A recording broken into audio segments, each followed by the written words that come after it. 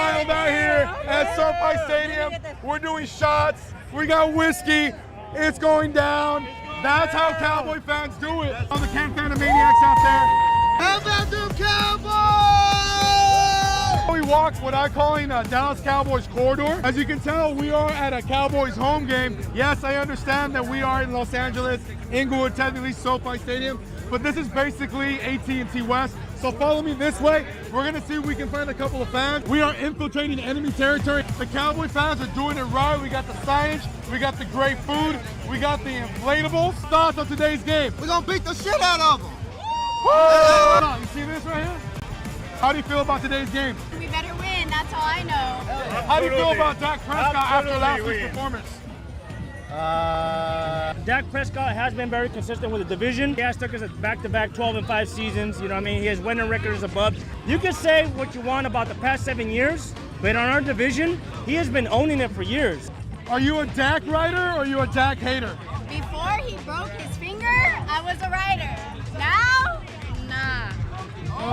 They need to let him go now. You know Dak Prescott's watching this right now, right? Actually follows the CanFan podcast. Woo! Let's go!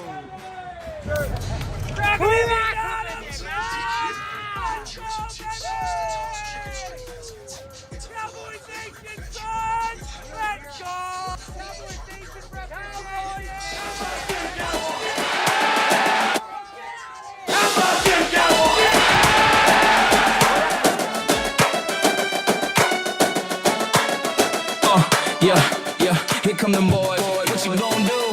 Come and watch the game with the CanFan crew. Anthony Beck, bandwagon boys too. Adam and Wade, J, West, silver and blue. Unapologetic and intoxicated. Highly copacetic, but you step, we faded. That's a boost back at 88s. Annotated, legendary, the star cannot be regulated. Here we go. Here we go. Here we go. Here we go.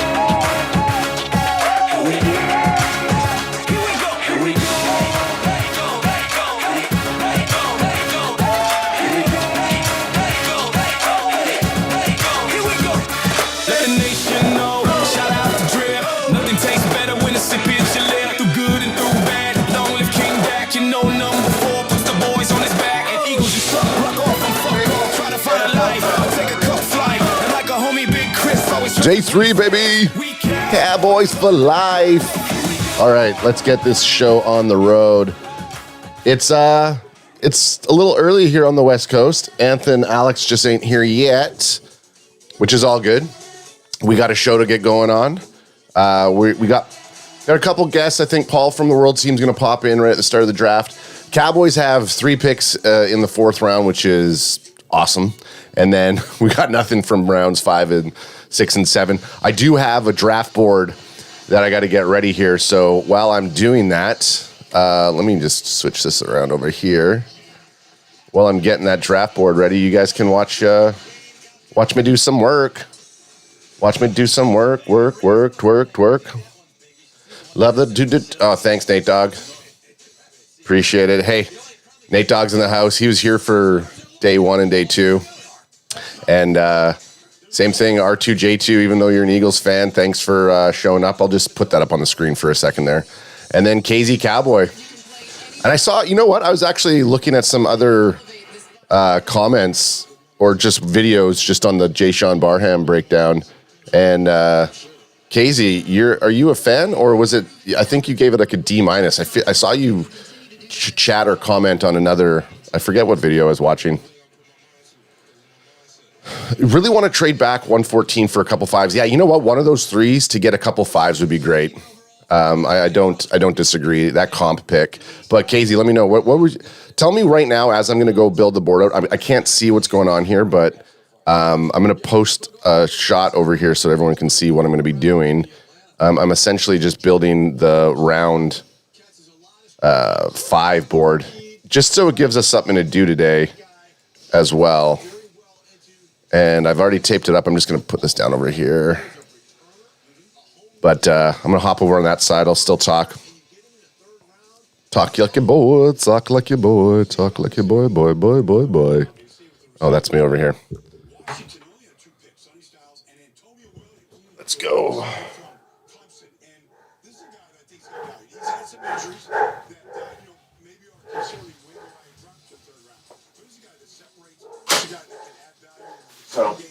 This is round 5. We don't got Nate Dogg in the house today, but I think what we're going to do is this is going to be kind of like the mic for whoever's going to be over here. We'll see if that can work. And I'm destroying some stuff here.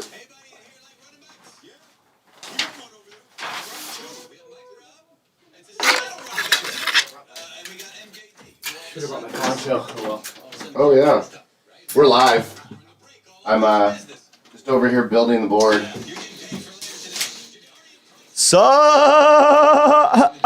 Up. I was thinking whoever's gonna be up here writing, because sometimes it's gonna go quick.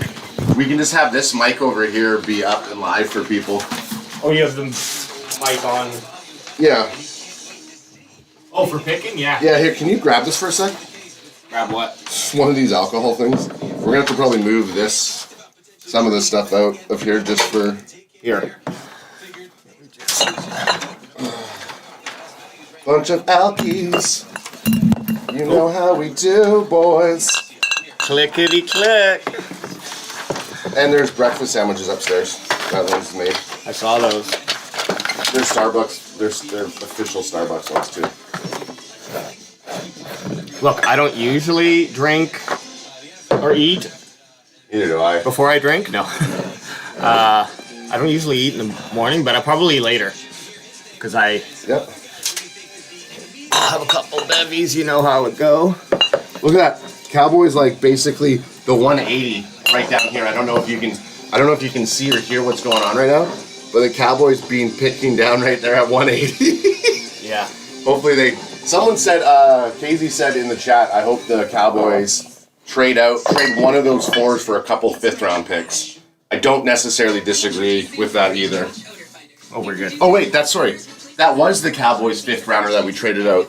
So Cowboys have 2 5ths right here that are gone, and 1 5th right there at 152 that's gone. And we have a couple of ones over here. The 114th from the Eagles is in the house. Yeah. Let me finish this up here.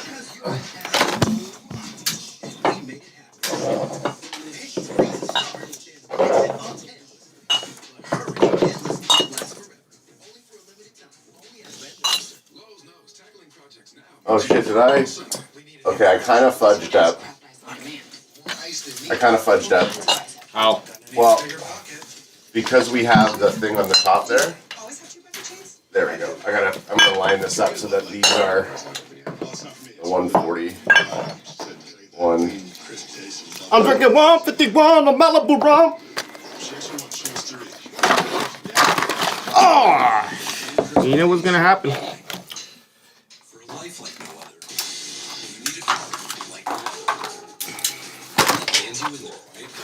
Oh, that's a crack. All right, I'm trying to get these out of that way.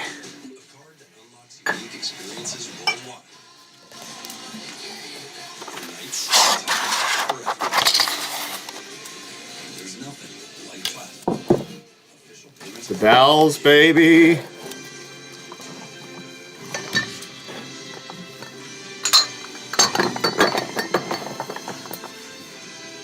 I've been watching. Last night I fell asleep watching Jay Sean Barham clips. Yeah. Which I love. That's why I'm also repping the Michigan. The Michigan, what's the called?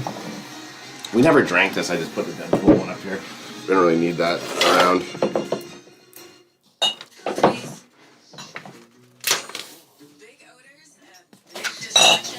Put it on the wall. Yeah, I mean that's probably good where it is because it doesn't cover the. This is just gonna have. This will have to probably adjust a little bit. But I just wanted to clear that up. Yeah. So.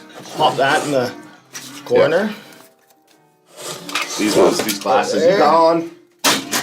Look who's in the house. What's up, gangsters? You get yourself a brekkie. Lynn's made a bunch on the counter over there. Oh, I didn't look at this wall. That defense. That's pretty good.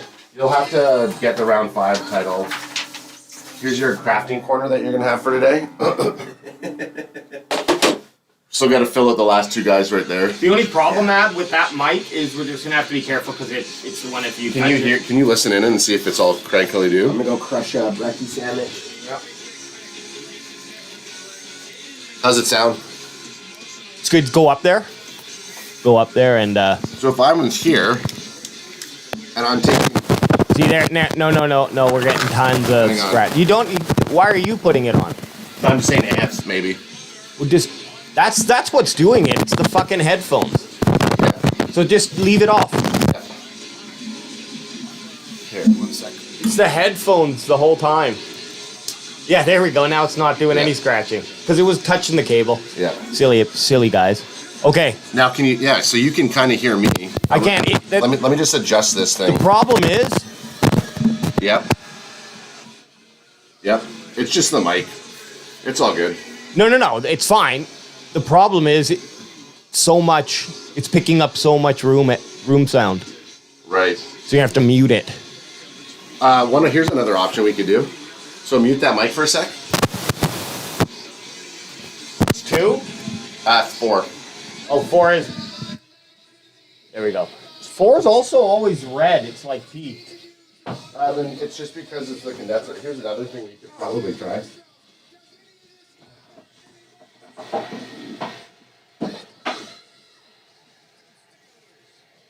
Yo, can you hear me? I'm just gonna mess with some settings. Unmuted, Alex. Hang on.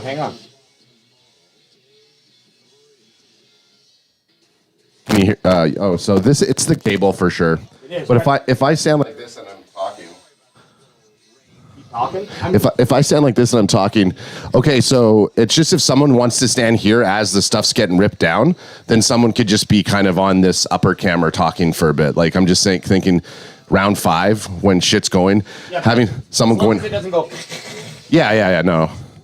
If I hold it like this, if I'm up here holding it like this, the mic's not bad. Hey, this is just some. Hey, welcome to Cowboys CanFan. We're doing some behind baseball for you. I'm trying to just keep talking because I'm trying to. This is Cowboys CanFan. We're doing some behind baseball, rocking your free world, baby. I guess that's the best one. If we're gonna use that mic. Yeah. The other thought is, I have another cable that's sitting right there that we could just pull out. We pulled out that orange cable. There's a red cable. These are our original cables that we. Just move it around. Yeah, I'm moving it around right now. It's fine. What we could do is we could just even. No. Okay. I could tape it. Hang on. Do you have a standing mic? A standing mic? A standing pole? No, I don't. Okay. Then. The other option is I could get a wireless mic set up and then just have whoever's clips it on and we can run it. This actually doesn't sound bad. I'm just standing up here. Welcome to the draft board. I was just saying to Alex, it'd be nice if whoever's doing it can just stand here as things are going off. You can. Do you have tape? Yeah, I do. Walkie tape or something? Yeah. Take that. It won't move. Yeah. Okay. And then it'll. Whoa. I'll go grab it. I got more. Can you just check to see if Paul came on? 5, 6, 7. No, I just don't count. Nope. Okay. Did I leave my bag here? I really hope I did. Otherwise, I left it in the Uber. Huh? Yeah.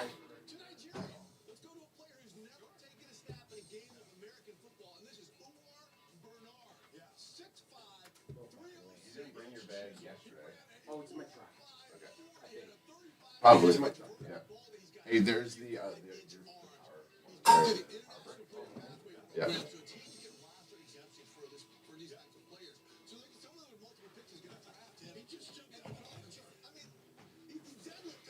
Okay, I'm gonna tape it. Tape it. It might work. Hit the music though, AJ.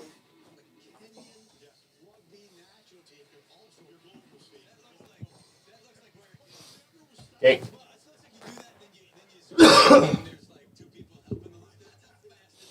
Those Starbucks sandwiches are pretty fucking good. Those are the legit ones. And go from the don't. I'm just trying to shape this, and then I'm gonna shape this up like that. Just let it. I'm just saying, don't twist it while you're doing it, because then it's gonna. All right.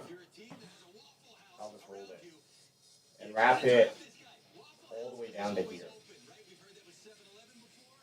and then go back up. Trying to make it stiff.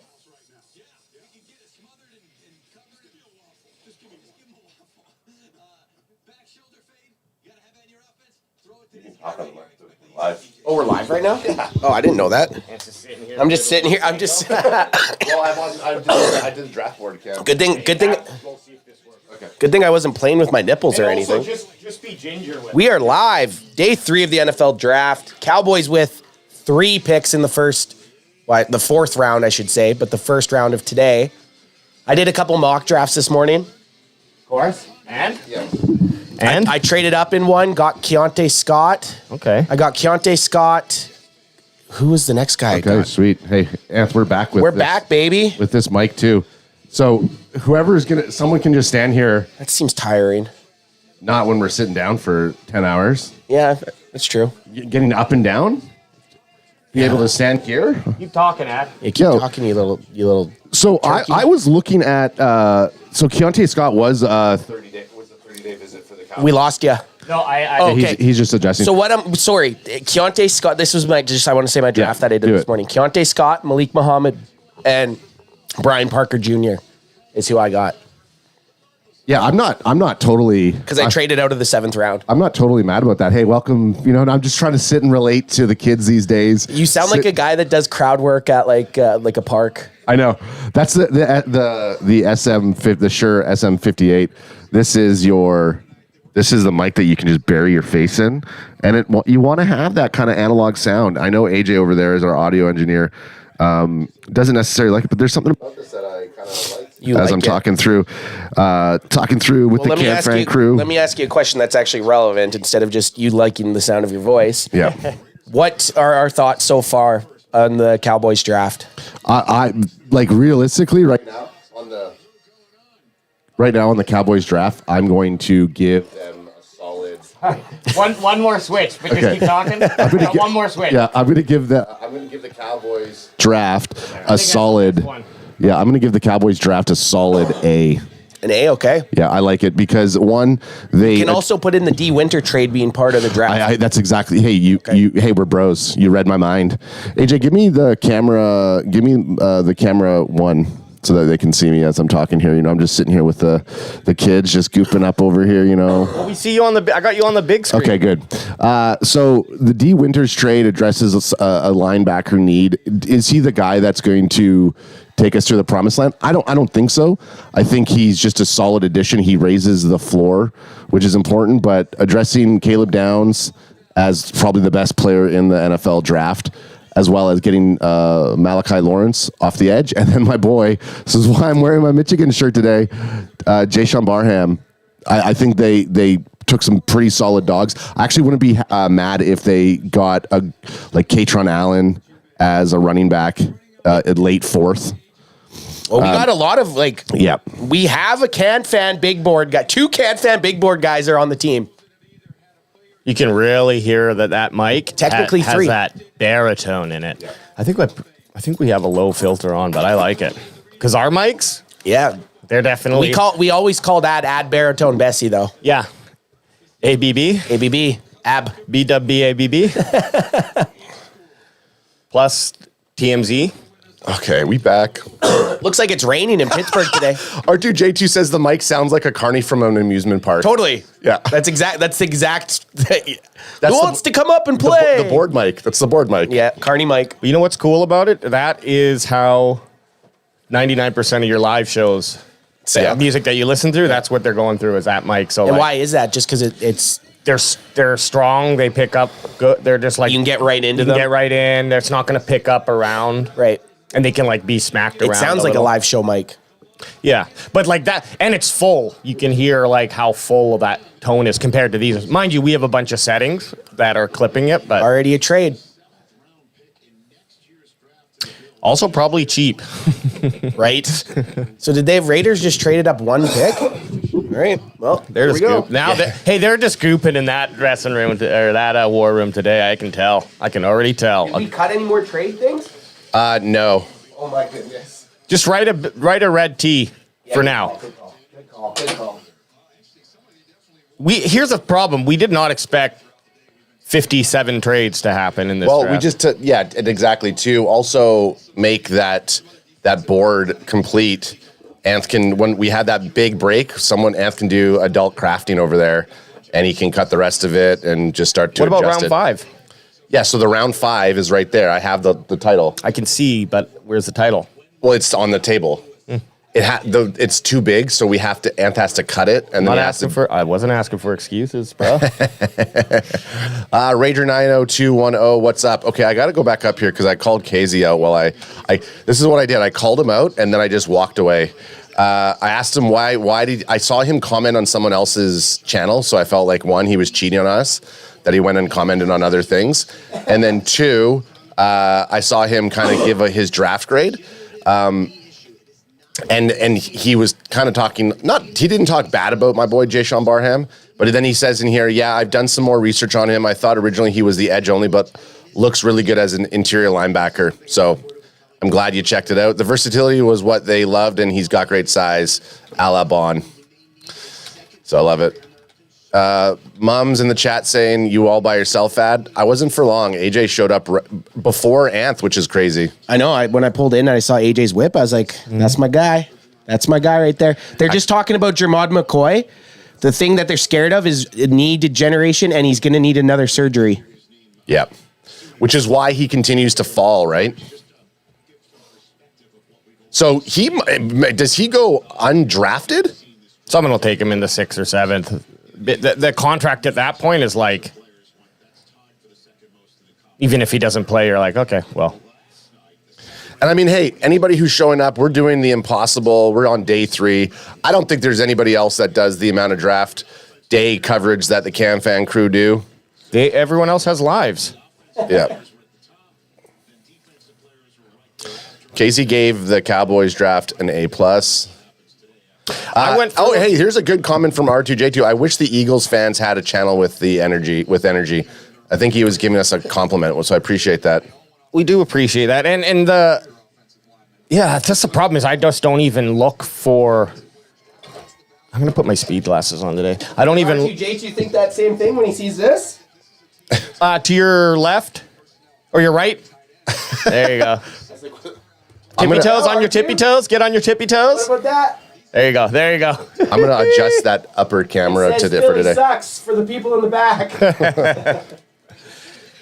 No, we can see it loud and clear. What's up, guys? Love your show. I'm a Bengals fan, and I would like to know what you guys think of the Bengals picks so far. Cheers from Vegas. Let me bring those up, because... Vicario Davis. Yeah. Oh, we like... Cassius Howell. Honestly, both of those guys we did look at. Cassius Howell... He had a drop. He had a little bit of a fall from grace, but I think he's going to be a quality edge. In fact, he might have even be equivalent to Malachi Lawrence, M-Law, that we got. But he's not a bad pick. 41, that was the problem, right? You didn't get your first pick till 41. And then Takario Davis, we all like. Think that'll be a solid stud. Yeah, you and Boots liked Takario. Boots really liked Takario. I did. And you did too. No, I liked him because I heard him on Boots' show. So R2J2 says, yeah, when you wear that, all I see is Cowboys rule, Eagles drool. Actually, he said, all I see is Cowgirls drool, Eagles rule. Whoa, but easy. Cowboys channel, we have to change the narrative. Ban him.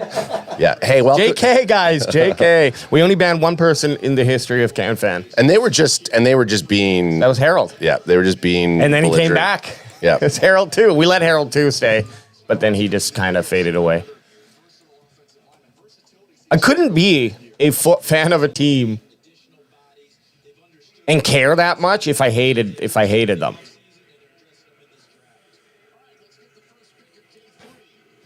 Here we go. Raiders kicking off the draft.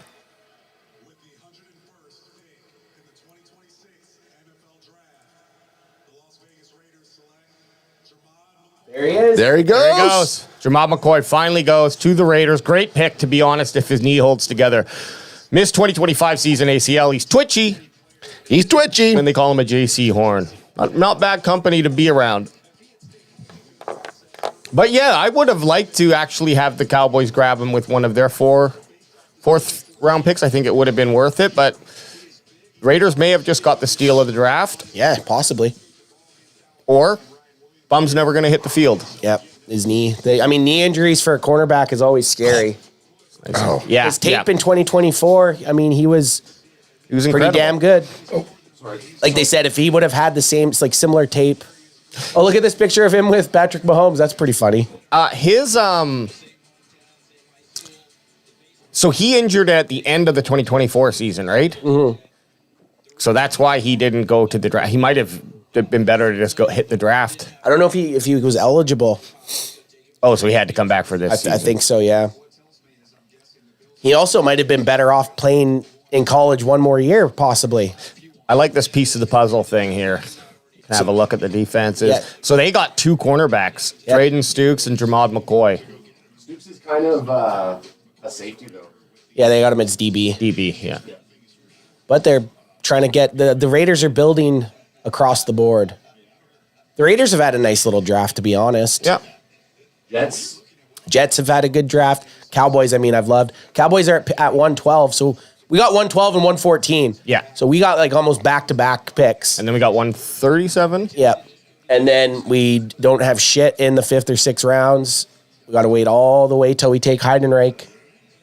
The fourth Heidenreich in the 7th round. If he ends up on the squad, guys, I don't even care if he's practice squad. A++ draft?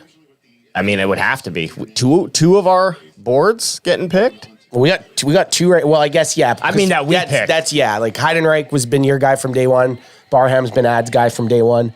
I don't really know if I have anybody. Zakee Wheatley. Wheatley's I wouldn't. But you just said him first. I don't know that you've been hard on him. I would like left on our board, someone that I would like. Caden Curry, I'd like to throw in there, and Harold Perkins Jr. I'd like to get in there. Oh shit! They just picked. What the fuck? Or it needs to twist one way. So the Bills have this one? Jude Brown, big boy. Jude Bowery. Come on, read, Alex. Started 9 games at left tackle in 2025 and missed time with a leg injury. So he's a big boy, but those injuries, man, just wrap up his knees, tape him up.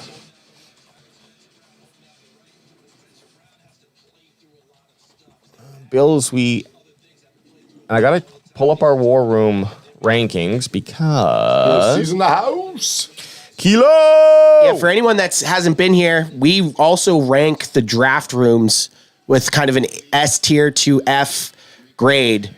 And so it's always fun on day 3 to see how much they stay the same. Now that we're all going to be sober for the better part of the day, Jets pick is already in, so we're flying through these picks already.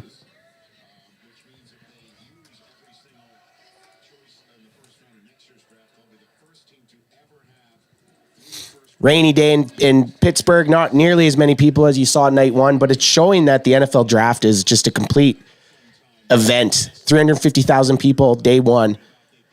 The Jets draft picks so far, they got David Bailey, Kenyon Sadiq, Omar Cooper Jr., and D'Angelo Ponce. Man, they've had a good draft. The Jets have gotten a lot better. Do they pair the Indiana wide receivers and go with Surratt here? That'd be kind of cool. Imagine that. That'd be sweet. I don't know. Conte Scott is the best available for them right now, but Garrett Nussmeier is the best fit for the Jets. And it wouldn't be a bad thing for the Jets to grab quarterback. Yeah, it's kind of flirt with the QB right now. We only have, I was tuned out there. We only have the Jags and the Pats to do. The Jags look like Tron. So just for that, if you saw them, we can throw them on. I think the Jags. I didn't see them, so. Oh, and today's the International Fan of the Year Day.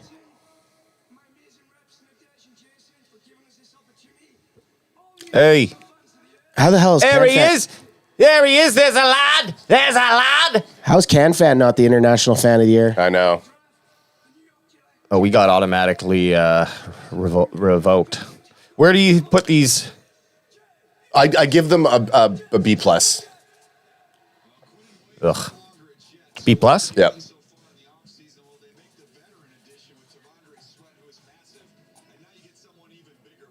That's a big DT. Last That is one. a big DT. Look at the size of this guy that they Holy just shit. drafted out of Florida State. And there's headphones right there for you too if you want them. Man, that's a big fella. He's getting through. So Frank Lovoto says trader forced to move up and grab McCoy. Jamad McCoy's already gone. He's already gone, bruv. He got drafted by the Raiders. If you got him. Is that a drip? Yeah. That's a drip, yeah. I like to see it. AJ putting in that work. Yeah, I'm gonna go grab the drips in a minute. You know what I'm saying? I'm sticking Oh, to Bubblies, shit. I think, for a bit. I thought it was 9:15 or 10:15. Oh well. Whatever. It is somewhere. Somewhere. It's 12:15 where the draft's happening, so. That's true. Okay, I'm gonna fix Ant's camera. I have it on an angle. I do like the Jets. Did they put those American flags in today? I think they might have. In their war room, Just to spice it up a little. they must have tuned in, saw that Yeah. we were slagging them a little bit. Like shit. Okay, what can we do? Were there before. Okay. The flags were there. Otherwise, I'd give them a boost, but they're sitting at a C plus, and I think that's a fair place. What are the clock? Is it 5-minute picks? 4 or yes, 5 until round. 6 maybe? Let me look. Because the pick, I mean, these guys are already throwing their picks in. They're not even using the clock, which I like to see. Cardinals so far, Jeremiah Love and Chase Bison Tits. Oh shit! They call him Big Bicey. Rounds 4 to 6 is 4 minutes. Oh, sorry, 5 minutes rounds 4 to 6, 4 minutes round 7. Okay. But they're using them. They're going through them. They got to go through 150 picks today. Crazy.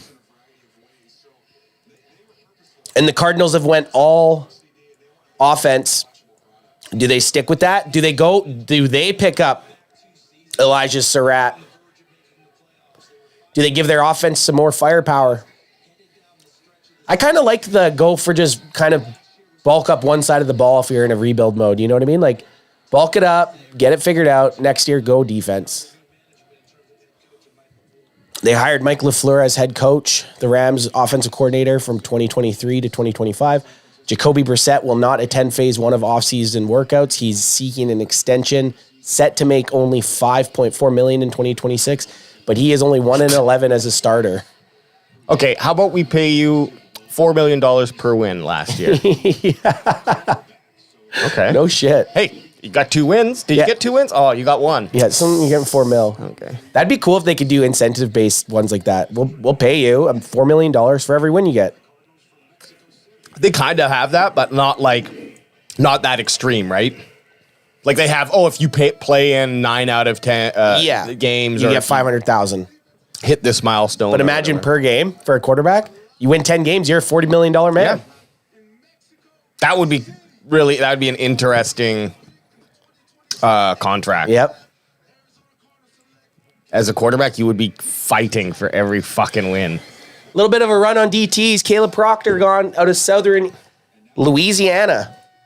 This is Louisiana that they're down in? Okay. Caleb Proctor. Oh, no, that looked like it was They were in Mexico City. Yeah, okay. Yeah. Because this is the international.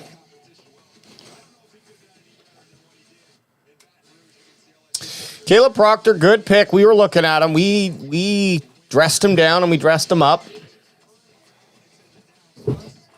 But Cowboys still have about 8 picks until we...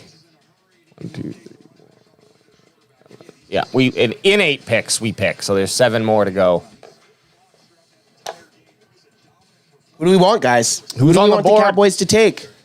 Who's on your guys' big board list? Because we got our big board. I guess the next guys are Muhammad, Scott,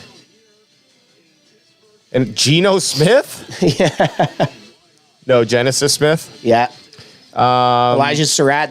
We have Elijah round Surratt. 3. We have a round 2 grade on Keontae Scott. So if he gets drafted at 112, we should be pretty excited. Who's the linebacker on round 2? Or is that crossed out?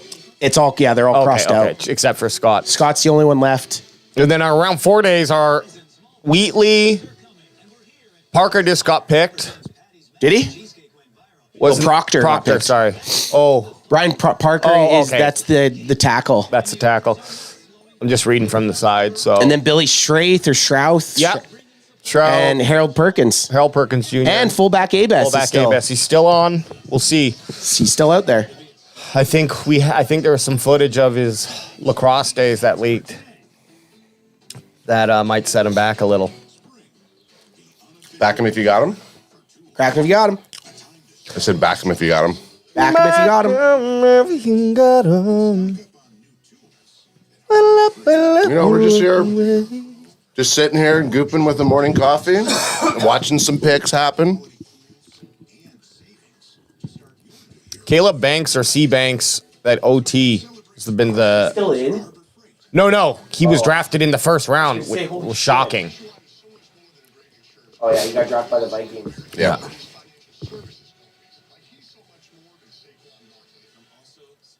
Also, too, as well.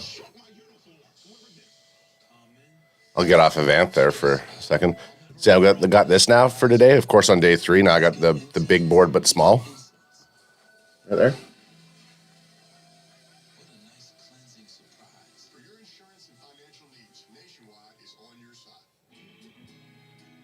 Cowboys picking in 7 picks.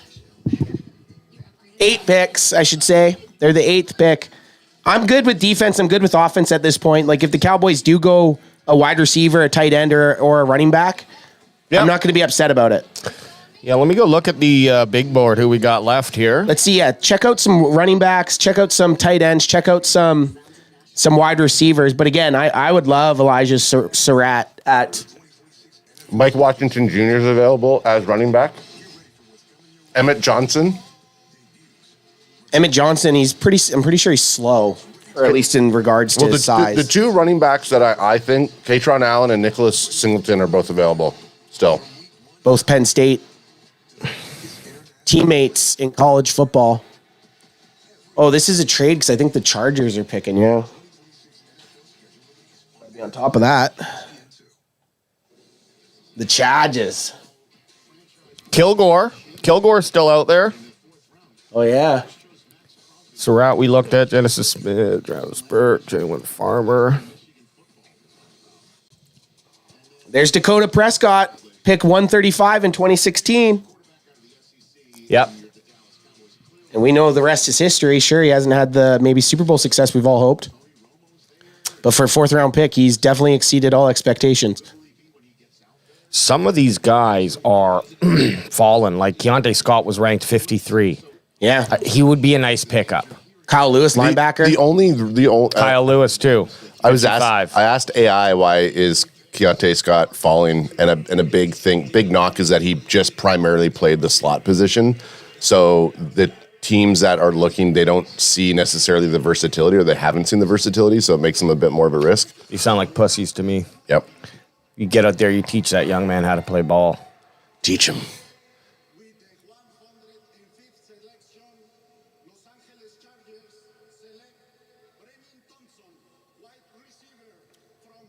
Brennan Okay. Thompson, Mississippi State. It's funny they were just showing Dak Prescott, and then a Mississippi State guy gets picked. Oh, hey. There's the, what do they call the scripts being leaked? Script leakage. What happened?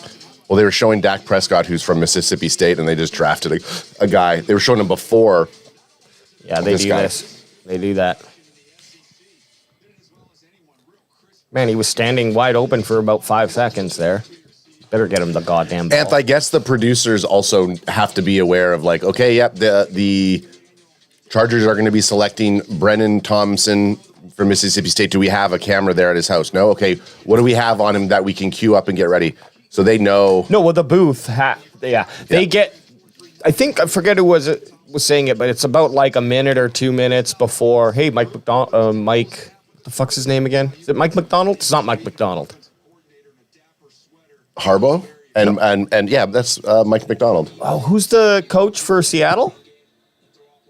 Mike McDonald. So Mike McDonald. There's That's two Mike McDonalds? No, who's the coach from the Finns, the Dolphins? He was.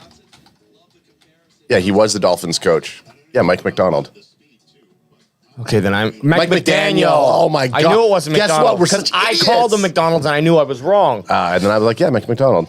Yeah, but it's a McD, that's for sure. Mike. So where's Daniel. McDonald now? Who was he just in there with? The Chargers. He's the coordinator. Offensive coordinator. Great. Okay. That's going to be a good There's a lot of teams that have some pretty stacked coaching coaching staffs. And Cowboys are, I'm excited. Schottenheimer's second year at the helm. We get to see Parker, Christian KP or CP. Or KP. I feel like we've had things go. You guys are just my people.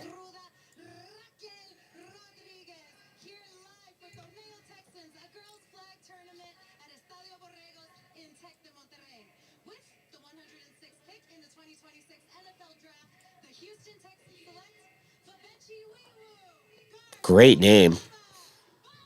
Fabechi. Woo. She just kicked the shit out of the mascot. That's cool. Monterey, Mexico. Monterey, Mexico. Febucci City. Nuawu. Luau. Sounds like you got scared.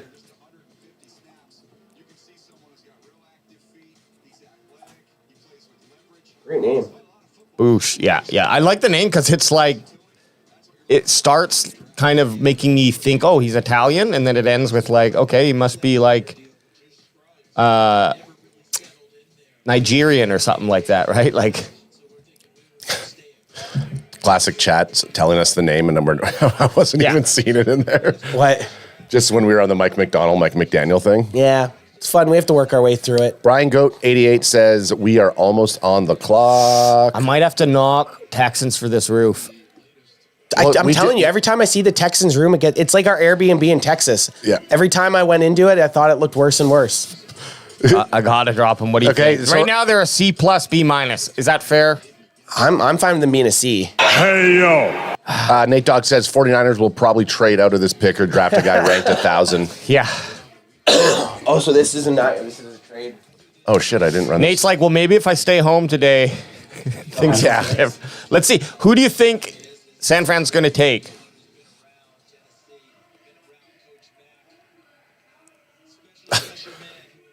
Dummy me. Look, my restream yesterday was just live April 24th.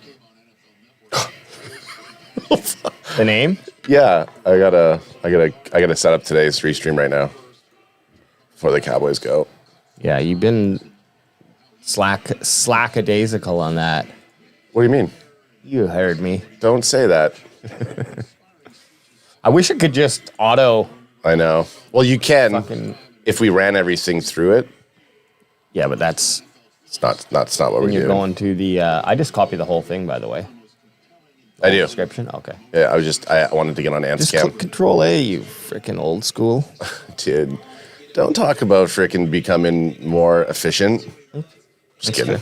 Oh, I appreciate it. You like that move, don't you? Oh, Kyle Shanahan just got drafted. I draft them. No. What? Nate Dogg hates Shanny. Yeah. Well, even the San Francisco 49ers hired Raheem Morris. Like, so many of these coaching staffs are just stacked. God, Carney Anth is way better than Podcast Anth. Carnianth? Yeah. Oh, you're not wearing your headset, so you can't hear me. Hey, kid, you want to come over here and win a stuffed animal? No, shut your face. Get your parents over here so I can tell them how stupid they are. Yeah. Where's the pie eating contest, sir? You want to hop on this ride we set up, even though half the people setting it up are meth heads? Oh, what's the movie with the throw up, the pie throw up? Stand By Me. Yeah. Lard ass. And there's another movie with throwing up at a... Sandlot. Yep. It's like, fuck off, bro. Hey. After they get on the rides? Yeah. They all have Oh, yeah, they have chewing two? tobacco. Okay. Chewing tobacco. Okay, bonus points. What's the song that they play When they're puking? in Sandlot? Tequila. Dun, dun, dun, dun, dun, dun, dun, dun, dun, dun, dun, dun. Big Chew. Dun, dun, dun, dun. Woo! San Fran's no stupid kids in the draft room today, but still a shitty room. Okay, I gotta get up Just here. chairs scattered in the back. Chairs scattered in the back. Can you? Can see the Microsoft bar at the bottom. Yeah, come on, guys. What did he just fart and he was waving it out? Yeah, he's waving it. Everyone have a sniff. I like the diehards what? here. Can you log into That guy's crushing a tall can. That's what I like to see. on the live stream? 'Cause if that's possible, then I'll bring it up here so I can actually feed their. Dad's a Cowboys fan. Kid on the shoulders is a Steelers fan. It should be going now.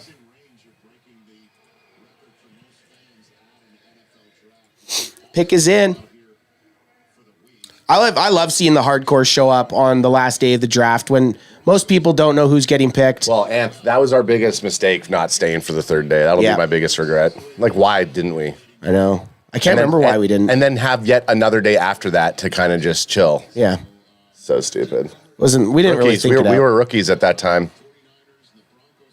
rookies to the draft game. Chewy Marsh says Malik Muhammad Cowboy ? Yeah, we I have think him so. as our.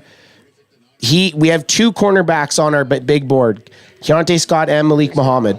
I think if the Cowboys gets either of them with these next picks, I'd be happy. But there's like no like studio mode for it.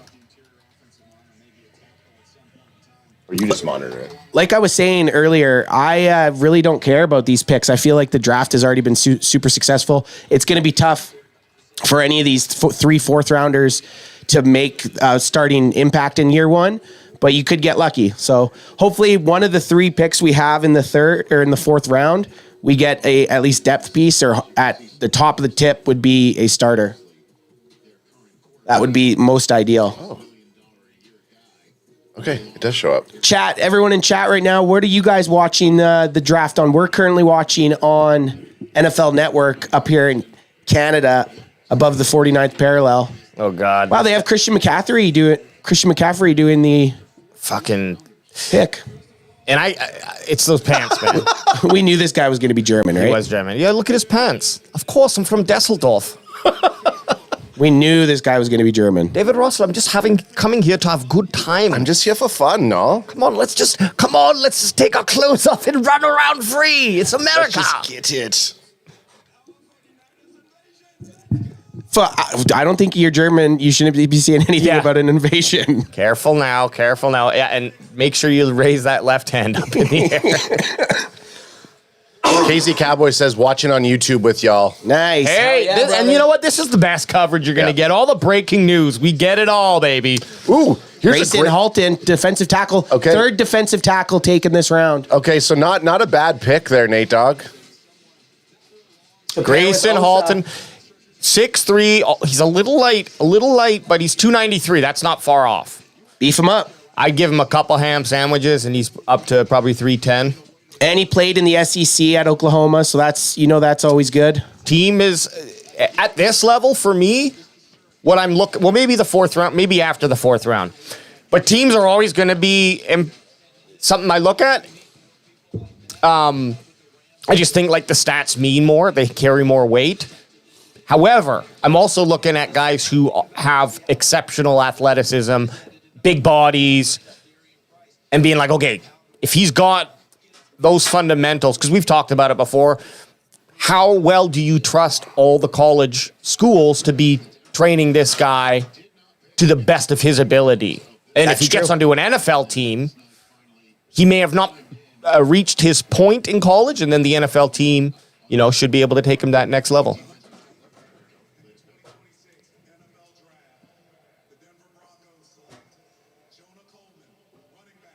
Jonah Coleman, running back from Washington. That's a 5'8", 220. Holy shit, he's a fucking little can of piss. Thick and compact. Runs hard, but he lacks juice.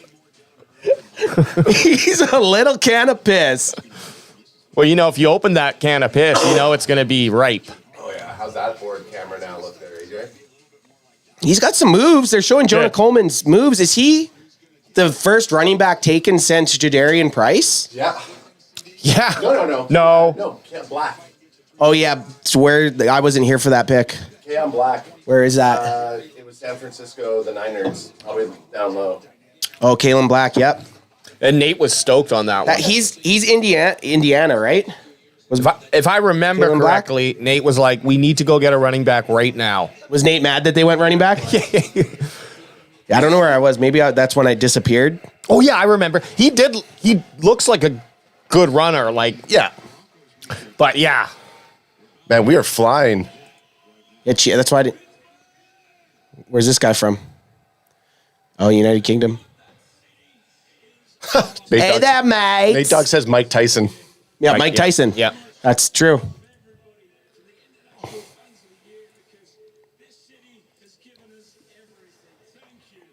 You're welcome. International. I like the international fans of the years. Can't wait to see who the Cowboys have. Have you seen a Canadian one though? Yep. Okay. The Bills. The definitely- Bills usually have a Canadian. We definitely should get. We should apply to it. We should apply to it. Yeah, we should. We'd only be able to do it once because we're getting kicked out Yeah. after we shotgun on stage. I'd say okay. My I'm just gonna do my OnlyFans and my video to get on the international fans. I'm just gonna do the same video for it. So Jadon candidate taken before Keontae Scott and Malik Muhammad. There must be some issues with Muhammad and Scott to be falling like this, guys. Well, like I said, I think the fact that, well, I mean, at this point, even if Keontae Scott only played slot corner, you would take him. But there's not been a lot of cornerbacks that have gone before them. How many cornerbacks have gone? Jermod before? McCoy went today. I mean, yeah. So you're taking a flyer on Jermod McCoy before two healthy guys. yeah, but I wanted to argue with you, but then I thought about it and it does make sense. Like to a point, if this guy is more of that pure cornerback, mind you, he looks like he's kind of playing in a different place. But anyways, then yeah, you'd go for him over a Keontae Scott. But I think Keontae Scott will fit in the Cowboys and they'd be able to use him. That's getting naked. Yeah, take Belt's it off. coming off. Getting cozy. I can't wait till he starts picking his toes. live on Jennings camera. dunker, baby. Jennings dunk. With the wig. Oh, Jets just traded. Here, I'll do a shift. Jennings dunk deserves to Wow. be a Steeler. No, I'm good, Ad. Fuck, he's got big thighs on him. I like to wrap my hands around him just to see how big they are. I gotta fix that. Yeah, this little Steeler fan, he's going crazy. He got that. You know, you gotta just laugh.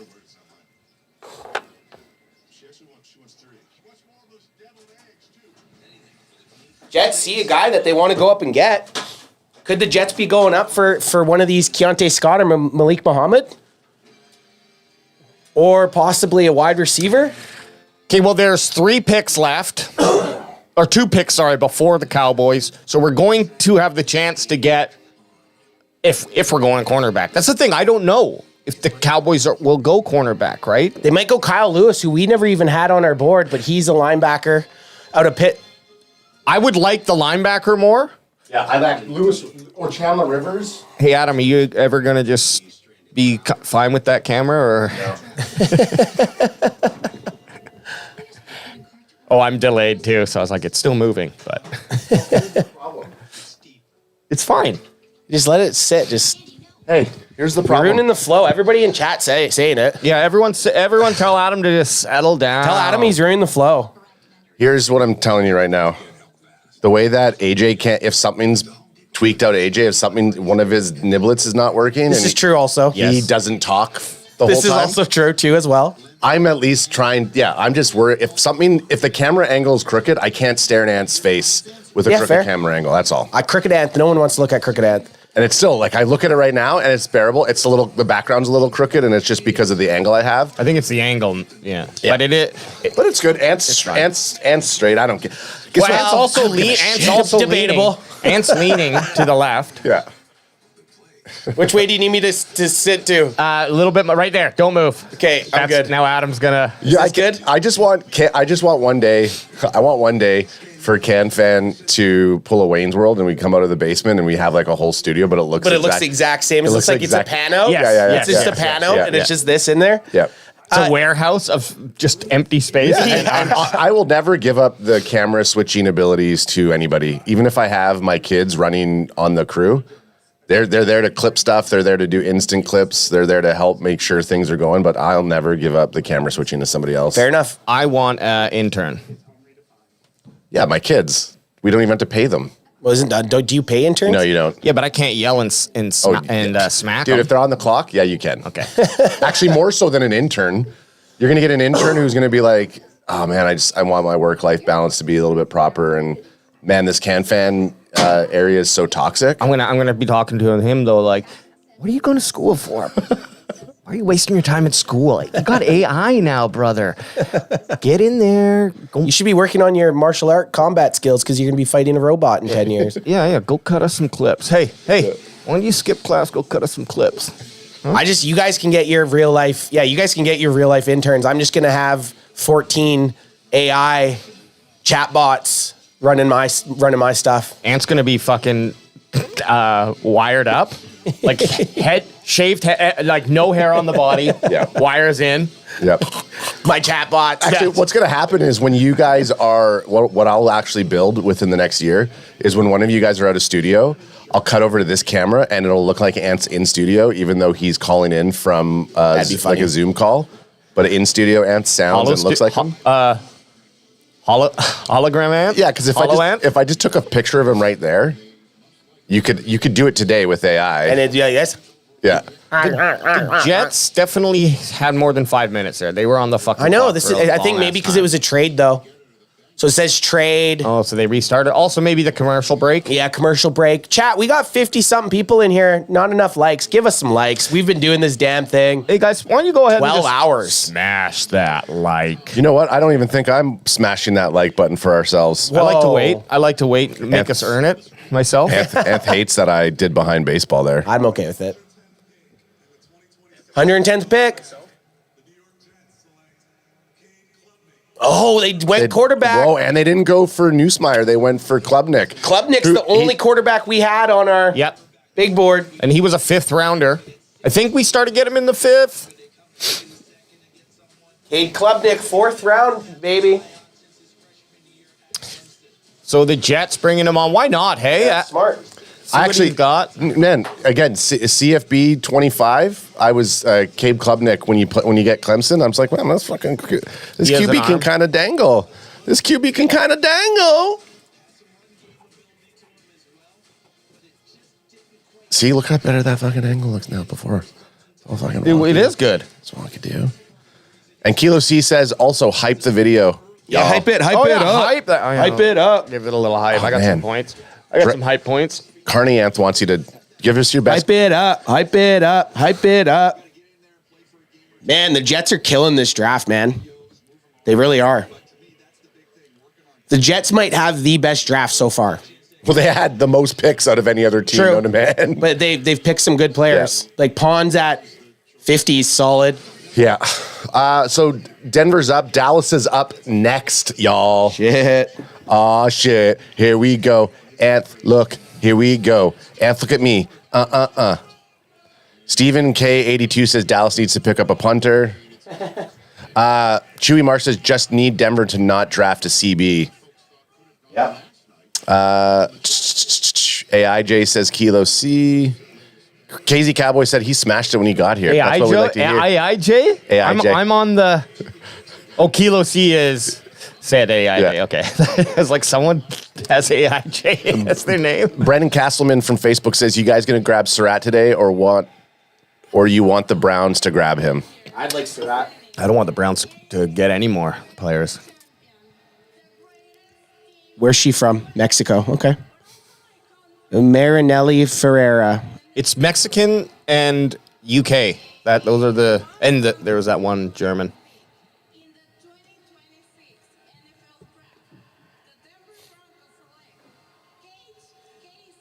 Cage Casey, great name. Name of the draft. 6'6", 310. He's he's what you want your tackle to look like. Okay, we're up, boys. Cowboys are on the clock, baby. Brandon Castleman says, I think the Cowboys and Browns are crushing this draft so far. Yeah, the Browns, we talked about the Jets having a good draft, so have the Browns.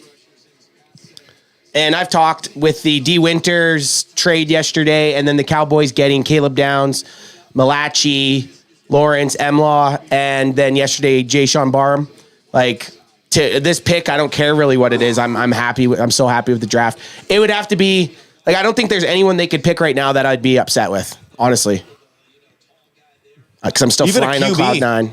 Yeah, even a QB. Honestly, they could pick anything here, and I will not be upset. The other thing is, we got 2 back-to-back, basically. We got Indy and then us again, so you can maybe... Now it's maybe a pick for fun and then a pick for need, you know? Okay, I said I wouldn't be mad if they drafted a kicker. That's probably the only spot I'd be upset about. Or a punter or a long snapper. Yeah. Yeah, is our punter signed? Okay, here we go. Cowboys don't get an international fan. Is Anger signed? And Anger signed, yep. Yeah. Here we go. Pick 112.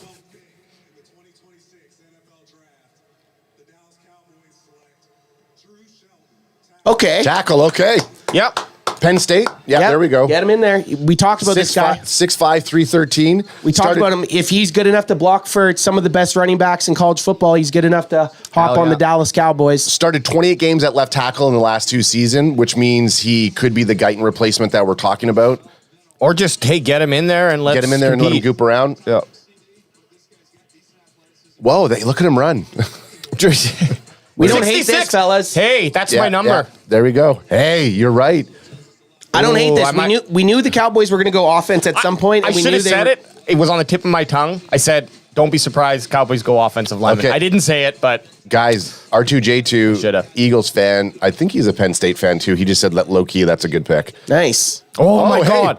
Look at the Jones grandson's wearing a freaking vesticle in there. Okay? Yeah, because he's fucking casual Saturday, baby. Casual sat.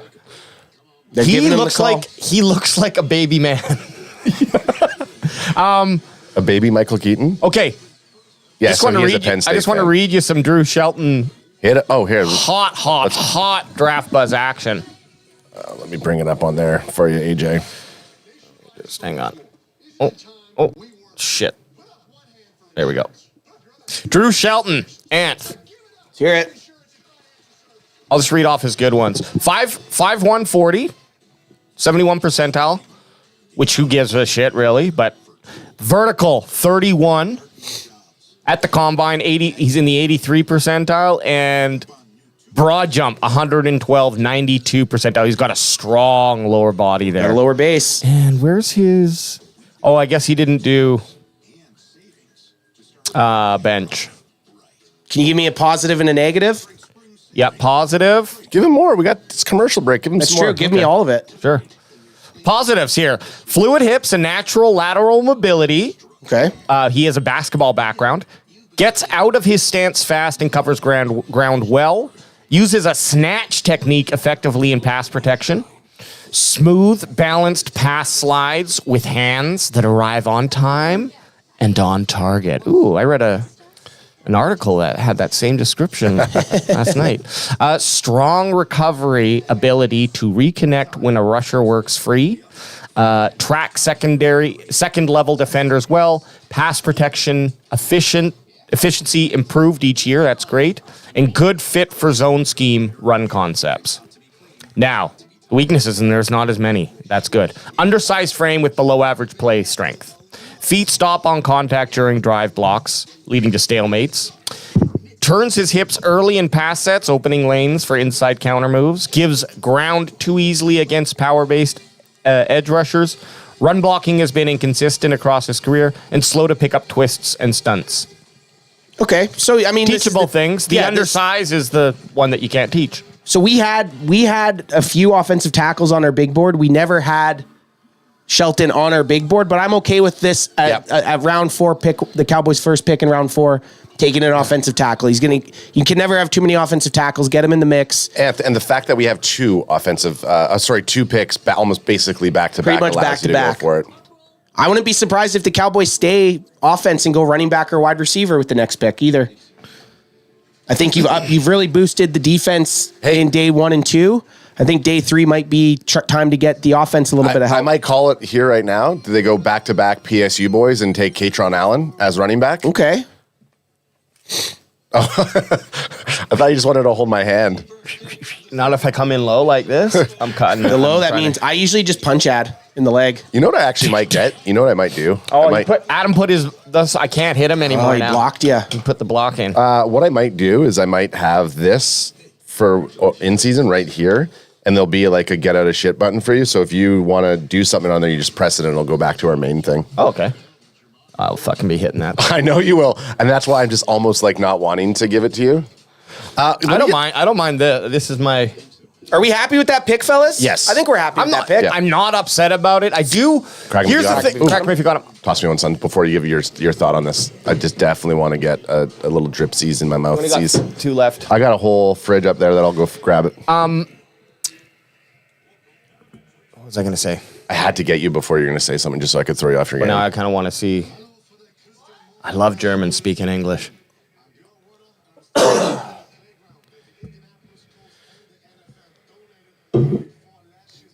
That's a playground? That's the most German playground I've ever seen in my life. Yes, of course. It's so strong. It will never fall down. Jalen Farmer. There's a little bit of run on offensive linemen. Yep. Well, this is where it's like, hey. Possibly that's why the Cowboys decided to grab it. They knew that the Colts were going to go for a lineman. They didn't want their guy to get taken. And now you're right back on the clock. Boots is with you here. He goes, I think we get Keontae Scott. We need a nickel back. This is how you remind me when I am. Look at this photograph. Sorry, just had to get that one out of me. Yeah, I want to see it. I'm just trying to calculate right now, and I need you guys to help me walk through. I keep forgetting that we signed those 2 safeties. Yep. So safety's pretty much locked up. Yes. Safeties are probably our most depth position and like locked and loaded. But some of those guys, yes, they're safeties. Is it possible Downs might float to wide receiver at some times? Or a cornerback, you mean?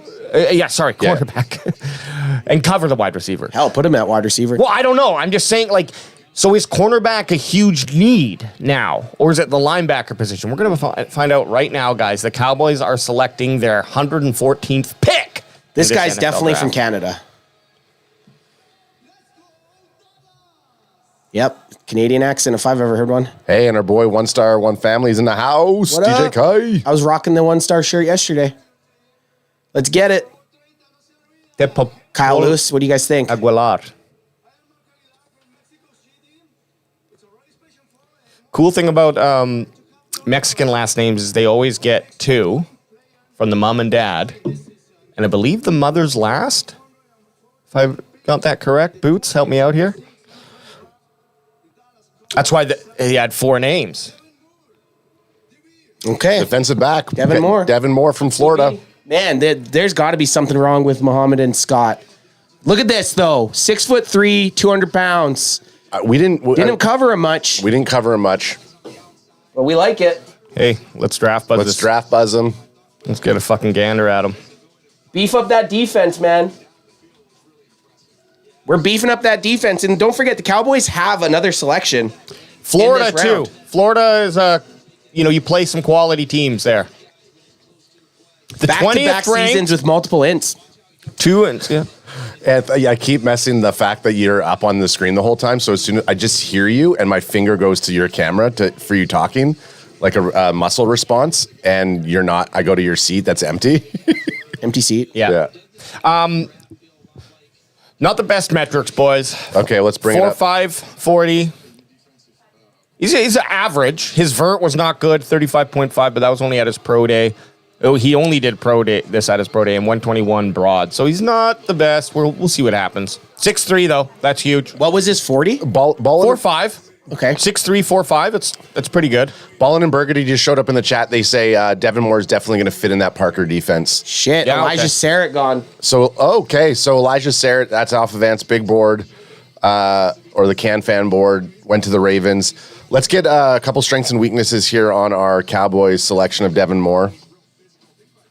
Do you want me to go? Hit it I'll up. go. So, scouting report strengths: outstanding size and length at 6'3", 198 pounds for an outside corner. Uses his frame to jam receivers at the line and disrupt release timing and press. Tracks deep balls well at full speed and wins contested catch point battles. 5 career interceptions against SEC quarterbacks, not inflated by weak competition. Comfortable in both man and zone assignments with strong grading in each. Willing and physical run defender, which is what we like, who fills alleys and tackles with authority. Career missed tackle rate sits around 8% with anxious boost about, which is good. strong for a boundary corner. Showed clear year-over-year improvements in coverage grading and snap durability. Let me give you some weaknesses here if we can just boost it down a little bit, AJ. Weaknesses, only one full season of consistent starting experience across 4 college years. Injury history is extensive. Ooh. Shoulder surgeries, back problems, and concussions throughout. Ooh. Sounds like a little bit of a puh. Average speed for the position and closing burst is going to bail him out. And closing burst is not going to bail him out. Gets upright in his back pedal and can be late flipping his hips. Ooh, on sharp breaking routes. Allowed receptions on over half his targets in 2025, including 2 touchdowns. Tendency to grab past 5 yards, could draw flags in the NFL level consistency. So negatives sound a lot worse than the positives sound good. Yeah, well, the biggest one is the injury history. But but hey, it's again a 4th round pick, right? It's a 4th round pick. And the thing about injuries too, depending on what they are, like the concussions worries me the most out of back problems, shoulder surgeries, because a lot of the times with how surgeries go, they'll say, like, depending on what the knee injury is, sometimes the leg will come back stronger, right? But if it's just too much damage, then it's too weak all over. You can't really correct it. But, like, if someone has a ACL, it can come back and they can be totally fine. Yep. But it really depends on how that is. So the surgeries, the back problems, that's going to be if he can fight through those pains. The concussions, you can't. No, if your brain's gone, it's fucking every done. time you get one, it gets a little worse. So worse and worse. And this is a full contact sport. Mind you, he is playing the cornerback position, so he can probably avoid that. But it's also about falling backwards, slamming your head on the fucking ground, like. Well, he's going to be playing a lot of special teams also. Yeah. Yeah, KZ Cowboy says those injuries were also a couple years ago, he believes. So it's not like last year, which that's what it seemed Which is probably why last year was his only full season as a starting, or played as a full starting DB. The Bucs having a couple picks here.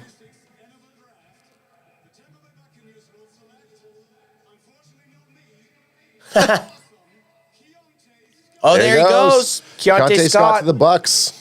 He's gonna be there with his. He's gonna be there with Ruben Bain. Dynamic athlete, energy, and explosive blitzer. Damn it, would have loved to have him. Yep. The more I kept on saying, well, he's a slot corner, I probably feel like that would have been helpful with us to have him. Here were his injuries. 2022, 5 of 13 games he played because he had a concussion and back injury.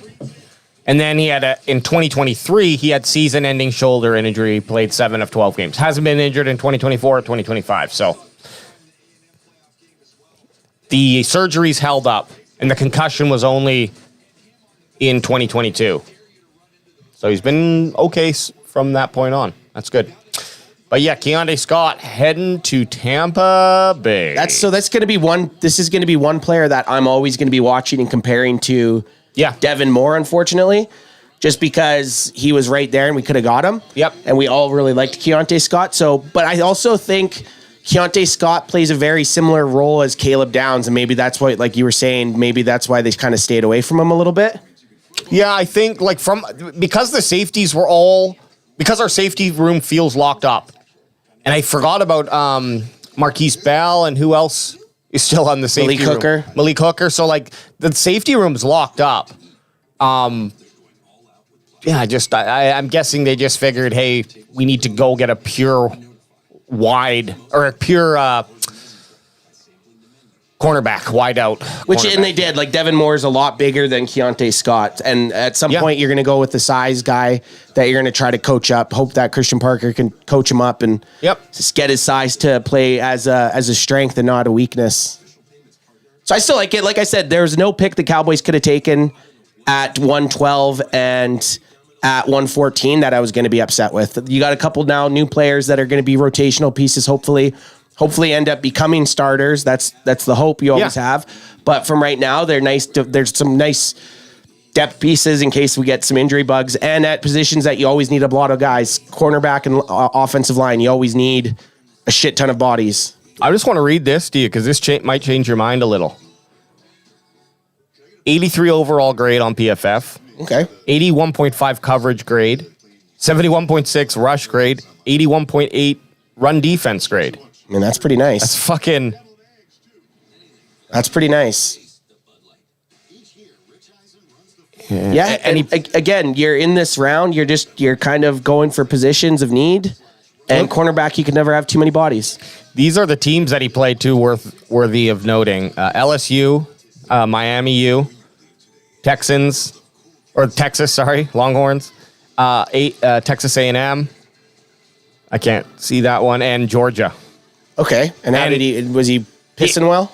He had no yellow. That's good.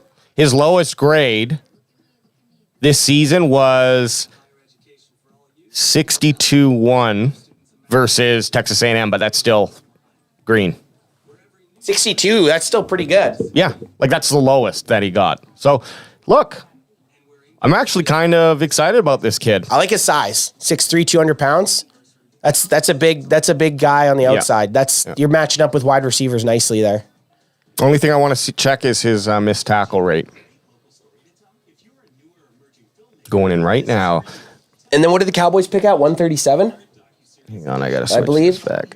Yeah, 137 is their next pick.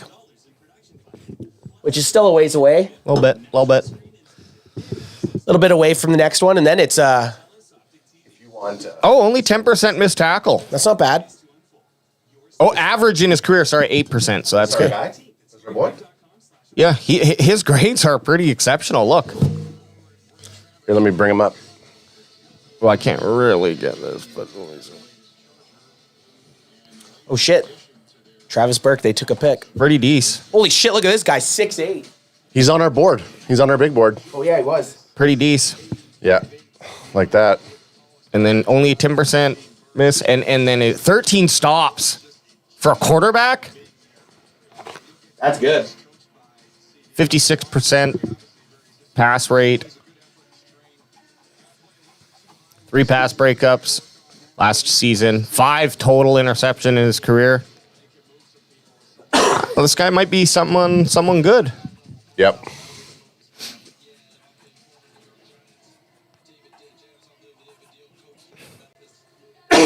Lions pick's already in.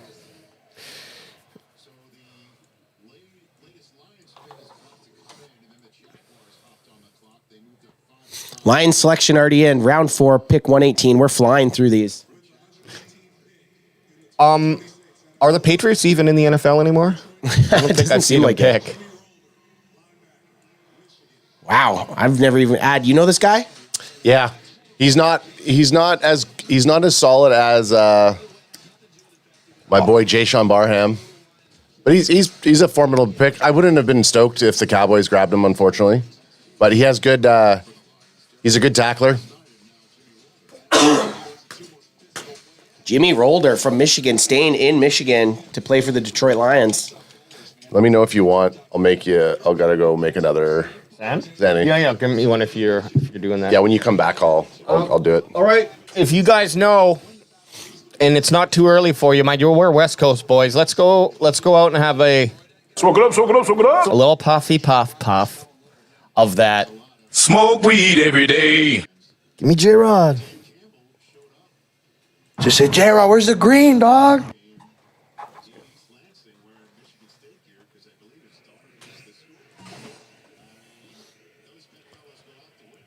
Jags trading up. When I'm up there gooping, you got to be talking, bro. Sorry, yeah. AJ was talking. I was doing a bunch of things here. Jags trading up. Duval. AEW wrestler.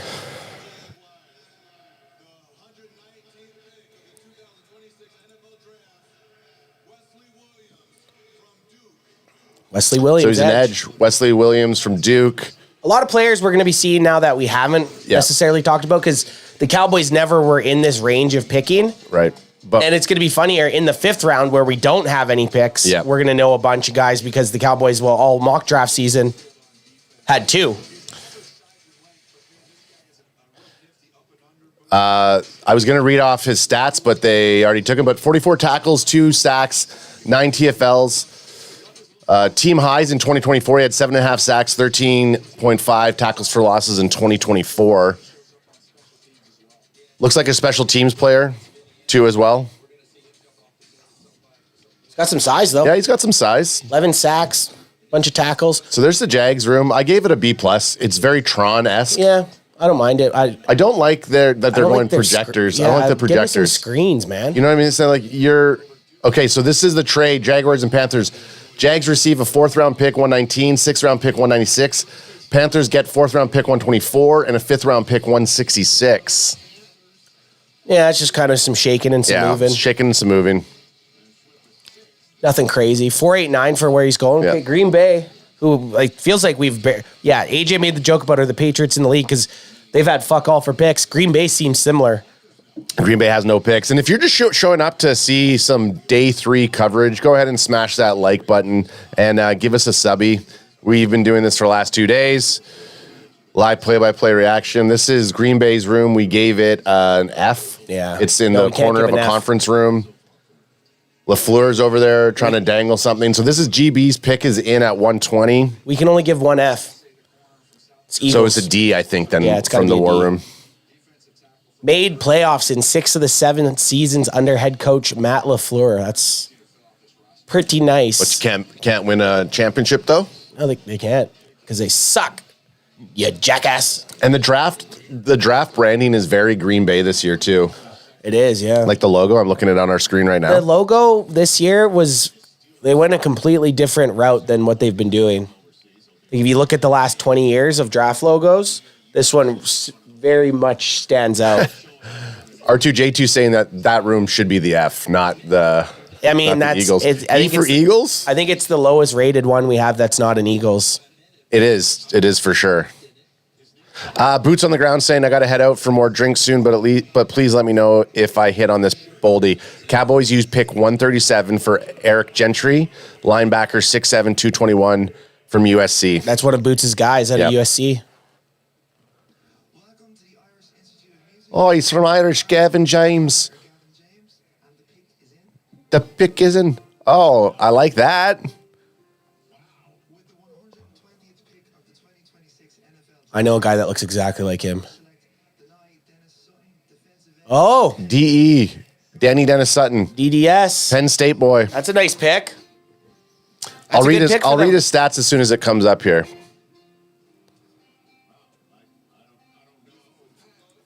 Go, Pack, go. They're trying to make some music here. So Danny Dennis Sutton, 2-time third-team All-Big Ten 2025. He has an array of moves, prize offensive tackles, shoulders, and he's tight. That's what I want for my thing. What is Adam's thing? His last one is tight. Just tight. The other one that was good was juicy with an exclamation mark. Give me something like that. I want something a little bit extra. Yeah. Give me violent. I want to say violent exclamation. Yeah. Violent exclamation, juicy exclamation, or tight exclamation. The Mike Tyson was also a good one. Mike Tyson.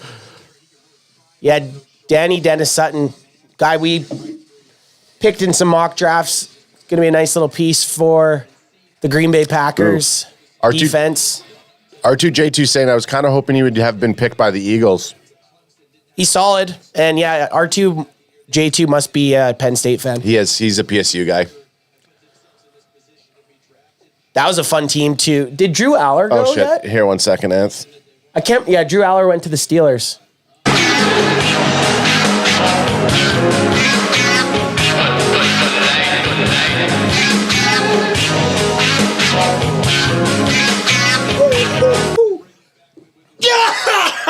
He's feeling good. We got 2 wake and bake. for you. It's not even 10:15 in the morning. Cough it up. Yeah, this might be allergic to this stuff. It scratches my throat. But I feel medicated, I'll tell you that.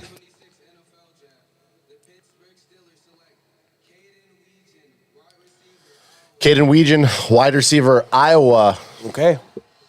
The T silent. So if you're calling him a wet gen, he's not a wet gen. He's Weegan. I'm not a wet generation X. So 5'9", 193 pounds. Ran a 4.4 or 4.47 if you want to get very particular, which I think you do need to do on these. Yeah. On these runs. Look, if someone runs a 4.4 9 and someone runs a 4.50. Give Wet Jen's stats here, right here, since we... 2-time Jet Award winner, nation's top returner, and 1,039 return yards, 3 punt return touchdowns in 2025. So Okay, I like he's a that. special teams Yes, guy. that's a good pick for if you're looking for a return man. And Cowboys should be doing that. Nothing against Terp, but at some point, once the speed goes, and that'll be the first thing to go. 3 punt return TDs in 2025 tied And he's most. keeping the same color scheme for his jersey. Yeah, he is. He's going to be used to playing in black and yellow. They're watching his tape. They're just like, I don't know. There's something about him that just makes me think he's on the team already. We just can't quite point to it. If I was like a little blurry-eyed, I would say that looks like the Steelers. Ooh, I like that. Began career as a walk-on after transferring from Iowa Western Community College. Wow. I like those stories. And now he's in the NFL. Trade. You guys don't want to hear that? You guys don't want to hear that about Turpin? No, I do. Okay, good. I don't want to have... I don't want it to happen. No, of course not. Raiders traded up. Dallas is on the ticker finally at the lower screen. Tick, tick, tick.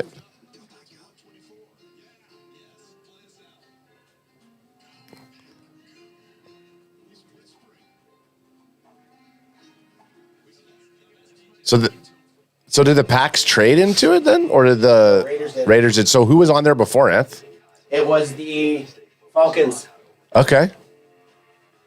Breakfast sandwich. They're not... I got to go make more. Let me go throw some more Russell in. Wilson is still Actually, getting there's a half one up there that you could go have. But just wait till fifth round. AJ hasn't eaten yet, so I was going to go make him one right now. No rush. Yeah, quit being a fucking bully, Anth. Anth, you fucking bully. Get back to your corner. Hey, get back to your corner. You guys are getting Carney Anth back. Yeah. Hey, Carney Anth, get your fucking shit up there, dude. Hey, listen to me. Twinkle toes. No, not Carney Anth. Bingo Anth. This looks like you're doing the live bingo. E21. B3. E. Oh, is that what's that? We have a bingo? Oh no, false bingo.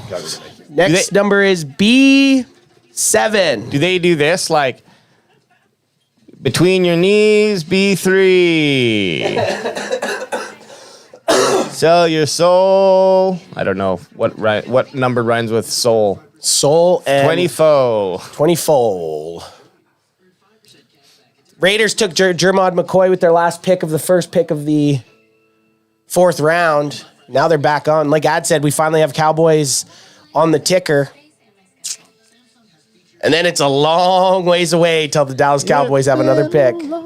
Maybe. Or, yeah, true. Good trade. Good trade. What players are expendable on the Cowboys right now? None of them, really. I think we kind of already shuffled through all the boys, got them cleared house a little. Yeah, there's really no, older player that you're going to trade for a pick. Think of a defensive player. I mean, Malik Hooker, maybe?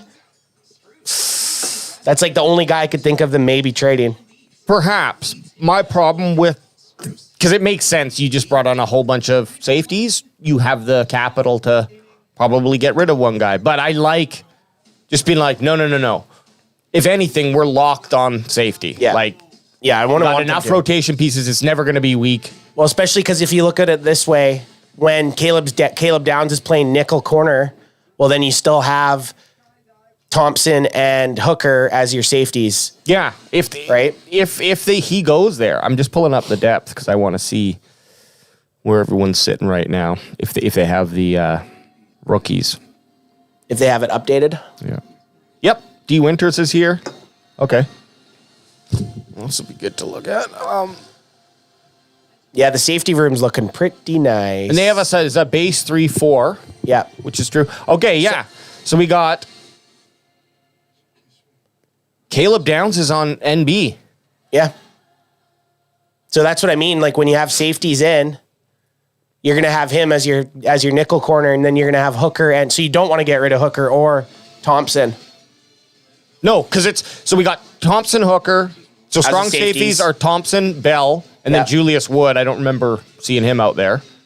But our free safeties, Hooker, Locke, the new dude, and then Elijah Clark, who came in, and I remember... Had some nice games. We didn't notice him in a negative way, which is always I think he had the play of the year, too, when he ran down on that special teams play. That's right. Got knocked down. Great special teams player. And then our starting left cornerback is Revel Jr., and then Kalen Carson behind him. And then Bridges is fourth on the depth there. And then on right side, it's Bland, Kobe Durant, if you remember. Yep. Corey Ballantine and Josh Butler. So whatever, those third and fourth guys. The defense is a lot better than last year. Yeah. Still a little bit of a hole in the linebacking spot. Maybe the Cowboys trade their next pick for a vet linebacker. Well, this is what we got for our linebackers right now. For week? Oh, yeah, because we got 4 linebackers now. Shit, okay. How am I reading this? Week left. Oh, yeah, so is W weak linebacker? Yep.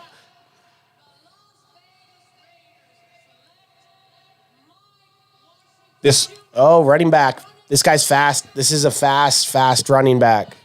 Mike Washington Jr. Yeah. Razorback, has some wheels, ideal size, long speed, tight. Yeah, tight. Whatever that woman cooks as her favorite meal is fucking delicious. I could just tell by looking at her. Like she knows how to make some quality food. Yeah, he's probably the fastest. Mike Washington is probably the fastest running back in the draft. Here's our linebacker room. Rashawn Gary, DeMarvion Overshown. I'm just reading the front four here. DeMarvion Overshown, Shamar James, Donovan Azaraku, and then the second layer, Jay Sean Bartum, D. Winters, Maurice Laufu, Malachi Lawrence. Okay. So much improved. Yep. It definitely is. Sammy Dubbs in third. Okay, so this was a trade.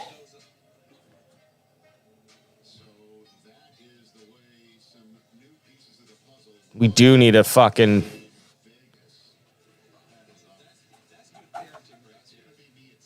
We do need to do something with our defense, with our...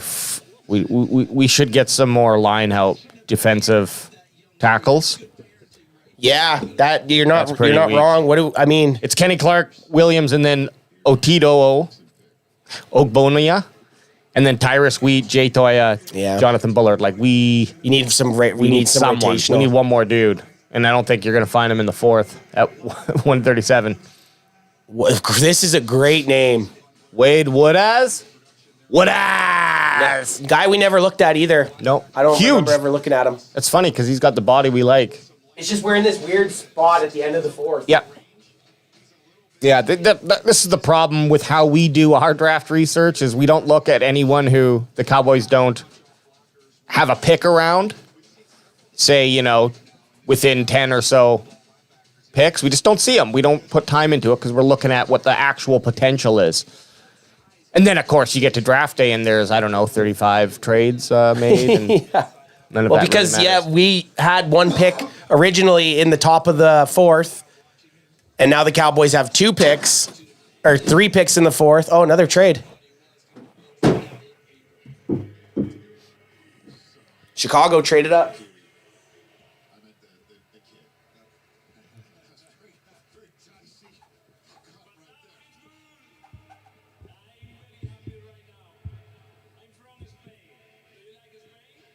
Do you like a Spain? Yeah, hell yeah. Never been. Crack him if you got him. They got great cheese in Spain. And he likes to grate.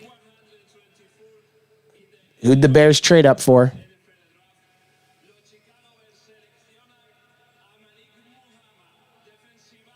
Oh, Malik Muhammad. Malik Muhammad. He gone. Off the board to the Bears.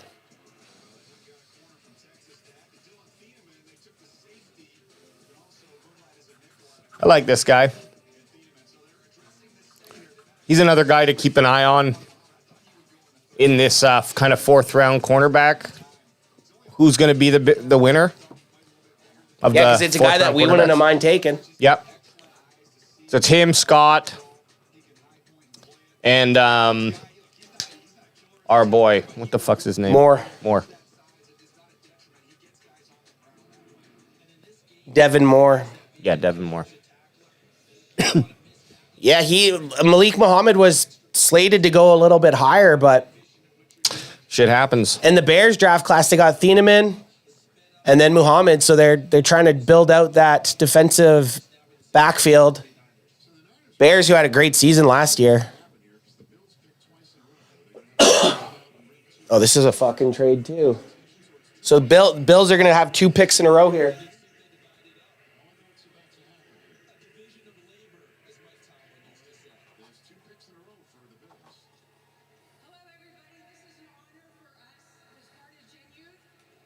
Will they say both picks here?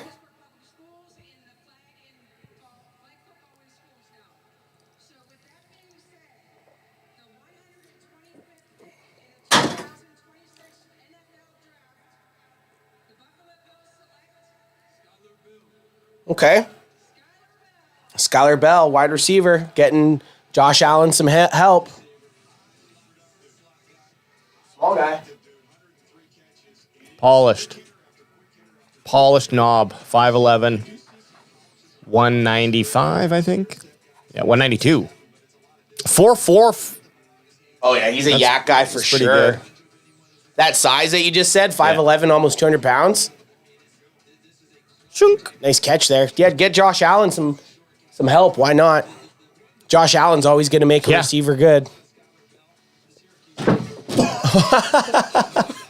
You okay there? Sorry, Paul was on here, and I don't think, and you know what, you guys couldn't see or hear him. There he is. Oh, I don't have headphones on. Yeah, so toss your headphone. I can't even hear him, though. I know, because I have the thing muted, so.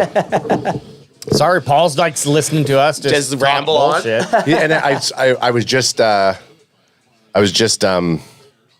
your guys' Sandies ready, and then I was looking at Insta.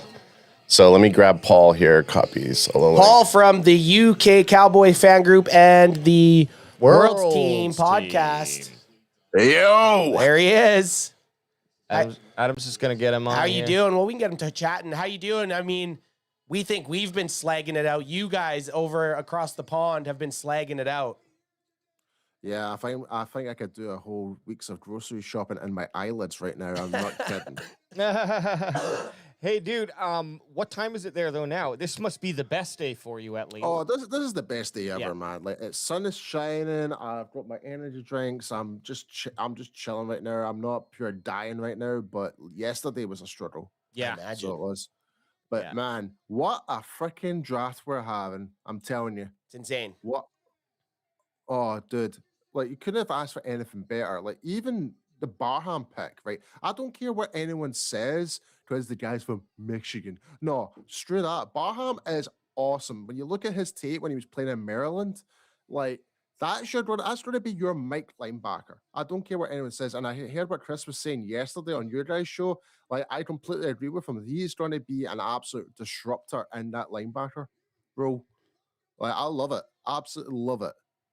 Yeah, I'm obviously I was pumped about Barham. Chris and I talked about him on our show a couple weeks ago. I had him on the CanFan big board though. There, I didn't think he was actually. I hoped he was going to get picked by the Cowboys. I thought he just fit really well with all the tune-outs that you're hearing from what Christian Parker's defense is going to be. Oh, Caleb Oamzor just went to the Buffalo Bills. Buffalo Bills selected linebacker. Well, they got back-to-back. Hey, when they announced his name, they kind of jumbled the first name a little bit.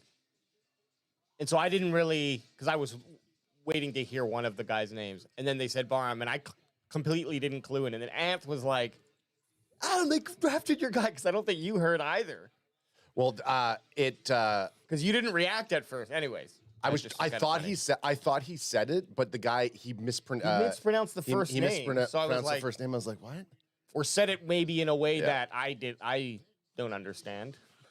What are your guys' thoughts with this next pick? Because I'm open to any other defensive position. Like, I'm open to have one more linebacker, one more corner, and even defensive tackle. I mean, Zane Durant is still available.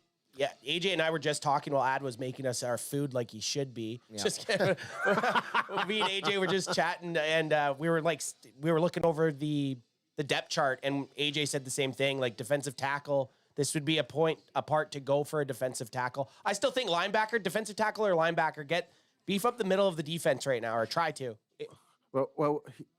the guys I'm looking at, if we were to go at linebacker again, is Bryce Botcher, Hal Perkins Jr., who is affected to visit. That's one of the guys. Or oh god, what's his name? Oh, well, that's the two guys I'm thinking of is Bryce Botcher and Kyle. Oh, Kyle Lewis. Kyle Lewis is still available. Yeah, something's got to be up with him because he's fallen bad. He was predicted. I don't understand why, because he was one of the standouts at the Senior Bowl this year, right? And he had a great combine. He did pretty well. I don't know if it's a character thing. I mean, I would have thought maybe even Pittsburgh would have got him, snap him because he's a local. It's interesting. It's interesting that he fell, and it's a guy that we liked him throughout the draft process. But it makes me wonder that there might be some health concerns or something that came up between the combine and to the draft, right? Yeah, and it's funny. Like me and Mike were talking about Keontae Scott, the cornerback, quite a lot. Like he was one of the best available corners, but he is role specific. He is a slot corner, so that's my understanding. Excuse me, that's my understanding why he fell so much, because he is not going to be your lockdown corner. He's just purely a slot corner. So I think that's why teams are a wee bit, do we really want to spend more equity on draft picks on a guy that's only specific to that type of role? So I understand, but I'm liking the pick so far. I mean, I love the Shelton pick, the offensive tackle. Yeah. Love that. Love that pick. And like, I'm just looking at the depth chart, and it seems to be all updated, except for I don't see Shelton on here yet. But those are the two areas. I think another place that we might want to look is that interior O-line too, because we're pretty light there after our starting dudes. Not necessarily. You've got Hennessy on board. We brought him from San Francisco, and obviously we've just put that $10 on TJ Bass. So you've got. I suppose you could probably get what? Yeah, you're right. You probably could get one more guy in there, but you could easily pick up some of these guys in the undrafted free agency at that point. Oh yeah, and look, all of the positions we talked about could all be dealt with after the fact, like what the Cowboys did with George Pickens, and go make a trade to get the guy if they can't get him here. But honestly, like the right guard position is Tyler Booker, and then there's no one behind him directly. Now, of course, you could like have a swing guard or someone else come in and play. TJ Bass could probably play right guard if he had to. He could, but then he can't do it. One of our linemen are going to get injured at some point, and that's where we just need another depth piece, which is where you could find here. Now, you need a center. You need a backup center. Backup they center, need to be able to play guard, and they have to be able to snap a football. Yeah, because I think our tackles are covered. One of the guys you could look at is Notre Dame's Emil Wagner, even though it's classified as a tackle, but you can easily move him inside. Me and Adam talked about him when we were doing our international mock draft, along with the representatives from Mexico, Italy, and all other parts. And Emil Wagner was our good friend El Shungo from Cowboys Nation Germany that suggested that. And I was like, interesting. When you look at him, like, even though he has primarily played at tackle, but he had, when you look at his body type, he can be moved inside as a guard. Yeah, it's not. Hang on, I'm gonna switch this angle here so we can see. What is the 49ers doing? Yeah, but D lineman as well. I think that might be the place that I'd really look to. Oh wow, San Francisco went tackle again. Carver Willis from Washington. Try to beef up. Yeah, I mean, I love the Malachi Lawrence pick. What we did there, love that pick. Me and Mike talked about him way back in January as potential surprises in the first round at pick 20. Like, it was either him or Zion Young. We mentioned both of these guys quite extensively, thinking, like, I was completely out on the whole Kedrick Falk idea. I was not up for that at all. We don't need a run stopping defense. We need someone to get to the quarterback. Yeah. And this is why we kind of picked up Barham. Like, he is, like, even though he was classified as an edge at the draft, but his run stopping, like, especially if he's playing at the Mike or outside linebacker who can be converted as that edge, like, there's a common theme with this draft: versatility. You're seeing that a lot. Like you've got Caleb Downs, there's versatility with him.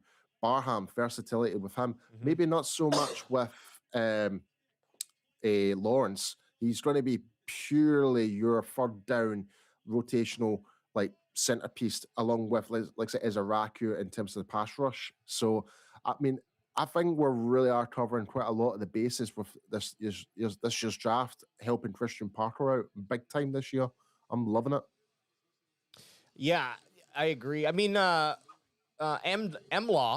as we can call him, I guess. Yeah, I think that's already been established now, dude. Awesome.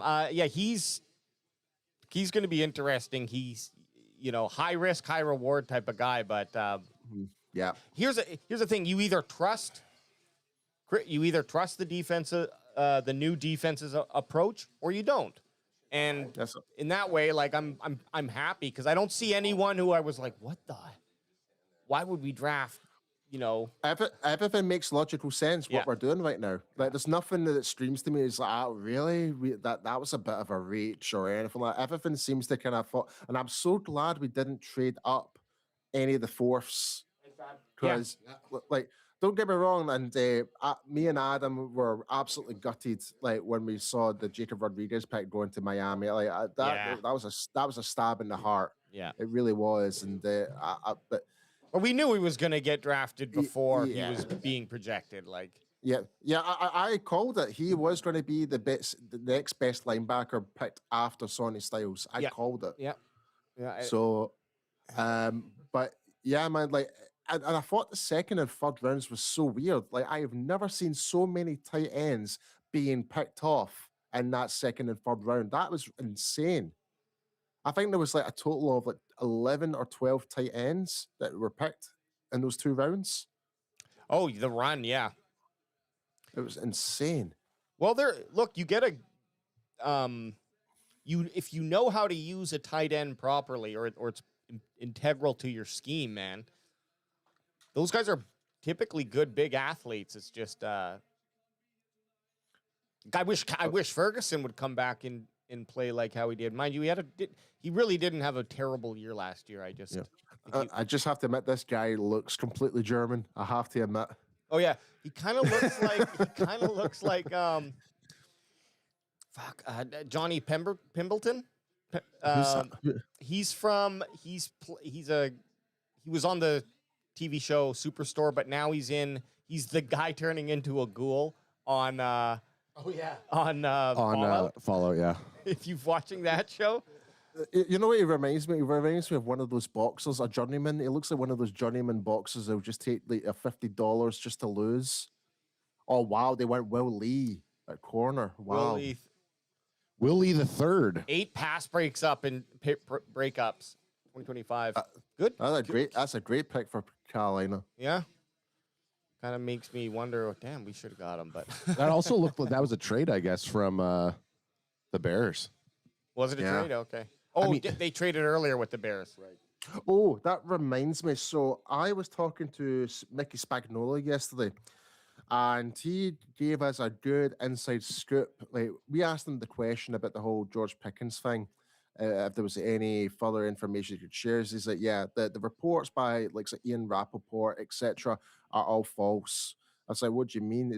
It was actually David Mulgeta and George Pickens contacting the Dallas Cowboys about signing the contract for the franchise tag, not the other way about. Right. So you're saying that Pickens camp is the one that went to the Cowboys and said, "Hey, we're going to sign this tag." Correct, because the reason why by June the 12th, the Cowboys have that option to void that franchise tag, and no other team will come in for Pickens for the type of money that he's looking for.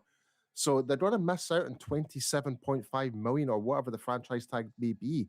So it's a big risk for Pickens and Mulgeta to lose that chunk of the pie for that 1 year. So the best thing now, Pickens is going to play. He is going to play. Yeah. So he's going to have to ball out to earn that new contract. Rather, it's if we do decide to reintroduce ourselves back into this again, or it's going to be some other team. But it was Mulgeta and Pickens that initiated the call to the Cowboys. Not the other way around. Yep, and that's from Mickey Spagnola of DallasCowboys.com. Well, so I mean that's coming from the .com. I think in terms of George Pickens needing to prove that he is the guy that we saw in the 2025 season, if he can put up the numbers that he did last season, then there's no question he's going to be the highest paid wide receiver of all time going into the next 2027 season. Yeah, and we won't be able to afford that regardless. No, absolutely not. Because next year, CeeDee Lamb, I believe, is going to be earning $47 million on against the cap next year. Yeah, Patriots take Genesis Smith. That's a good pick. Sorry, Paul. You'd have to do some funky math to like get it to work. Like kick a whole bunch of cash down the road and void a contract and blah, blah, blah. But yeah, you might be able to make, because the cap is going to be going up significantly every year now. If it's 7.5% average, that's $21 million a year, which is 50% of that contract. I'm not saying it's, they're already baking that into the contracts they're signing. However, it does get more and more and more money. So we'll see what that actually looks like next year. But so question for you guys then, when Stephen Jones... They could also, they could franchise him a second time. Totally, too. yeah, and they could still... Yeah, they could, actually. I think... I'd still work it cheaper, but he'd still be earning a good substantial amount. Well, of money. the bigger thing is if George Pickens has a nice big year that we're hoping he's going to have, and we franchise tag him again just to hold chips so that we could potentially trade him if we're not going to afford him, and the teams can come to that, and then we can get more draft capital going into next year's draft. If he repeats his performance, someone might give up 2 firsts for the rights to negotiate with him. The one thing I was going to ask you guys is, do you think that's so? When they decided to sit down with David Mulugheta and George Pickens, and then obviously the Pickens side says, "Hey, we want to sign the franchise tag." Do you think that's why then Stephen Jones came out the night before and said, "Okay, we're not doing a deal. We're going to keep him on the franchise tag," because the Cowboys wanted to control the narrative? Yeah, absolutely. I think Stephen was just at that point. It's like, yeah, I'm just sick of dealing with this. Like, we're just going to keep him a franchise tag, and if he doesn't sign it, then that's it. Like, and I don't know what would have changed. Like if Pickens wasn't to sign that, because I think the whole game plan was this part. My initial thoughts at the time, before speaking to Mickey, was it was all smoke and mirrors by Stephen. That's what I thought at first. Right. Like, he was basically playing chess and not checkers by saying that to get other teams to get, like, the Saints to go for Tyson, and you're seeing Tennessee going for Carnell Tate. You're seeing more wide receivers getting drafted earlier than they slightly should have. And that kind of forced the hand a little bit, and that kind of led up to Caleb Downs falling into our lap a little bit better. Yeah. But, I mean, that's why I was kind of taking that on board at first. But what Mickey was saying makes so much more sense in that way. Like, when it came to the negotiation, like, the Cowboys are basically just kind of like being in control of the whole situation. They're forcing Pickens an ultimatum, basically. It's like, well, you're either going to be playing with no contract, well, you're going to be with no contract, no 27, or you play this year. If you ball out, obviously other teams will take more notice after that. Be in your best behavior, etc., whatever that may be. Then teams will revisit this, and they will give you the contract that you deserve. I don't think, like, if we were to do an franchise tag, I think that would be unlikely, but I think that idea would be quite cool if we were to kind of do that. At least other teams it would give us more control, like we could get something back from them. I do like that idea, though. Yeah, like signing or doing the second franchise tag on him, and then maybe a team, if he, like you said, if he balls out like he did last year, a team might trade 2 first-round picks for him, right? Like, it would have to. That's the maximum you would get for him, based on how not the disclaimer, but the paperwork says, like, the tier of how much money he makes would, like, I think, determine how many. It would be a minimum of the minimum would have to be the equivalent of a first round, so it could be 2 seconds. That's the minimum, which could equate to a first, if that makes sense. But but Dallas would have to accept what's been offered end of the day. But we cannot accept anything more than 2 firsts. That's the maximum we could have. Which, hey, man, at that point, like we were talking yesterday, on the first night of the draft after the franchise tag was signed, there was obviously that buzz. People were worried he was going to get traded. We kind of went around the room and just said, what would be your absolute like floor for trading George Pickens? And I think our base was like bare minimum. It had to be a first round pick. And then even after that, I'd want a lot more. I think. Yeah, because there was a lot of speculation when it came to the Ravens, because they posted on their official website about diving. That was the only interest that we had. And speaking about the Ravens, they've just traded here. But yeah, the Ravens on their official website talked about possibly pursuing George Pickens. There was the possibility if he was to sign his deal franchise tag. Wait. So this was like a blog that someone wrote on it, or it was like a news release? It was by one of their writers on the Baltimore Ravens official website. Well, that's as legit as you can get, really. Yeah, someone signed off on letting it go on their main website. Yeah. But you also got to be around this time of year with the draft. So much shit gets said. That's true. Like I said, there's a lot of smoke and mirrors you can have out there. But I do generally believe, in some way, shape, or form, what Steven said, kind of used that to kind of force teams to be a bit more desperate to kind of go up and get a wide receiver. We kind of just saw that what the Cowboys did in regards to Philadelphia and Pittsburgh. That was hilarious. Yeah, I loved it. But that's definitely putting some salt in the wound. That completely screwed the Pittsburgh draft this year. Massively. At the end of the day, the NFL is an organization. So these teams, how do you say it? In politics, there's the left and the right, and they fight each other, but they don't want anyone else coming into the fight because then they lose their power. So they're like, hey, let's work together. So it's the same thing with the NFL. They're all going to work together in the back, behind the curtains, if you will. And that's why we see the Cowboys making trades with Philly. They're a fucking nemesis with the 49ers. Why would we ever help those guys out? But funny enough, those are the teams we tend to go and make deals with because we understand, if I'm speaking as Jerry Jones now, by the way. The competition is what fuels the money machine. So we want things to be competitive. I'm not saying that you want the other team to be better than you, but the enemy of your enemy is your friend, and the enemy of the NFL and the owners is the no money.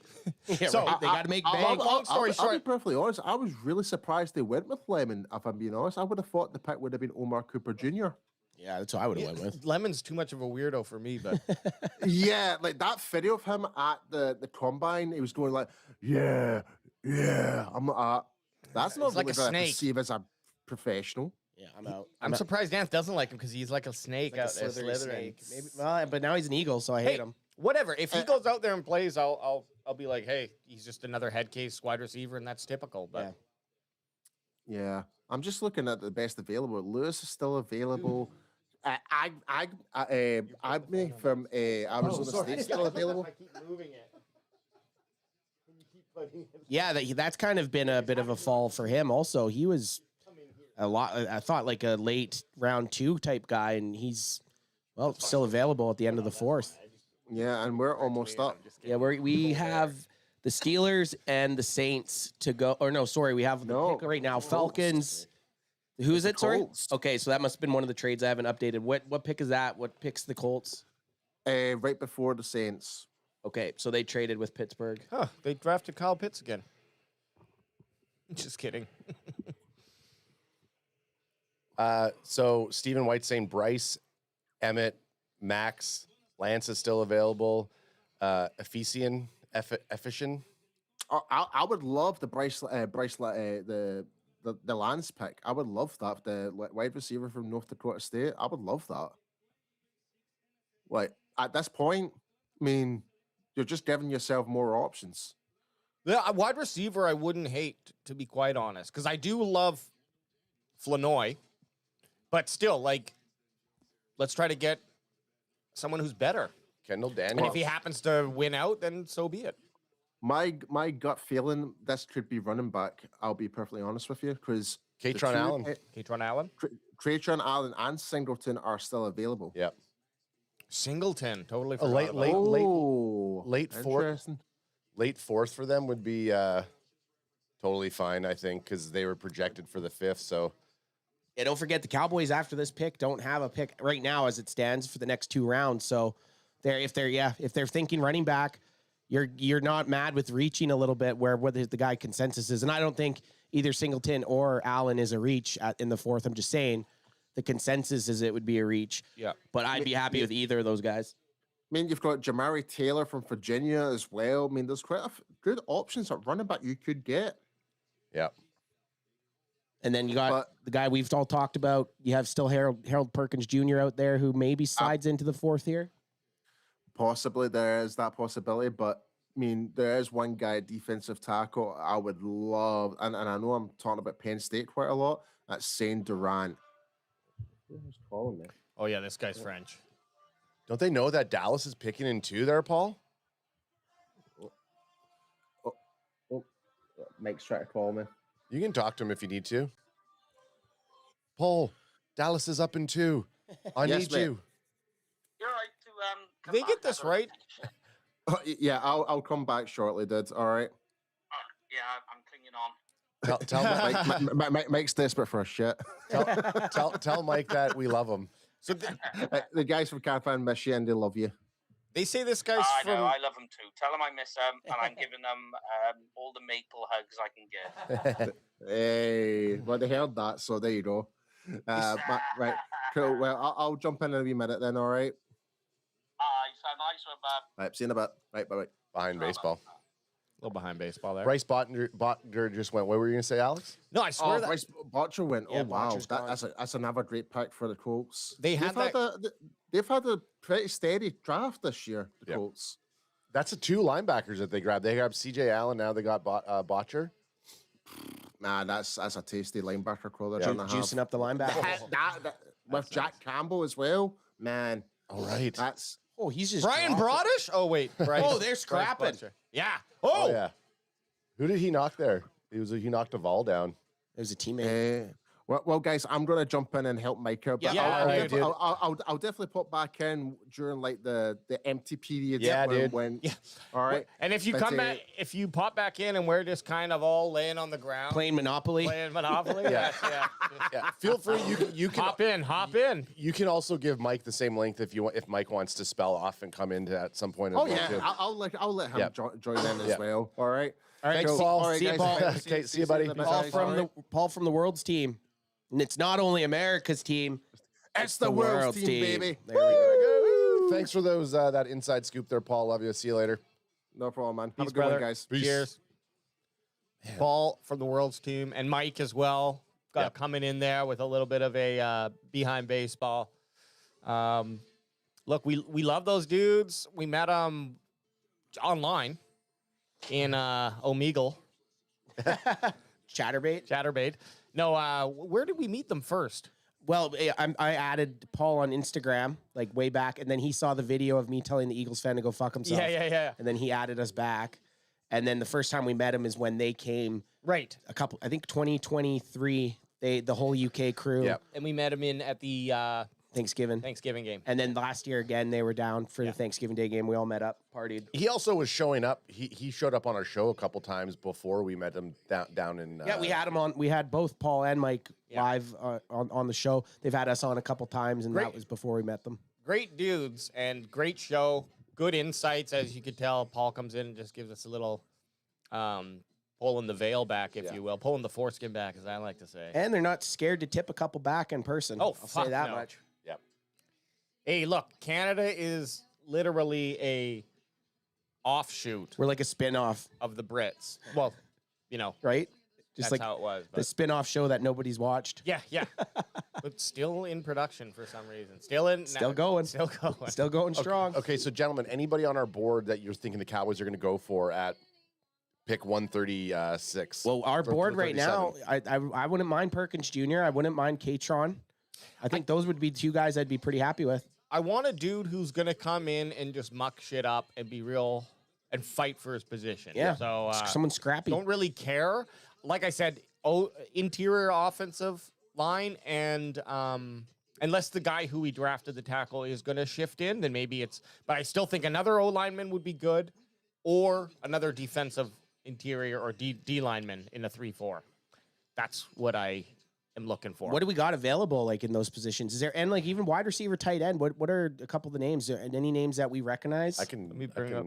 Because again, this is a little bit uncharted territory for the CanFan crew because we never had picks at 137. So Adam has an unauthorized chart though. I don't like it. I know. I gave it to AJ just to verify it. And What is it? It's just I found it on Reddit. It's like a fan made Excel Google sheet that they update live, so you can kind of see who's available. So like Kyle Lewis is available still as linebacker. Which that's an interesting one. Harold Perkins Jr. Obviously, we talked about him. Terry and York, which is Alex's guy, and then Boots' guy Eric Gentry. Those guys are both a little bit further. It might be a reach for either of those guys. However, the tier above them was Botcher, who just went. Where's Deontay Lawson? He's probably next tier. I'd say 5-6 round. He's ranked the number 2 on ESPN's board. As of right now. Yeah. Kyle Lewis ahead of him. Kyle Lewis, Where do they Deontay get- Lawson, Harold Perkins Jr. Okay, they got Perkins third. And then Justin Jefferson, Just get him. He's got to be good. linebacker. 2 Alabama boys. Oh, maybe he's not listed here as a linebacker because I don't see him on here. Lander Saints pick Barton is in. and Taurine York, who probably wouldn't go here. No, Wide receivers you wanted to look at? Yeah, I mean, like wide receivers, running backs, even. Bryce Lance, Deion Burks, Yep. Chase Roberts, Emmanuel Henderson Jr., Kevin Coleman Jr., Jalen Waddhall. A lot of these guys we didn't get a chance to really muck about. We were like 5th and 8th round kind of guys, you know? Oh, running backs is Nicholas Singleton, Nebraska's Emmett Johnson, Okay. Katron Allen. West Forest's Demond Claiborne, Adam Randall. No other guy. Oh, yeah, Katron Allen. But Katron Allen is the 7th ranked on this list. I still think I like him because of his size, right? Yeah. Oh, Saints just nabbed Bryce Lance. Thanks for ruining it. Sorry. Matt. Why would So- you do? Why do you do Sorry, that I to saw us? it there, and then I thought I said it as I saw it pop up on your screen there. You don't have to do it. I know. Ruin it for yourself. I know. And top fullbacks, just Anthony Bessie remaining. A-Bess, actually. They don't give the full name. So Bryce Lance, North Dakota State wide receiver, flowing athlete, ground gainer. Christian Watson is who they're comparing him to in the NFL. Guess what, fellas? We're on the clock. Cowboys are up. Dude, I mean, could this also be a trade back? Okay, these are the top 5 guys just on ESPN's. Xavier Harris, D-tackle. Jalen Kilgore, safety. Ooh, I like Kilgore. Keith Abney, the 2nd, cornerback. Sam Hecht, center. And Deion Burks from Oklahoma, wide receiver. So, and then Zachy Wheatley right there, safety. So the safety, if we hadn't addressed it so much, I would like either of those guys, Kilgore or Wheatley, but I don't mind the center pick here, man. I don't mind the center, the wide receiver. The DT, Depending on what they might do with the safeties, like maybe they're going to bring him in and make him a corner. That could work out. But the DT, Xavier Harris. This is Trey Lance's brother, eh? 6'8", 330. Yeah, Bryce Lance, Trey Lance's bro. They're going to go with this Xavier Harris from Ole Miss. He's the 5th ranked. How big's he? DT, 6'8", 330. Kick off your screen there, or else you're going to spoil it for us. Oh. That's crazy. I'm not even looking at that. I didn't even know that it was. I think the Cowboys. Didn't want you to fuck up. I think the Cowboys are trying to dangle here because maybe they're. Would you guys move back and pick up a couple picks? Well, the pick's already in for the Cowboys. Okay, then they're not dangling. They don't got that much time to dangle. That's the problem. If you haven't dangled pre, If you're not out there dangling. There, I just removed the lower third there, so it's a complete surprise. We're Here going it to feel is. this together, boys. We're just going to feel it together. Something might be happening because they're cutting to commercial. pick is in. Oh, okay. Well, then it's not. I thought they're just trying to hang everybody's attention. Okay, guys. Well, this is as it says right now, the Cowboys' last pick for quite a bit. Here, toss me one, son. Oh, he's back, baby. He's back. He's back. He's really, really back. He's back. I put it in your bread basket. Oh, Crack guys. him if you got him, son. Remember that barbecue in Texas? You know it. You know what? I love when I get to a Chipotle and I see the guy just fucking hacking up that chicken. But what I don't like is he sometimes, and maybe I'm telling on the guys and they shouldn't do this, they'll scoop like the awesome little bits off into the garbage. I'm like, fucking put them in a cup for me, bro. You're going to toss those shits out? You know what I hate the most? When the person working at the place is acting like it's their chicken that they're giving you. I know. Load me up, bro. Yeah. I'll give you if you load it up, I will give you a tip. You want a tip? Here's what I think is happening though with that is that they will cross-reference the amount of stuff that was sold, and it's all based off of scoops. Based off of scoop and what they have in there. So and you know what? There is probably a little bit of overages. But so the Chipotle scoop, It's too corporate for me. the Chipotle scoop is actually very generous if they do the full scoop. But don't fuck on me. It's the same thing. If Yeah. I get a coffee in the morning, Yeah. and it's a three quarters of a full cup of coffee. You're like, what the hell is this? You're just too lazy to make a new pot of coffee, man? Come on. Yeah. But I like going to donair places. So in Canada, I think in the States, maybe they're called kebab places. I don't know. Yeah. Anyways, I'll tip before you pay before you get it, and I'll tip, and they'll know, and they'll fucking hook it up. Yeah. You do. I like to do that. Which too. I like that. Or I don't mind tipping if you're gonna hook me up with some extra donair beef. Do you ever just flat out say that to them? Hey, No, we know we're doing this. I'll be And I'll be Jenny on the tippy if you. Well, you know. once you've established, once Right. you've done your first visit, and you come in, you kind of give them the nod. They know. I want some double protein on that. Yeah, they know. And you know what else is the benefit? I was going to say, it doesn't happen as often as it used to because they must have like caught up on this. But I used to get like a 50-50 chance they wouldn't remember to tell the person it was double protein. And I just get away with the single protein. I'm not going to argue. I'm not going to argue with the staff. Smart. I like that move. So, Or here's the other move they say to do is you go, yeah, let me get a chicken or whatever you want, and then they'll scoop it, and then you go, I'll do double, because then they're gonna do 2 full scoops rather than be like, oh, you're getting 2 anyway. Another trick you can do hang on a second. If you're just tuning in, this isn't a Chipotle commercial. We're literally waiting for the pick to come in. I know it's probably out there on this stuff. Fucking scared me for a sec. I thought traded for Rashawn Gary. I thought it said traded LaShawn. While you're waiting for us to announce with the pick or our thoughts on it, go ahead and smash that like and subscribe button Hell for yeah. us. We'll bring up all the little doodangles below. We just don't want to spoil it. It's our last pick of the 4th. We want to be surprised together. Okay, let me get my last food tip. Oh, yeah. The other thing you can do is you get the food, you grab it, and you run away before paying. Yes. That's the best That's one. That's the carny ant's coming out. Carny ant. Snatch. I call it the old snatch and grab. Because you're on the road tomorrow. Your carnival's moving on. Yeah, you can do it. Cowboys are happy. The pick is in. Oh, Stephen Jones is also wearing his hunting outfit today. I like Because it. he's going shooting after. They're all. Oh, him and his boy have vests on. Yeah. Hey, Next year, are we doing vests on day 3? Oh, yeah. Got it now. It looks I'm like. absolutely vesting day 3.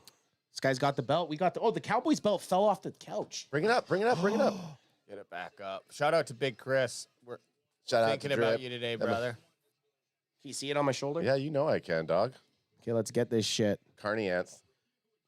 What's that guy wearing? What's that hat? You're wearing a Pittsburgh Steelers hat and a. Well, it's just the draft hat. Are you sure? Yep. I ain't buying a black and yellow draft hat. Sorry. No, I know. Neither am I. Oh, they forced that on his head. Yeah. Hey, there's our boy. You're not seeing him rocking. You're not seeing the International Fan of the Year rocking no shitty yellow and black. Bro, you're wearing a Parsons jersey. Or it could be a Cole Beasley jersey. He's fucking flashing Micah Parsons to me. Get that shit out of my face, brother. Here we go. Okay, here we go, baby. Lots of ways the Cowboys can go here. And again, I'm going to be okay with every single one of them.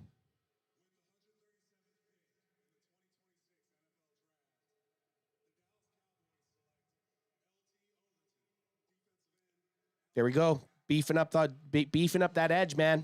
They have him Versatile, as a thick left lower tackle. body. Oh, no, that's his name. LTO. I was thinking ELTE. Look at this size, guys. This is an edge setter right here. Thick lower body. This is good, Okay, well, they just went more and more edge. Like, which I'm okay with. yeah. You're Like not I said- not the craziest. This isn't the get the quarterback player. This is stop the run player. 6 TFLs. How many sacks did he get? 4. 6 TFLs for nothing major, but hey, we are in the. It's the team too, Alabama. You know he was coached good. I don't hate the pick, fellas. Boosh it up. Let's go draft buds. Another piece of the pie. By Repo says, I like it, but holy shit, we're gonna have 6 edge rushers. Yeah, rotate them in. Hey, I guess they're telling you something. Yeah, they're saying we're gonna Hunger Games all of you guys. We're hunting. We're hunting. We're Hunger Gamesing hunting. LT Overton 6'3", 274. That's pretty good for a edge. He's the 16th ranked DL. Ooh, some nice screens in there with his hands. Everything else is pretty red. Okay, let's go down to the strengths. 4.840, not great. Yeah, this is that right there is bumming But me hey, out. What, the 4.840? Yeah. I mean, that's the thing. He's not a get the quarterback player. He's Right. the stop the run type player.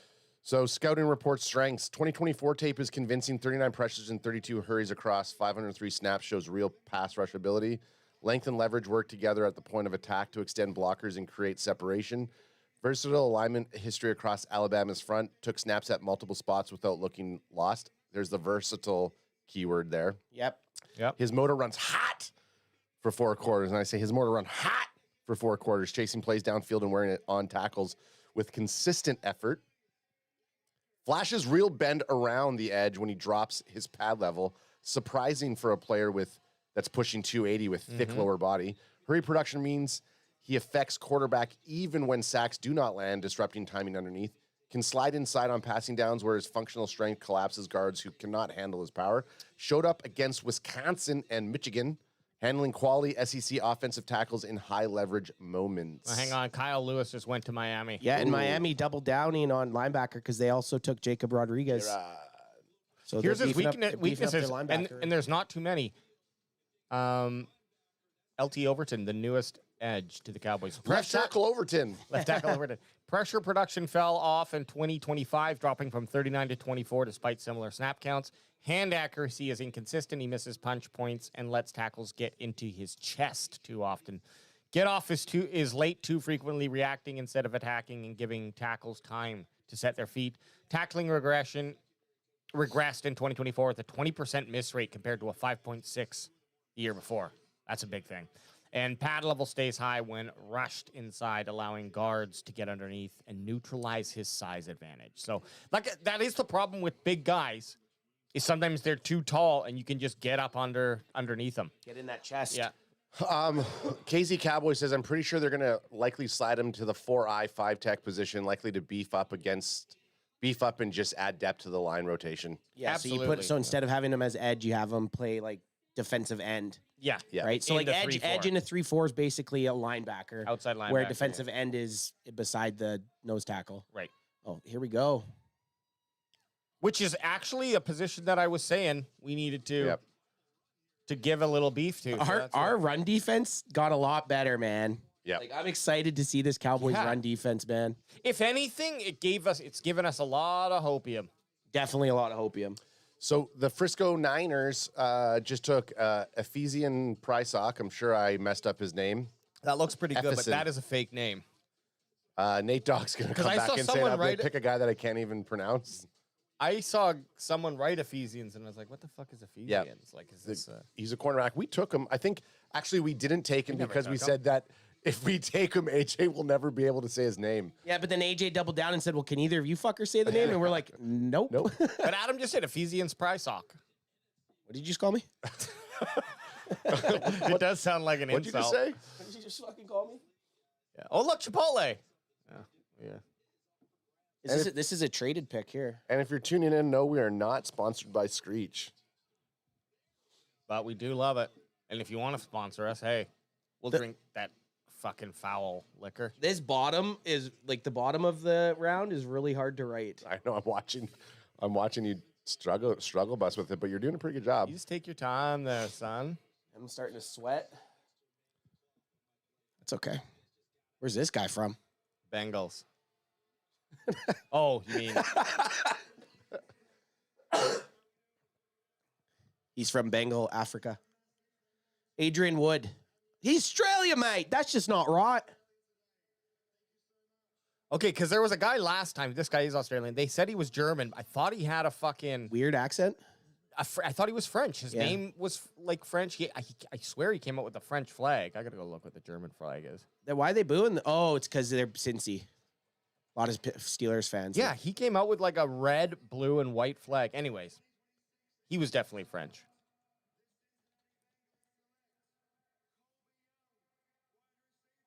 Colby Young. Colby Young. Let's go get him. Get him a Foster's. Get him at fastest. Fastest, mate. That's not right. Fastest. 449. And that is the 6'4". round 4 is done. 6'4", 4'9". That's good size. So Kyle Wise says 3 fucking edges, question mark, or any of those possibly a linebacker that plays edge? Yeah, Jayshawn Barham is the edge that plays linebacker. Well, and like we were saying, I fucking keep hitting 2 when Anthem. And it might be like some of these edges might be playing defensive end on certain downs, like on run downs. Yeah. So, hey man, you got to go with your best you got to go with your BPA. So, guys, we did it. Round 4 was completed in just over 2 hours. We're hitting round 5. The title's not up there, so I'm going to come over there in a minute to cut it up so we can't have this jabrones. Anth back up on the couch. I thought that was sneaky G-men for a second. Honestly, not even trying to be funny. What did he call me? I like this guy. I would drink a beer with this dude. Oh, fuck yeah.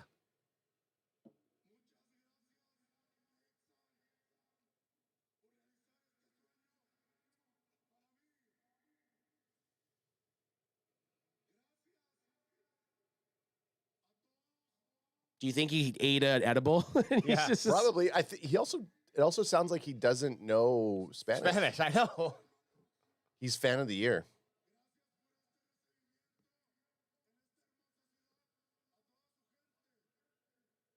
And to the people, thanks for the event. His voice is gone. He's been screaming all weekend. I respect it.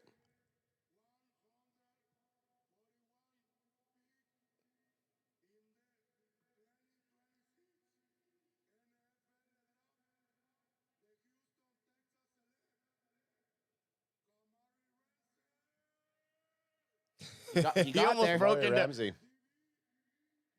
SC. He almost broke into song there. He did, yeah. Kamari Ramsey. Ramsey from USC. UCLA to USC firm tackler better in 2024. Kamari Ramsey. That's probably why always think why some people drop. You can come on my Ramsey. my guy Zakee Wheatley's fallen, boys. Yep, Zakee Wheatley's fallen. Malik Muhammad's fallen. Muhammad's got drafted. You guys want a little breakdown of the 3 round 4 draft picks? I'm gonna go for it. Sorry, Malik Muhammad got drafted 124.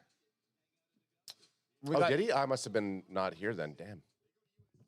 So Drew Shelton, our 12th pick in the 4th round. No relation to Blake Shelton, the country singer. Doesn't look like it. 65 grade by ESPN. Anyway, Shelton is a 2-year starter at left tackle. He's smooth, kicking out to meet speed rushers, and can do a good job riding them past the quarterback in pass protection. Shelton has the foot speed to play balanced and mirror defenders, but he struggles to anchor, locking his feet in the ground and holding the point of the attack. In the run game, his output is inconsistent. Defenders are able to shed his blocks with his lack of play strength. Shelton will also overreach on blocks at times. Overall, he is light on his feet and possesses a good frame, but his play strength will need to significantly improve for him to be successful at the next level. Adam? I would go -- Scouts Inc. Scouts Inc., yeah. Is that what you guys refer to yourselves as now? Scouts Inc. Or are we the Magicians Inc? Magicians Inc. Magic hands. Yeah, Magic like hands. magic hands. Like magic hands. Again, this pre-draft analysis for Drew Shelton I like in terms of picking a tackle. It's specifically he's played left tackle. I guess the PFF, how many did he play anything besides left tackle? Did he go right tackle at all? Says Shelton is a 2-year starter at left tackle. So I wonder what he played before that then. I like it. Probably left tackle, probably just didn't start. Yeah, I like it. I think, as Ant said, when you have some running backs like the Penn State guys had, consistencies in there, and even if he's a project tackle, have him, work his way up the line. I mean, let Tyler Guyton, although showing improvements this season, still was struggling, and he hasn't proven to be that first rounder that we picked. So you get a guy like this who could be a project guy for next year and kind of work into that role. I'm not mad at that at all. I don't think that he'll be a starter, but we need the depth, and I'm not giving up on Guyton. Just get in there, let him muck it up. That's what I'm saying. Compete. I want guys that are going to come in and compete. Competition's healthy. Devin Moore, right off the bat, his picture looks like he's a nurse or a doctor with his scrubs. From, what's it called? The Pit? Yeah. The Pit, yeah. So Moore is a long cornerback, 6'3", 198, by the way, who tries to use his size to jam opponents early in the route. That's helpful against small wide receivers, but he struggles to keep tight coverage if he does not get his hands on them.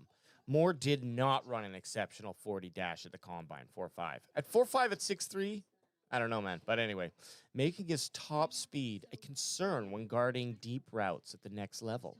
He also displays average feel for route development in zone coverage. When Moore is in position, he displays the ball skill to contest catches. Possibly his best attribute is his ability to help in the run support, where he had 32 total tackles in 2025. He was used on a fair share of blitzes off the edge too. -- Scouts Inc. Is that what you guys call yourselves? But you're seeing I know Paul said you're seeing a trend with versatile. I'm seeing a trend with run stoppers on everyone we're taking on defense. Guys that can stop the run. Yep. And you look at Devin Moore's PFF, and his PFF grade does not show that he had trouble playing in coverage. No. In fact, he was rated really well across the board. All hot, all very well hydrated, about as green as the CB is. Next up, left tackle Overton. 6'3", 274. Bama boy. Yeah. Overton had only 7 sacks over 4 seasons, but he's a more disruptive pass rusher than the stats indicate. He can overwhelm offensive tackles with power rushing off the edge. He can push the pocket when he slides inside. Yeah. You dirty ESPN guy. He's like, no one's ever going to read this pick anyways. Yeah, he's sweating while he's writing this. Slide. Overton is quick for his size and uses active hands to keep blockers from latching onto him. He keeps working if he doesn't win with his first pass rush move. In one-on-one opportunities, he can stack and violently discard blockers. Overton is also able to hold his ground when teams try to kick him out with a pulling lineman. There's nothing negative about him in this write-up. Yeah, except for the first line.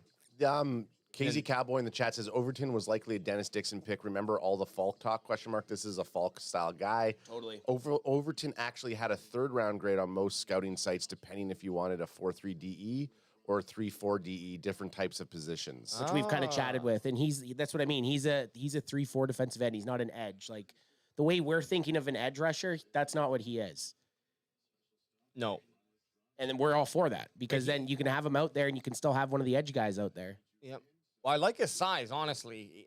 Even if he's not the rusher, he's kind of a nice hybrid, and hopefully that's not like a bad thing where it's like you're a little too tall to be a speed edge, but then a little too light to be a good run blocker. Yeah. And when you start to think of the defense as Overshone and Barham in the middle, yep. Because a lot of people are also thinking of Barham as an edge, which I think it was said yesterday that they're planning on him being an interior linebacker. Yep. So that makes the non-pick of linebacker and the addition of D. Winter Yep. make me feel pretty good about the defense. They're still, like AJ said, I mean, you do have obviously Quinnen Williams and then our boy Kenny Clark in the middle, but you kind of need one more piece unless they're really sold Jay Toya is going to take that step in year 2. There is a little bit of a need for another big dog in the middle. They did grab who did they grab in free agency? Is just that depth piece. The Chargers they did grab a big guy, didn't they? They grabbed double O. Yeah, double O. And he's a rotational dude. Like Yes, he's not 100%. We need another. You need another thick boy. Yeah, another guy. I don't know if we're gonna get. I don't know what we're gonna get. And I'll say this also, like all mock draft season, we spoke about the Cowboys just really needing to focus on defense, and they have. They've went defense with 4 of their 5 picks. They also, in their first 3 picks, they have what I feel will be 3 starting guys. Hell yeah, brother. And that's what we talked about. That's what we needed with the first 3 guys. And specifically like with these edges, it'll be a battle, and that's best player's going to play. That's what I want to see. Oh, Reggie Virgil, wide receiver, Texas Tech. And then KZ Cowboys says they still got 1 pick and then UDFAs. I mean, Cowboys love their UDFA picks. That's honestly, look, the way the Cowboys are looking at this is like, 5th, 6th, 7th round. Like, we don't do shit there. So let's make sure we go ahead. Let's get rid of all those 5th, 6th, 7ths, and we'll muck it up in UDFAs. Hey, why don't turn the turbo up on this? I know. Turbo it up. Get us what's the Cowboys' 7th round pick? 218.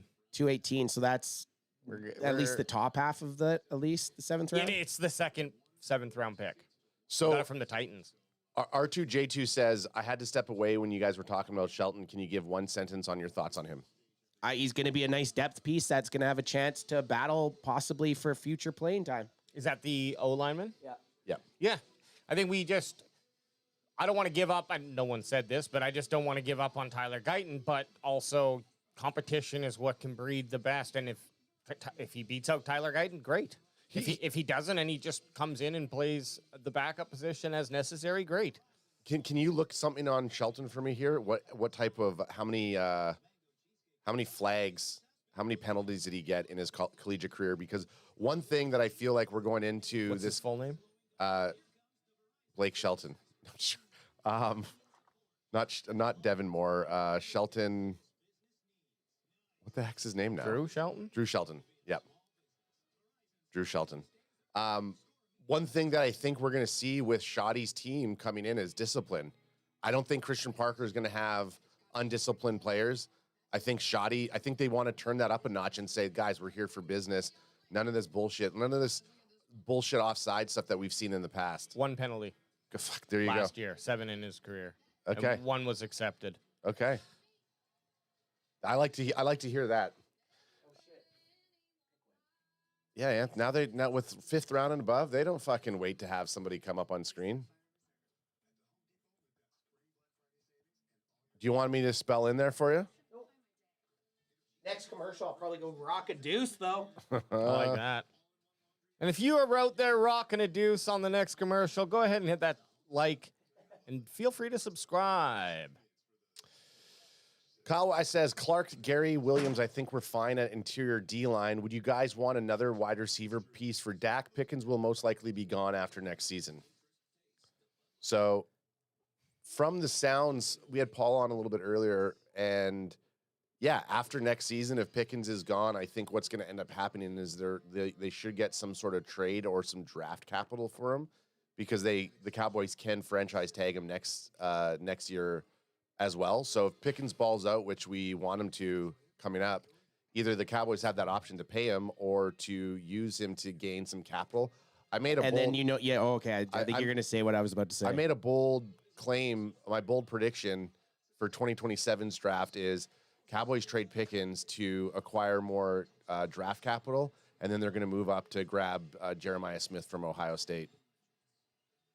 Dare I say, though, any team that's going to give up 2 first rounds, would they maybe not just stay and take Jeremiah Smith? It's possibly, yeah. Because then they don't have to pay him like they're going to have to pay George Pickens? Well, the Cowboys have a first-round pick already. So if the Cowboys can get another they had 2 first rounds, but they had to give one up for Quinnen. So if the Cowboys can gain another first round next year, possibly they start to package things together to move up. If they just get 1? Yeah, if they just get one for next year. Or maybe they get a 1 and a 2 for Pickens, or a 1, 2, and a 3 But again, depending on what he does. I guess you're depending, if you want a proven commodity or if you're willing to just go for Jeremiah Smith, right? Yep. Man, Jalen Kilgore and Zakee Wheatley, my boys, just fallen. Wheatley's not even up. Oh, this is Daniel Jeremiah's.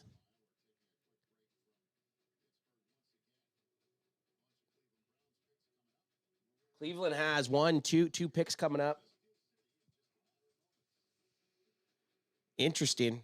Well, it's been, guys, I think we all got to give the Cowboys their due. Jerry Jones and Co. Cook this year, man. This is by far the happiest I've been coming out of a draft that we've covered.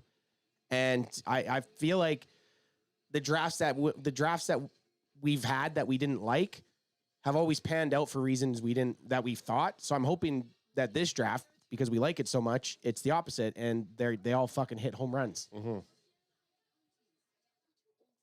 I mean, I have to be optimistic as a Cowboys fan in order to get through everything. You know what I mean? Like, we talk about Cowboys so much.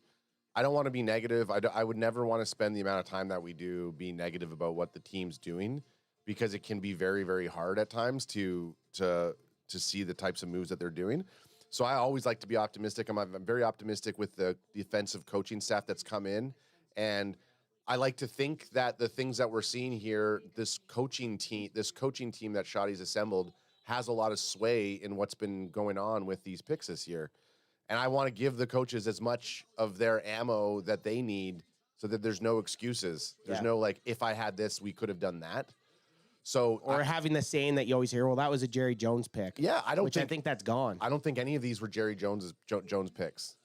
Jerry's kind of stepping out of the way and letting the guys he's hired cook a little. Yep.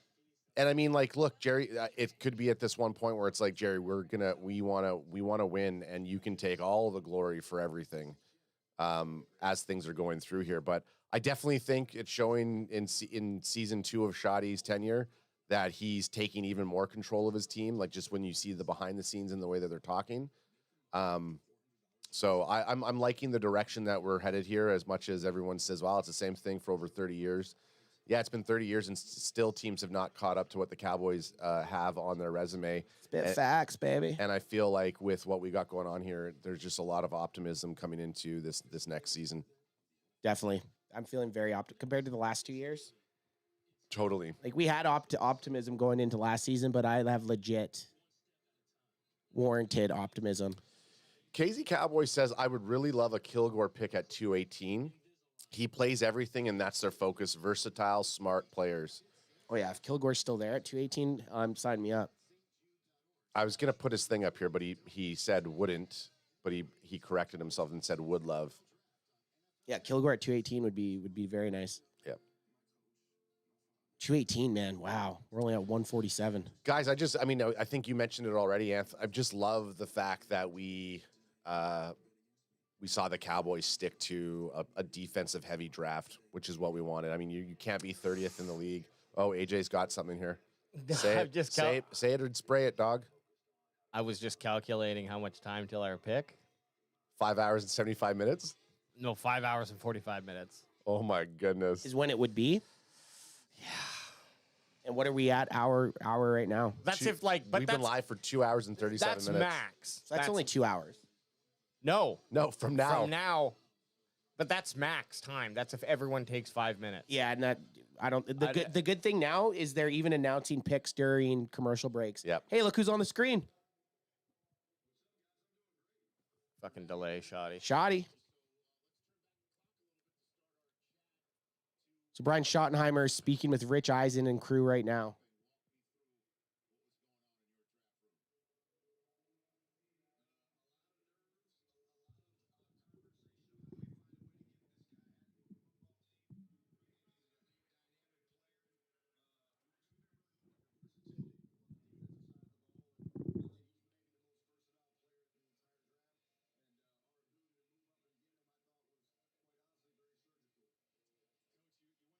Moves up one pick, Shoddy. Don't fucking. Jared talked bad about Shot. After I just gave him flowers.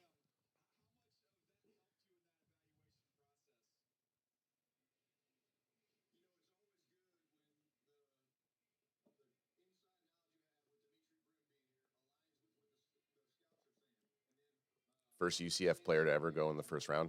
Really? Yep. That's impressive. Yeah, love it. Love emotionality. Oh, and I heard an interview with Malachi Lawrence yesterday, and they're like, "Well, why didn't you transfer schools?" And he was like, "Well, I was in that leadership role, and I don't trust people that don't finish things that they started." I was like, "Oh, good answer. Good answer."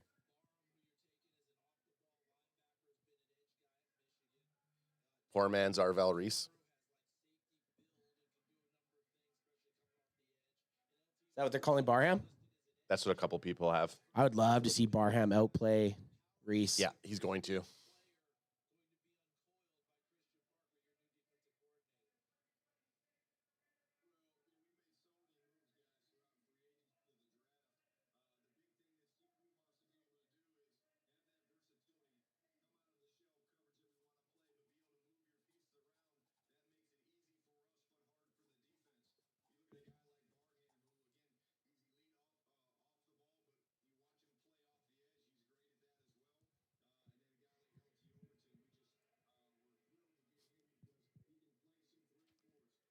Left tackle Overton.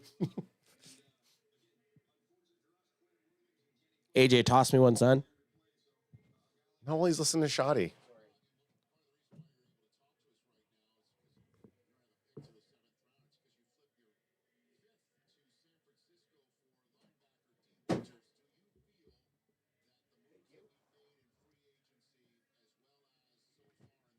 Seahawks are traded up.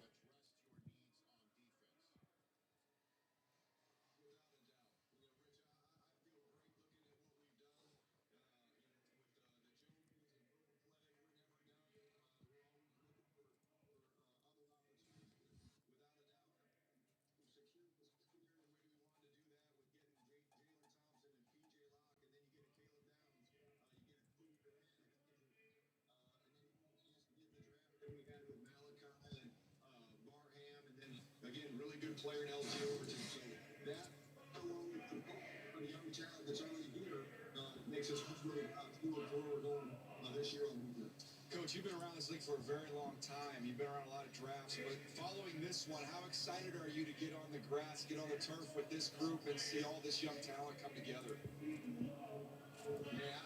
I can't wait. I'm so excited about Christian Parker and his staff that he put together now with these players to get them here, learning the culture and what we're trying to build here from a connection and a brotherhood standpoint.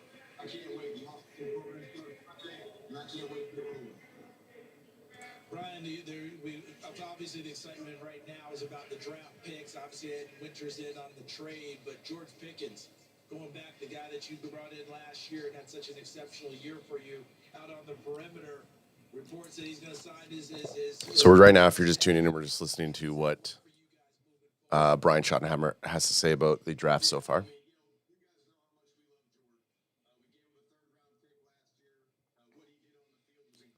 Seen some GP3 action. Gosh, yeah. Just pulls away.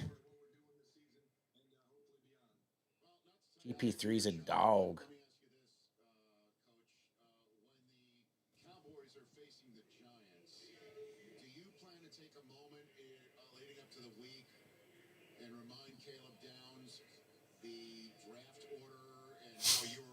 So Rich Eisen just asked Shotty, leaning up to play up with the Giants, are you going to remind Caleb Downs that Arvel Reese went before you? Rich Eisen always trying to get that hard-hitting.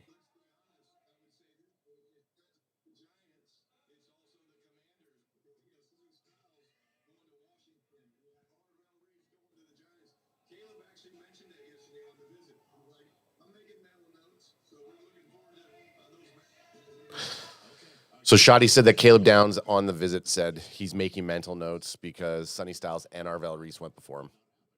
In the division. In the NFC Beast. In the NFC Beast.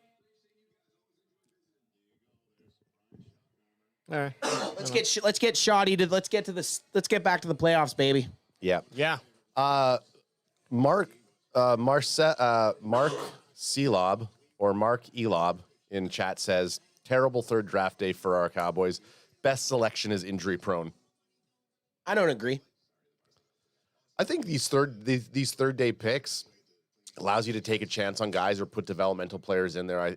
You can't. There's a reason why they didn't pick some of these guys that we had on our board. There's a reason why they're not grabbing certain players. They have a plan for how things have been moving. They've had day 1 and day 2 were very solid. And I think if you look at day 3, you have to put the D Winters in there because that trade was made yesterday for the 5th rounder. So if you kind of look at what was going to go on day 3, D Winters is part of that day 3 selection, in my opinion. Who would genuinely curious? Who were the selections for you instead, or Marcelo B? Like, was there someone else you had in mind for those picks? Good question. Good response back there, AJ. I don't know I don't really know. Actually, this is kind of where we played around, so we do know a lot of these guys. Crack me if you got them, son. Crack me if you got them. I didn't really know any of the players the Cowboys selected for sure. So on day 3, yeah. Mm-hmm. I mean, we didn't look. I mean, there's a couple. I think Moore was one of the guys that we actually did kind of flirt with at one point, or maybe not actually. Don't remember him. Again, it's weird because we didn't think. Go ahead, crack. You know what? Toss me one, son. Crack me if you got him. Toss me one, son. Yep, I'm in. I like it. I like over there, anyways. Okay, let me just give me 1 sec. Let me think.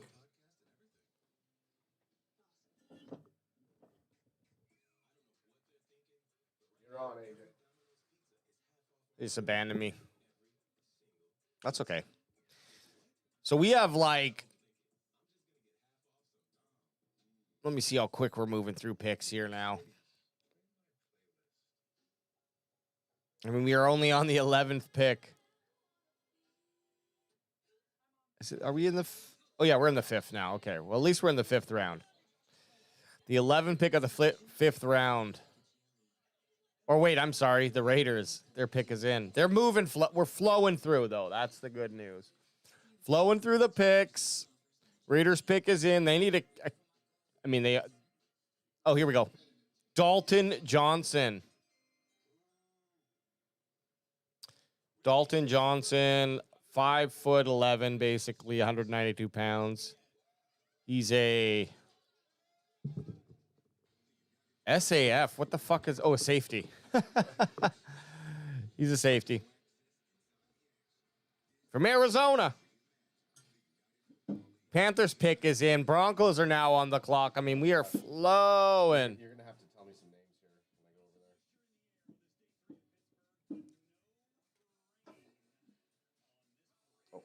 there. Rolling on the river. Left a good job in the city. Greatness is on the clock. Huh.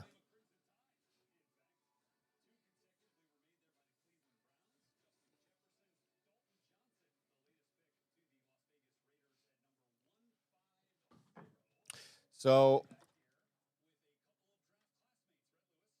yeah, Panthers. We're just waiting to hear who the Panthers. Wait, Panthers did a trade? They traded to move up. Yeah, Panthers traded to move up. Miami. What is 150? Actually, I'll get this pick first then. Actually, no, what's the 150 pick, AJ? Dalton Johnson. Dalton. Safety. And Zacchaeus Wheatley just went. Zacchaeus Wheatley just got taken by the Panthers. Safety out of Penn State. This was Ant's guy. One of Ant's boys.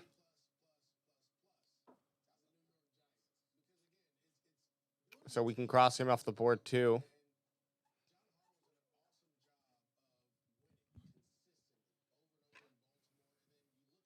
Packers are now on the clock. Zacchaeus Wheatley. We drafted him multiple times when we had our 5th round picks.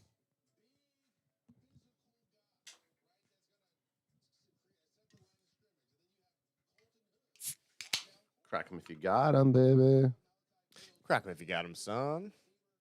So pick 152. This was the Cowboys pick. So the Denver Broncos got it, but we never traded with the Broncos.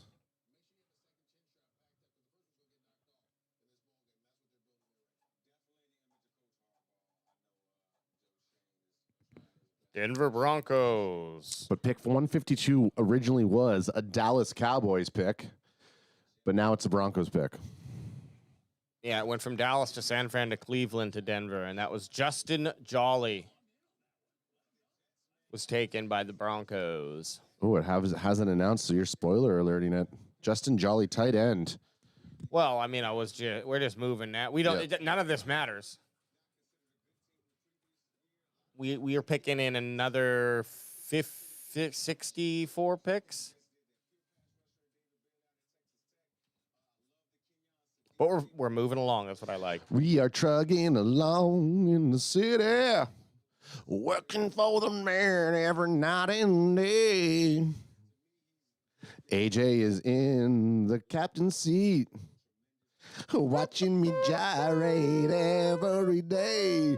Green Bay's about to pick 153. Here we go, baby. So they're saying biggest winners of the 2026 NFL draft. And who are they going to? But they're talking about it. They're not showing it. Right. Unfortunately. Because they're just showing the picks. I was like, Zachy Wheatley's the biggest winner? Jagger Burton. Good name. Center out of Kentucky. Jagger or Jaeger, you think? I'm not sure. Jaeger, usually the soft J is...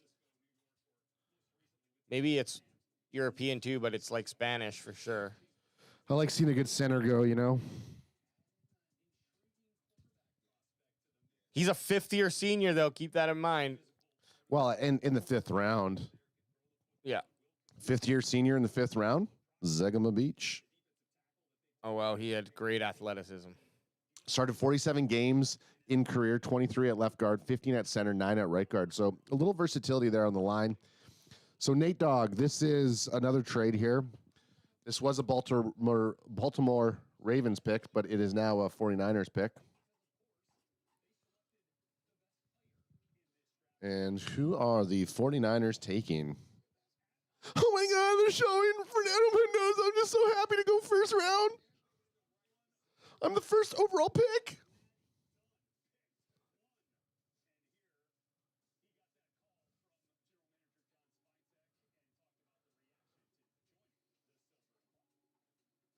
Let me know when I'm off the screen there, Wage.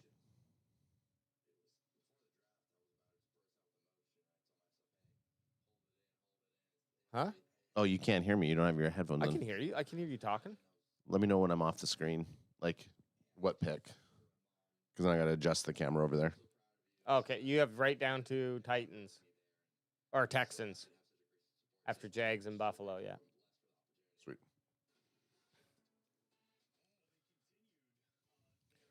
Fernando Mendoza. Traden Stukes, the Raiders draft. Kayron Crawford, Trey Zune the third, Jamard McCoy. That's a good one. Could be. We'll see. Mike Washington Jr. and Dalton Johnson. Now that I'm looking at it, though, I do like the Stukes pick for them. You know, it's not a bad draft. I think the Jets actually probably. I think I kind of like the Jets draft a bit more. So the Jets got David Bailey. Jets also have Kenyon significantly Sadiq, more picks. D'Angelo Pons. Oh, yeah, Mike Evans is on the 49ers. Oh, right. Yeah, you keep forgetting that. Hopefully Mike Evans can stay healthy. Well, I don't hope, but... Well, now, of course not. For Nate's sake, yes. For Nate's sake, yes. Caleb Banks going number 18 overall. Yeah, Eagles taking Lemon was just like perfect place for that weirdo to go. Now, do you think that if Akeem Mesidor went to the Los Angeles Chargers one pick before us, if Akeem Mesidor was available, do you think the Cowboys would have still picked Malachi Lawrence? I don't know. I don't know how similar they are. But it seems like they picked their edges. They didn't really double up on them specifically for a 4-3. So, or, yeah. A 3-4, I mean, sorry. Jaden Duggar, linebacker from Louisiana, is going to the San Francisco 49ers. He's about 6'4", 240, and it ran a 4.6.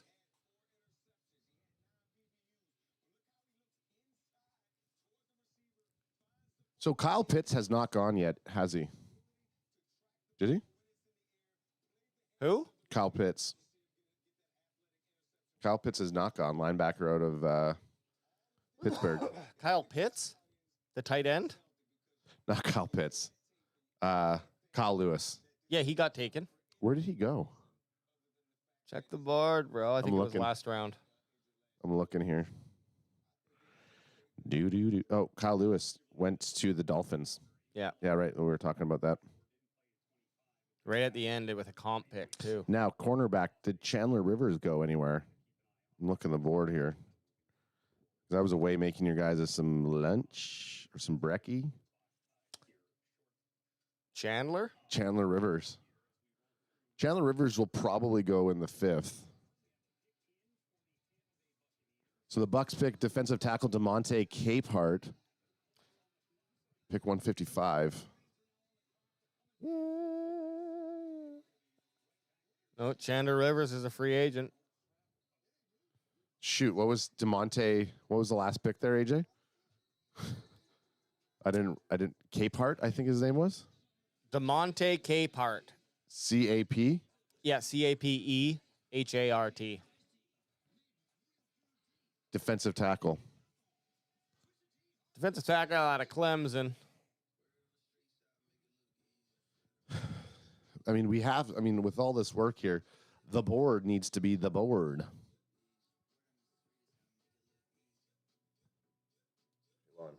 Yeah, it's going to be... We'll be through the 5th soon. They're literally marching through these right now.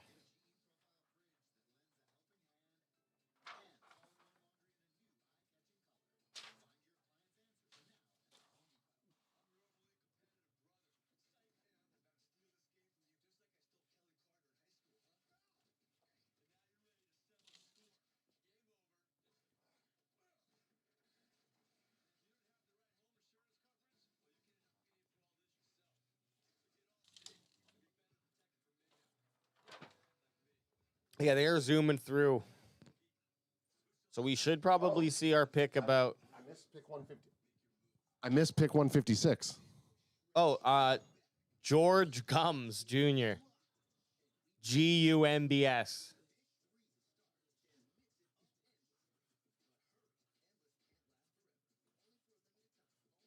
George Gumbs Jr. What is he? Edge. Okay. Because yeah, that's right. They don't really come up and announce on TV Keith for Abney everything. just went Keith Abney to the Lions. Cornerback, right? Yeah. Linebacker? Cornerbacker. Yeah. Cornerback. Yeah, Cornerbacker? keep Abney the second cornerbacker. Ooh, and then the Panthers have 2 back-to-backs unless there's a trade in there.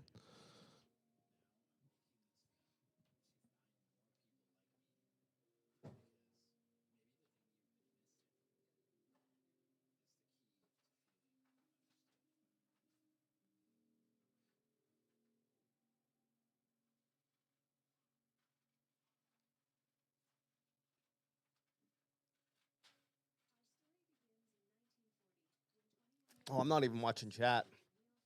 Let me go have a look. See.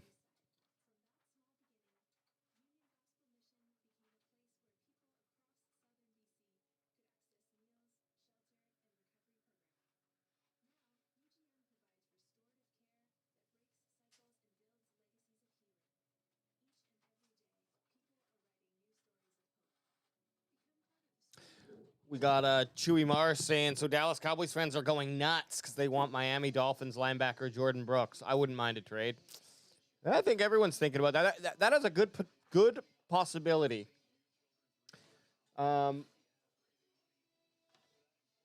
Conversations with living room. Oh yeah, RJ. The more I hear you bash on Lemon, is the better I feel he is going to become an NFL stud. Oh yeah, well look, he's just a weirdo. Just has that weird snake mannerism. If he's a dog, he's a dog, man. That sucks for Cowboys.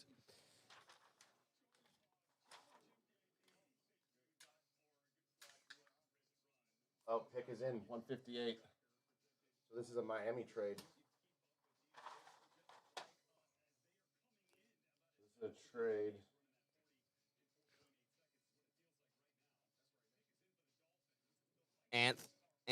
Ants bashing on your Kyle Pitts. What do you mean?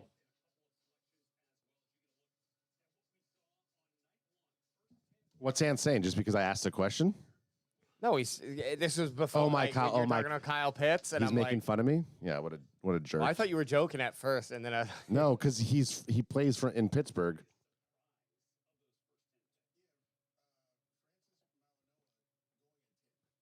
The pick is in for the Dolphins. Round 5, pick 158. Who are they going to pick? Carney adds in the house.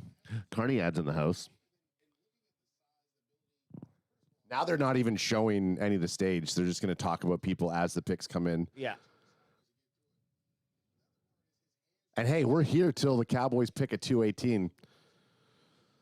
We're here till the Cowboys pick. We're here till the Cowboys pick at 218. Watch them trade 218 right at the end. Yeah. We're here to the Cowboys pick. We're here to the Cowboys pick. Especially if Fourth Reich's there. Kyle Pitts, what an idiot. And I kept that up. Yes. Fuck you, dude. Adam just loves the timbre. I know Ad loves being over there. On that timbre in his voice. Yeah, because you know what? Most of the time I'm running producer technical director mode. I don't get to be a performer guy right now. And right now, I feel like this is a stage. I don't have any responsibilities except for Michael You have Tapp. the most responsibility. I know. Well, you've just gone from one most responsibility to the other one. But it is different work. Safety, Michael Taff out of Texas, just got picked. Is Zakee Wheatley still on the No, block? he got picked. Just two A's and two F's in Taff. Wheatley got taken by who? Yeah. The Panthers? Panthers took him. Shit, that's a good place for him. Man, these picks are flying now. Yeah. We actually hit a little bit of a slowdown here because there's some trades. So There's no food over here, Murph. Oh, so this is pick 159 is Minnesota. Okay. Yeah, Minnesota's up. We've been gooping though. Yep. And then is it just the 7th round that drops So down? sorry, hang on a second. Pick 158 was the Dolphins, right?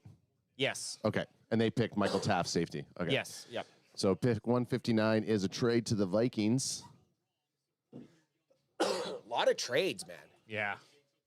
Like I don't remember. Maybe we're just because we're not as actively writing it down in other years, but it just feels like it's been a lot of trades. Multiple. They said from 2017, I believe, because you could trade the comp picks. Right. That's where. But look, like multiple picks I've seen have been traded like 4 or 5 times. Yeah, that's crazy. Just little slut picks. Yeah, just bouncing around. KZ 3 Cowboys. Shelton sprung both Nicholson and Allen on some of their best plays, which is kind of what we chatted about. Those having those Penn State running backs do their thing. Oh, right. Yeah. So if he's good enough to do that. Penn State didn't have the greatest season last year, but it's still facts are facts. He blocked for 2 very good, and he blocked for a quarterback that went in the 3rd round. I would do this Second round, I mean. I would I mean, the only thing they got to worry about is getting to fullback taken. Max Brett. Ad's going to miss that pick. Ad, you're going to miss the pick.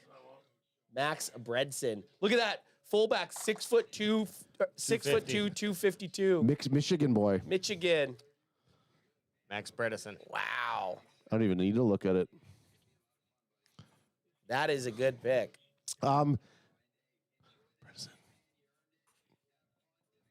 That's a good pick, and we're cruising. Cowboys pick at pick 218. We're at 160 right now. So we are 58 picks away from the Dallas Cowboys pick. So a round and a bit. Oh, good. I want to hear about this. They're talking about the Ty Simpson pick. Yeah. Okay, but I want to tell you guys just a second about the Max Bredson pick. Okay. I want to hear this because I can't. Okay. You can tell me that in a sec. Okay. I can't hear this. Fuck you, AJ. Fuck you, AJ.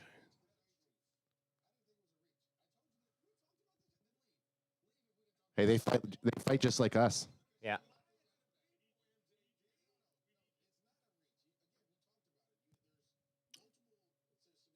Billy Strouth. Oh, Billy Strouth, Notre Dame. Oh, that was a trade pick too.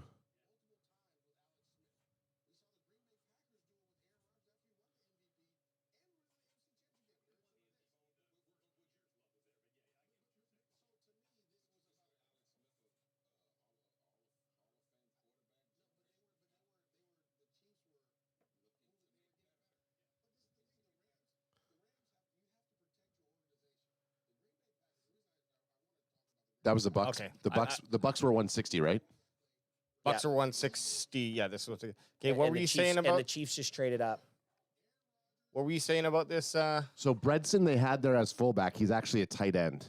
So he plays tight end and fullback. Gotcha. Solid blocker. Actually would have been very good on the Cowboys. Get rid of fucking Schoonmaker, and he probably would have been better than Lepke. A lot of Michigan guys going. Yeah.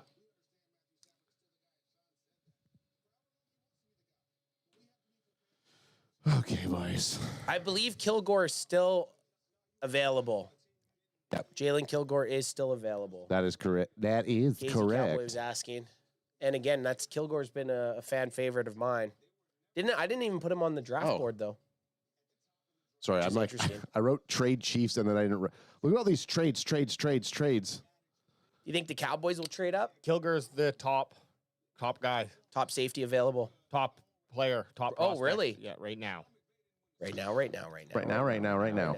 Now, the only thing the Cowboys trade a player to move up. Like, what are they going to trade? Next year's picks Yeah, I to don't move think up? they will. I think they're just going to sit. Oh, And you could throw in a sixth next year or something. You might be able to move up. maybe Yeah, or they're just going to look at all the UDFA guys and just at this point be like, take 218 and well, yeah, I mean, they had 3 force. You got to keep watching because if there is a guy on your board who is a value right now, maybe you would go ahead and trade up, right? But otherwise, if these guys are getting taken at the spot that you had them, Like you're never getting that value, so you're just going to sit. Yeah, so maybe a 7th this year and a 5th next year to move up into grab a guy that you really like. Travis Kelce was just picked by the Kansas City Chiefs. We're over here gooping. We're starting to get you kind of out of the shot. What do I got to do to get you? Oh, you're just down. Yeah. Now I'm in the shot. Yeah. I mean, I can come over there in a minute and adjust it. You're finishing off the 5th round. Okay, well, let me come over there now and adjust. No. It's fine, dude. It's fine. You're Don't tell the technical director something like that, okay? You just have to zoom out. I'll show you.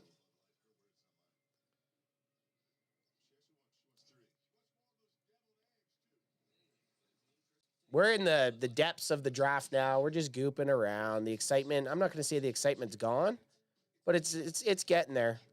Well, we're just waiting so long. The problem is all of these guys that we're kind of looking at on the list are going to be gone by the time we get to the 218. There's one person I'm looking for. Heidenreich. What's he rated on this draft board that you got here going on? Well, I guess he must be a wide receiver. I think he's a fullback. That's what they had him on PFF at least. That doesn't necessarily mean that they're going to have him as that listed on this. He's like that weird kind of position, Heidenreich. Yeah. So KZ's asking us, what linebackers are even left? Is there a wide receiver you like, running back? So AJ is a big fan. We only put one name on our 7th round spot, and it's, what's his first name? Eli Heidenreich. But I can't find him. That's the problem. Can't find where he is. He Might not even be in this. They might not even have him up there. Wide receivers, again, they're kind of like the Tanner Koziol, the tight end prospect. I don't know if he'll be there at 218. 218 is a long ways away. A lot of players are going to go. Oh, there he is. Running back is what he's at. And what do they have him listed as? Or does this give you numbers? It doesn't give me his... Okay, he's just there. I see. But he's on the second page. So... whatever that is. Yeah. It's kind of just the bonus pick. NFL has him listed as a running back. He also plays a little bit. He does it all a little bit. He's kind of versatile, a little switchblade. Yeah, what I'd like to see him come in and do is compete to do some punt and kick returns because he's that kind of dude. And if he can beat out Turpin, great. If he can't, then it's just a 7th-round pick. But he's the type of dude who I could see you, if he develops into a true NFL player, you could have some fun packages with him and move him around, shift him around the field if that works for the offense.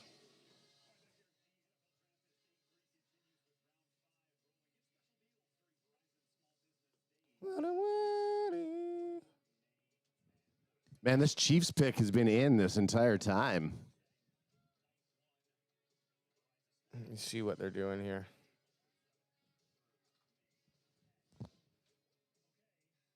Yeah, Ravens are on the clock.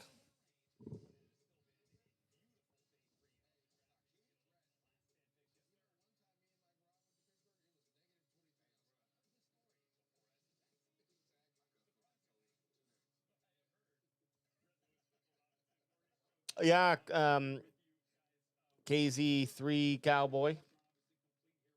I think he's a Swiss Army guy from Navy. I don't know if you're allowed to say that, but I mean, if you go to Navy, should you not be a Swiss Army knife? You would want to be a Swiss Navy knife. Right. You're right. Or SEAL Team 6. SEAL Team 6 knife, probably the best knife. So they're showing Caden Weegan, 121 overall, 4th-round pick, Iowa. He's that kind of... if Heidenreich went to a different school besides Navy, I bet you he'd be a guy like this. Bringing it back to Heidenreich. I could be wrong. KZ's asking about tight ends. It looks like John Michael Gillenborg, if that's who you mean, is still available, and the other guy is Bentley. Let me see. What about our guy that you were picking, Tanner Koziol? Yeah, Bentley's here. Yeah, Koziol's still available. Kind of all grouped together. Look, if Tanner Koziol is there at 218, you go for him. The touchdown machine. Any of the guys that we talked about, if they're available there, and that's only because we looked at them, so I know a little bit more about them, but... Well, I'm going to get rid of some of these guys on this board here that I know that have been picked. Zakee Wheatley off. Yeah. Shrouth Emmett Johnson off. goes to KC, and I got the next Ravens pick too.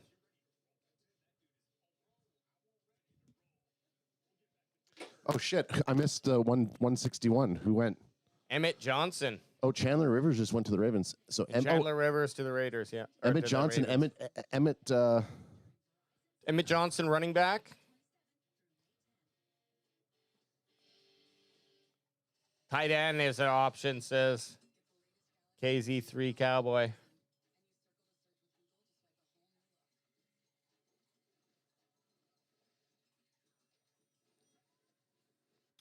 Yeah, tight end would be great. If we get a tight end, they just need to be able to block. If they can catch and block, that's great. But I really believe that Ferguson's going to have to step up. So you didn't take Tanner Koziol, who can't block, but he's that touchdown machine? I thought Koziol could block. I think he could block a little bit, but he's just a big boy. He's your red zone tight end who just had so many touchdowns. And I think the reason he was rated so low is because school and I thought his blocking wasn't that great from what I remember when we looked at him. Well, yeah, if he doesn't have a good ball. But again, either way, I guess at the end of this round, whoever's the best player. Oh, there's my boy, Koziel, you're looking at? Well, okay. So CB Charles Demings just went to the Vikings. My guy, Koziel. That's what we like to see. We're flying through this second round. We're already halfway through. Oh, sorry, Fifth round. Second round. Whoa, Kyle Pitts. He's not good on run block, but he's pretty good on pass, or he's decent on pass block. So we're just looking for a guy to score some tugs. Emmett Johnson was the guy that I thought was a good running back pick. I kind of started talking about the one time. Oh, he got taken. Emmett Johnson. Yeah. Baron Brown, wide receiver out of LSU. Is Justin Wheeler's bringing up? Darian Brown? Darian Brown, what did I say? I think I said it weird, though. You said Baron Brown. Yeah, maybe. Baron? Maybe it is Baron. No, but once you said it, I was like, that's, I think, how it's supposed to be pronounced. Darian Brown, wide receiver at It's a LSU. good name. Very Game of Thrones. Yeah, You can tell Ants will be mad when he looks up at the board. He'll have to correct it. The 5th round black border that I put up top there is not as solid as Ant's other ones. Ant has nice straight ones. Mine looks like a fucking... I used a ruler, you dunce. Oh, right. I can't even see it. Don't say that. Now he's going to come over here tinkering. I Yeah, comes through here. Hey, let me take a look. Oh, there's the ruler. That's why. Okay. Whoa, those burgers look... Whoa. I don't even know what the fuck those are. They're sandwiches, I guess. They look good. Wonder how much that... Dude, that is a lot of food. That's French fries on fucking big stack of meat. Some Last 10 slaw picks, on top. Jaden Duggar. You're seeing a lot of CBs going right now. A lot of CBs. Pop, pop, pop, pop. Yeah, bang, bang, bang, bang, bang. I mean, the fullback and guard. Otherwise, it's all defense. Yeah, man. Which is kind of what they said about this draft. Really deep on defense. Lots of picks. George Gums.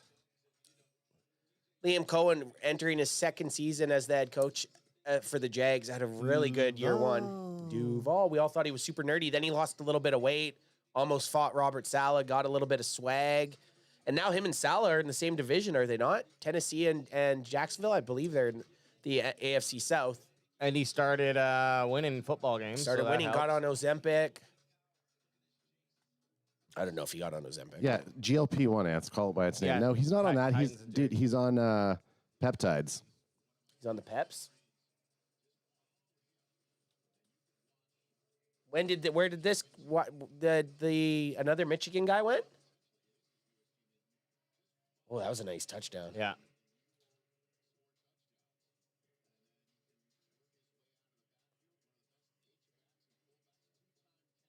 Oh, this is Ad's fullback that they were showing. Yeah. He's a good blocker. fullback. Yeah. But yeah, he lines up also as tight end. He's had like 3 different numbers in the 3 different highlights. Just because of what he's playing? Oh, Keith Abney. Oh, Tanner Koziel to the Jags. Oh, there he goes. My guy's gone. Well, hey, Liam Cohen obviously Got one of my sees guys. Tanner Koziel. Yeah, just a skyscraper. 6'6", Look at the size of him. Oh no, this is Keith Abney that they're showing the highlights. Tripping me out. I was like, why are they showing highlights of 2025 first team All Big 12, Tanner Koziel. And we have some footage of Adam competing in roller skating. Who is this? This is Keith Abney. Get it, But Keith. he's ripping. Get that, Keith. Holy Keith. shit. Okay, so pick 165 is one of those trades. Pick is in. Dude's flying.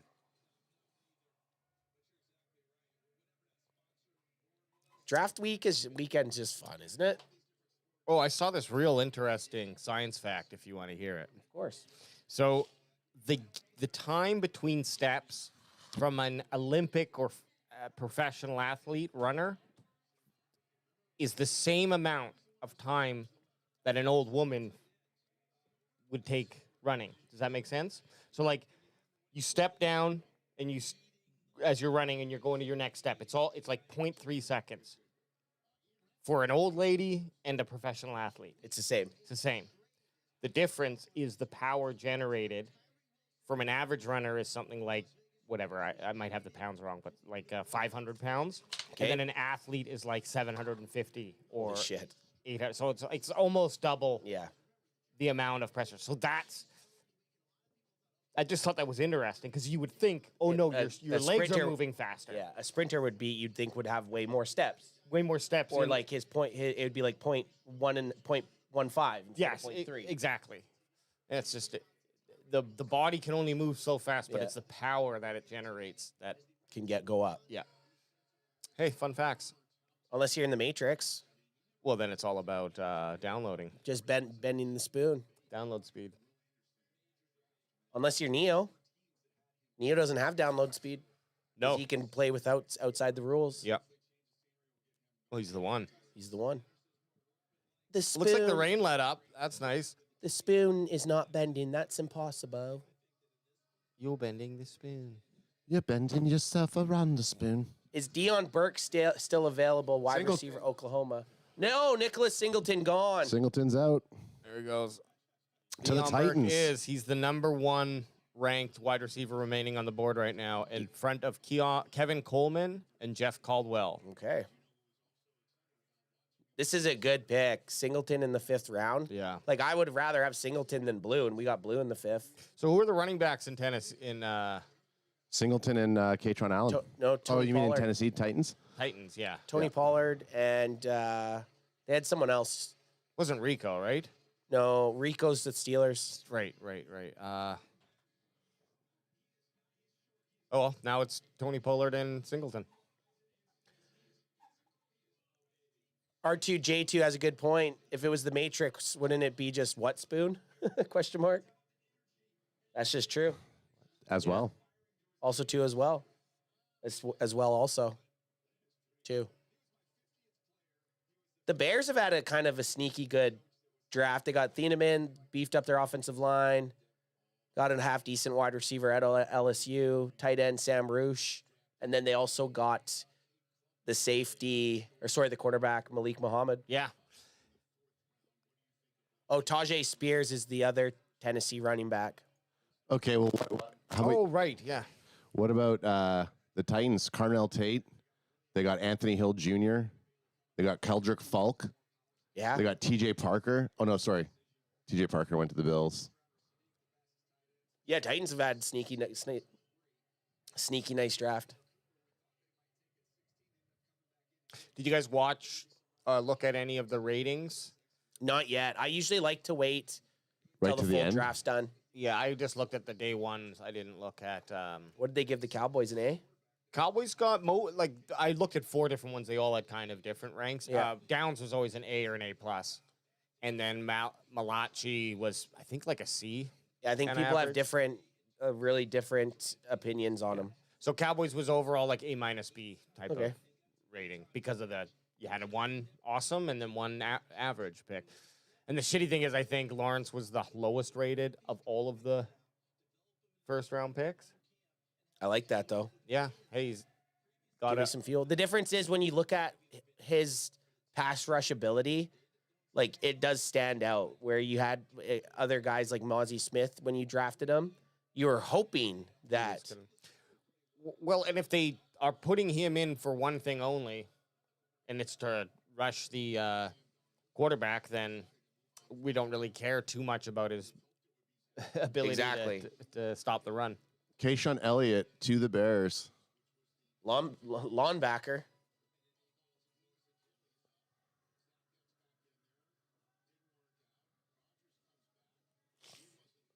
Yeah, it'll be interesting what the Cowboys do at 7. I mean, again, the chances of the 7th round pick making it's going to be tough. Oh yeah, Totally. Like I said, the Cowboys have a better track record with UDFAs over 7th, 6th, 5th round picks. Yeah. So Casey's asking, do y'all still think Dallas needs Brooks, or are you even interested, or are we going to go and just grab Bobby Wagner? B-Wags is probably the option there. I'd still go with Brooks. What would you give up for him though? 3rd round next year or something like that. I don't know whatever their You're right. I mean, I don't know if I do a second round, but maybe I would. Like, we need a linebacker. They're hard to find. You know this guy can play. Maybe Miami's looking at it, though. Now Miami just drafted 2 young linebackers. Maybe they want Brooks there to show him how it's done. Could be, and they might as well just hold on to him for his contract. And have, like, a deadly-ass linebacking room. Yeah. Like, they have 3 decent linebackers. They have Rodriguez. They have, obviously, Brooks. And did they draft? Was it Kyle Lewis that drafted? It was Kyle Lewis. Miami either drafted Kyle Lewis or Bryce Botcher. It was one or the other. I'm looking at the board, but with all these trades, it really messes me up. Yeah. Just look at linebacker. Oh, they got Rodriguez and they got Kyle Lewis. Yeah, okay, that's what I thought. So why not keep Brooks there to just show? Well, I would do this even. Keep him there, and then as you're getting closer to the trade deadline, you decide, do we need to have this guy stick around for another season, or can we try to get something for him? Because I think his contract's up after this season, or like... If so you try to boost something. Yeah, just try to get something for him. If not, so be it. Miami's looking good, though. Caden Proctor, Chris Johnson, Jacob Rodriguez. Don't know about these other guys. Caleb Douglas, Will Kazmarek. Yeah, we never really the rest of the guys followed any of those dudes. But Kyle Lewis in the 4th, that seems good. Seems good. And Michael Taff, who we looked at. They got some guys. James Cook III. Just kidding. He's already on the team. You're not wrong. Buffalo Bills, 129 big plays in 2025, which was the most in the NFL. They were explosive. The Bills were very explosive in 2025. And they have their pick in right now, pick 167 of the 2026 NFL draft. We appreciate anyone hanging out with us today. This is kind of the more laid back. Well, you saw it in the Cowboys war room. People are wearing vests, probably wearing sandals, thongs, not putting gel Crocs. in their hair. Could be wearing Crocs. Having Just a couple out there, mimosas, gooping it around, chasing the muff around. It's just that's kind of the feel of day 3 a little bit. I'm all for it. I'm just going through the teams right now. I'm going to say if I see something. Oh, okay. Browns have had a quiet, well, maybe not quietly, but I haven't added all these up. So Browns drafted Spencer Fano and Casey Concepcion in the SoundCloud round. rapper. Yep. And then they took Emmanuel McNeil Warren with their 2nd round pick. That's a good pick there, man. Yeah. EM Dub. Cowboys, I mean, we just got to look at this. Caleb Downs. I like it. Oh, so I actually, while I was dropping a deuce, I went and looked back at all the Dallas Cowboys, or sorry, not all, in the last 10 years, I went and looked at all their 4th round picks. Some names that popped out, obviously, Dak Prescott was a 4th round pick in 2016. Yeah. The one year they had, actually, who was that? Now I got to go look at it again because I forgot. The one year they had Dalton Schultz and they had 2 half-decent guys. Okay, here we go. I'll tell you. These are the last 4th round picks over the last 10 years. 2016, Charles Taper and Dak Prescott. 2017, Ryan Switzer. Oh, here it is. Jalen Kilgore just went. Oh, there he is. That's a good pick by the Bills. Says safety, but he can also play cornerback. Could play probably nickel corner. That's a good pick. 2018, the Cowboys 2 4th round picks, Dorrance Armstrong and Dalton Schultz. Those are nice picks right there. 2019, Tony Pollard. 2020, Tyler Biadasz. 2021, Jabril Cox and Josh Ball. 2022, Jake Ferguson. And 2023, Viliami Fioco. So, a little bit of a mixed bag. Yeah. Not guaranteed you're getting anybody in the... You could either hit the ball out of the park or strike the fuck out. You either hit or you miss. Lions just traded. Lions traded. Indianapolis. When you get a sec, toss me one, please. Just when you get a sec. Indianapolis, C.J. Allen and A.J. Halsey. Kind of that little 1-2 punch there. Totally. Yeah, but they also grabbed another. sir. I thought they grabbed another linebacker too. Yeah, Bryce Botcher, but Botcher. He's a 4th. I don't know who. I'm just looking at guys who are on our radar. Yeah. Kendrick Law was taken, Ad. Writing that up. Johnny Jackson, the Emperor, the Cowboys really passed on Bane for Malachi. Well, no, Bane was taken before Malachi. Bane was taken 15th. And Mesidor was taken right before, so the Cowboys could have sat it. I think that's what he's getting confused for. Mesidor was taken on the 22nd pick, yeah. Yeah, so Cowboys could have stayed at 20 and picked Mesidor, but they like Malachi Lawrence a lot better. Then he's saying and passed on Muhammad for more. That one, I understand that. We had Malik Muhammad on our board. We didn't have Moore on our board, but I guess we'll find out. They like the size of Moore a little bit more than the size of Muhammad.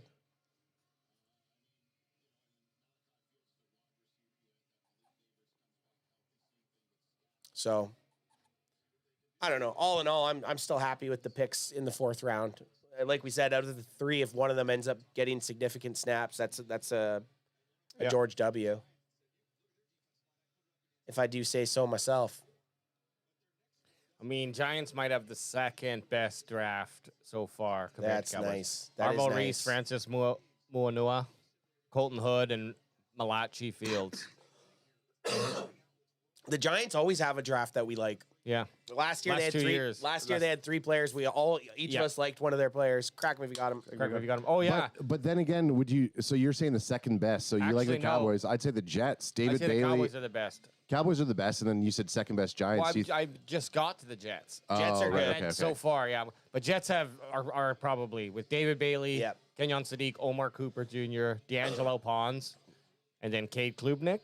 Just Dude, throw him in. that's a pretty ball-in draft. Cowboy CanFan drafted every single one of those guys except for Kenyon Sadiq. The New York teams really got our guys. They did. So kind of a mixture of our guys. The Jets, if you go back to our drafts, anytime we picked David Bailey, I think we mucked him up with D'Angelo Pons as well.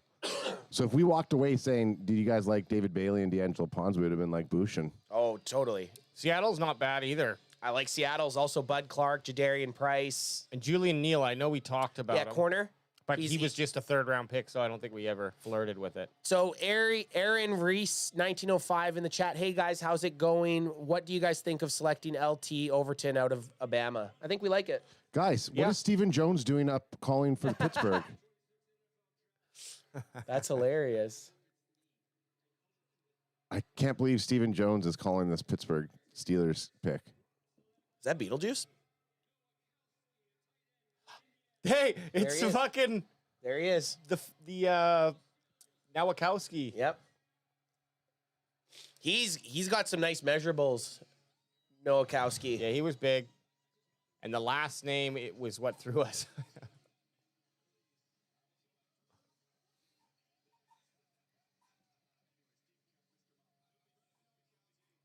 Yeah, these lower ones are hard to write.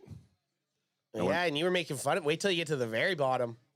Man, Tampa Bay is not bad either. I like Tampa. Ruben Bain, Josiah Trotta, Ted Hurst, Keontae Scott, and then the last pick was Billy Schraith. So guys, we took the thing, and some big board guys. If you look at all of the stuff that's going on with Ruben Bain and him being selected, and then how he just freaking grabs a hat and then walks right out there, I think he's on a mission to show everybody that short arms don't matter as an edge rusher. Well, I agree. Hey, he can be on that mission. He's going to be one in the very few to do it if he does. Well, he's a case study, like I said. Yeah. He's literally a case study. It's been done. It's not like it can't be done. But he's physically the smallest arms ever recorded for an edge rusher since they've been doing it. Yeah. You're out of the shot, just so you know. Yeah, that's okay. You little bitch. Tennessee, Carnell Tate, Keldrick Fault, Anthony Hill Jr., Fernando Carmona, and Nicholas Singleton. That's a pretty good haul. Okay, I can do this when ad talks. Yeah. Yep. Look at the board here. Look at how many trades right there. Holy shit. It's just trade. And even above that. Like, yeah. Wow. R2, J2. Joy Royer, tight end. Is gone. You'll be happy with this, guys. Washington, only Sonny Styles, and then Antonio Williams and Joshua Joseph. Yeah, they didn't have many picks, and this is what R2, J2 was saying. Here's the good and the bad of the draft for the NFC teams. East, I think he's specifically targeting. Eagles, Giants got a lot better, and the Cowboys, even though he wrote girls, come on now, improved, and Commanders stepped backwards, which kind of ties into what you were just showing with their not very good draft. They didn't improve through the draft. They lost some key players too. They lost our old boy Beatis. Yep. And someone else I can't remember. Bobby Wagner's not going to be there anymore. Yeah, so they did get Styles though. They did get Styles, and he could be a racker. But yeah, definitely the Giants. And if those guys they drafted last year take a fucking if they don't hit the sophomore slump and instead get that sophomore hump, then that could be scary for Cowboys. Because truth be told, who was their first round pick last year? The Giants. The Commander or the Giants? Yeah, that's what I was talking about. Abdul Carter? Abdul Carter and Jackson Dart. Carter didn't really show up, I should say, what people expected him to be. So if he does this year, that's scary. That's a problem. Well, and they just got more pass rushing help. You know, like talking about too many edges, like the Giants have Abdul Carter, Thibodeau, Burns, and now Arvell Reese. Yeah. Like four names. Didn't they trade for someone? No, they traded away Dexter Lawrence. Right. To get that 10th pick. And then they went where they and took got Mao Noah, yeah. Well, and they went and got they've replaced him right away anyways with their fifth pick, right? Arvell Reese was their pick. He's edge. Dexter Lawrence is defensive tackle. Okay. Well, anyways, they shored up their line. They replaced a guy on the line, and maybe they're going to shuffle some things around. Sorry, Ed? I was going to say, I actually might put a platform over here. If I was sitting over here, looking straight like this is way better than looking up. Where? You mean over there? You're going to go set up your comp over there? No. Anth asked if I could put a 2-inch or raise the seat up a bit so that he was up a bit higher. As a joke. I know, but as I'm sitting here like this, I'm like, if I was in that spot, I would be fighting for that. I would have been here on the weekends building a platform. No, I like my spot. I like Nate. Nate won't be able to be sunken in a chair. Yeah, Nate's got Everyone would sit like they're on the big comfy couch with just their feet dangling off, raised above. Look like kind of a ride. Well, I might go have to have another little puff just to. Well, you know what? Get a little lift lifted. me over the hump. We have still a few picks. 10 picks to go. Till the Cowboys are up? No. No, you end mean of the 10 picks to the end of the round. And we got to get to the 6th round, which we got to get through the full 6th round, which has 40 picks. Jesus. Do you see what I did here? There was one sheet with only one pick, and I cut it out right there. It's 35 picks. It's right at the bottom. You can't. I don't know if you could see it. I got to tag that there. I can see it. Oh, I missed pick 171. Karen Prunty. Sorry, Karen Prunty. And was it to the Patriots? Pats, yeah. Cornerback. Too busy talking about your platform. What? How do you spell his name? Do Karen? your jab. Karen, Karon. Prunty. It feels like a fake name. I love the behind the scenes. Prunty. Cornerback? Cornerback, yeah. They're showing us some behind the scenes with the Tennessee Titans and Robert Saleh. Who looks like he could be, Robert Saleh looks like he could be a Bond villain. The Titans coaching staff is all bald. Yeah, they are. By the way. They're rocking it, though. Oh, no, that guy behind him had some good hair. How do you know that's not the coaching staff, though? That could just be front office. Staff. They don't let Okay, them fair on. enough. You shave your head. Yeah. Shave your head if you want on the. I need to see the defensive coordinator. Or I guess Saleh's probably the defensive coordinator. Or at least calling it. I mean, hey, the way that the Titans have drafted this draft with Cam Ward, and now that the fact that they have Carnell Tate, like that's a team to watch out for. They got some solid elements in place. You know what we need? We need Ruben Bain Jr. here to do the last writing on the bottom of the board, so his arms could fit. Yeah. This. Oh yeah. Jeez, that's gonna be impossible. That's gonna be tough. This bottom one. Here, let me fix this here too. You're gonna have to figure it out. Eagles pick at 178. Hopefully it's a bum. What are you tinkering? Are you just doing some tape? Okay, pick is in, and this one's being announced.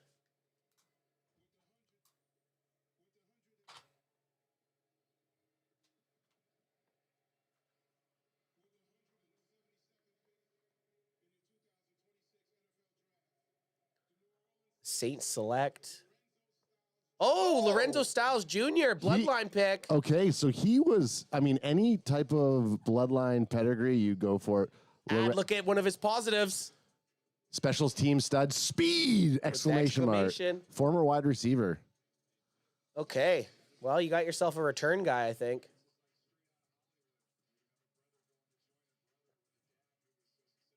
And okay. I mean, I like to see it. That's a little higher than I think people were expecting him to go. Yeah, he was always mocked in the 7th round. He was always there as one of our last picks. Yeah. And we'd say bloodline of a bloodline alone. Here, let's see if I could do the blood splatter. Instead of bloodline drop, I'm going to go blood splatter. You're going splatter, okay. Well, I did a drop and a line. Yeah. So, channel your inner artiste. Lorenzo Style and Sonny Styles, like completely different physical makeup, though. Totally. My it looks like 2 beans humping each other. It's okay. And now the Ravens are back on the clock. And they're taking their time. 173. Yeah, they're not just. Are they trying to trade out of there? Nobody could be sure. Draft 2026, sponsored by Drip. Sponsored by Seltzer. Drip. Only 89 calories of freshness. Whoa, Sonny Styles is coming out to make the pick for the Ravens. Looks like it, yeah. He has dude. some measurables on him. Yeah, Sonny Styles. They're showing Sonny Styles walk to the podium right now. That's a football player. You know, Cowboys are going to see him twice a year. I'm not worried about it. Cowboys are going to see him twice a year. Cowboys are going to see Arvell Reese twice a year. But they got to see our boy Caleb Downs twice a year too. Yeah, I'd like to see what these younger quarterbacks, Jackson Dart and Jaden Daniels, tried to do against a guy like Caleb Downs, who's everyone keeps telling you how much of a brainiac he is, right? Like he's like a computer out on the field. Because if you look at Caleb Downs' size, he's not. I mean, he's a safety. He doesn't need to be huge, but he's 6 foot, 200 pounds. Like that's not an imposing, really like measurable guy. But he's just so quick. He reads and reacts very nicely, is what Caleb Downs is known for. The fact that Skip Bayless doesn't like the pick makes me excited about it. Skip, fuck off. And are you worried that Caleb Downs has a podcast with his brother? They do? Downs to Downs, I think it's called. Are you joking or is this real? No, dude, I'm 100% accurate with you. You're checking it now, aren't you? No, Does it worry you that he has a podcast with his bro? No, because I think we've kind of got over that hump. We kind of, at the end of Micah's tenure, we kind of got just used to it, remember? I also think that, like, when you look at, I think the biggest problem wasn't the fact that Micah had a podcast. It just felt like, man, if we're struggling over here, like, you need to focus and lock in. I think Caleb Downs is going to be a million times more of a leader than Micah Parsons ever was. I'll say that. Did you see that other? I think I shared the clip, or maybe you shared the clip, but it talks about one of his teammates was talking about playing with Caleb Downs, and someone was like, "What's the coverage? What's coverage?" And Caleb Downs yelled out, "Fuck you!" Yeah, something along the lines of that. It wasn't to a teammate. No, I know. I thought it was for I thought it was a teammate. Sorry, I said I know, but I actually thought it was a teammate. No, it's they were trying to. He was playing against somebody, I think, and it was the opposing. Maybe you're right. I thought it was an opponent. Josh Cuevas from Alabama, tight end. A little bit of a run on tight ends. Make sure you hit that NWO music. I don't know which one it is. It says NWO intro. It should be on random one. You mean randoms? You don't have a random one. You have randoms 3, randoms, and randoms 2. Well, then it'll be random. Is it a colored one? No, it should be like second row, 4th up or something.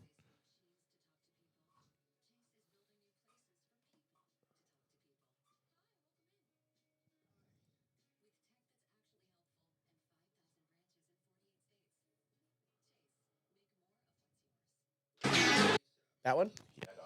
Yeah, dog. Oh gosh, that hurts my butt sitting on that thing. I had to search through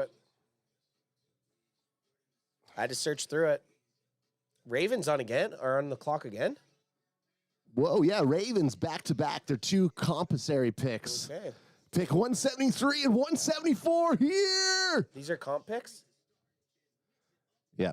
Do you want me to go into stripper ad voice? How do you know they're comp picks? Because it says right. Look, dude, look. I can't see that. I know you can't, but I had this 172. This was from via Seattle. Okay. This pick was a comp pick. This pick was a comp pick. This next pick was a comp pick for the Raiders, and then 176 was also a comp pick.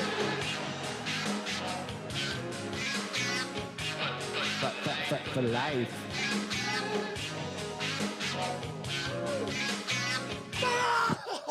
Man, I feel like AJ's cheating on me by too sweeting you over there. You did it. You know, NWO is big. So guys, if NWO is bigger. This fucking kill me. So the Cowboys have already traded out these 2 picks here, but pick 173 to 180 are all comp picks. Yeah. Sorry, to 181, they're all comp picks. So the end of the draft was at 172, right? Technically, and everything else End below. of the round. Yeah, this is technically the end of the round. These are all comp picks. All right. So also how I know they were comp picks, and I should have known that by looking at the rest of it, being like, okay.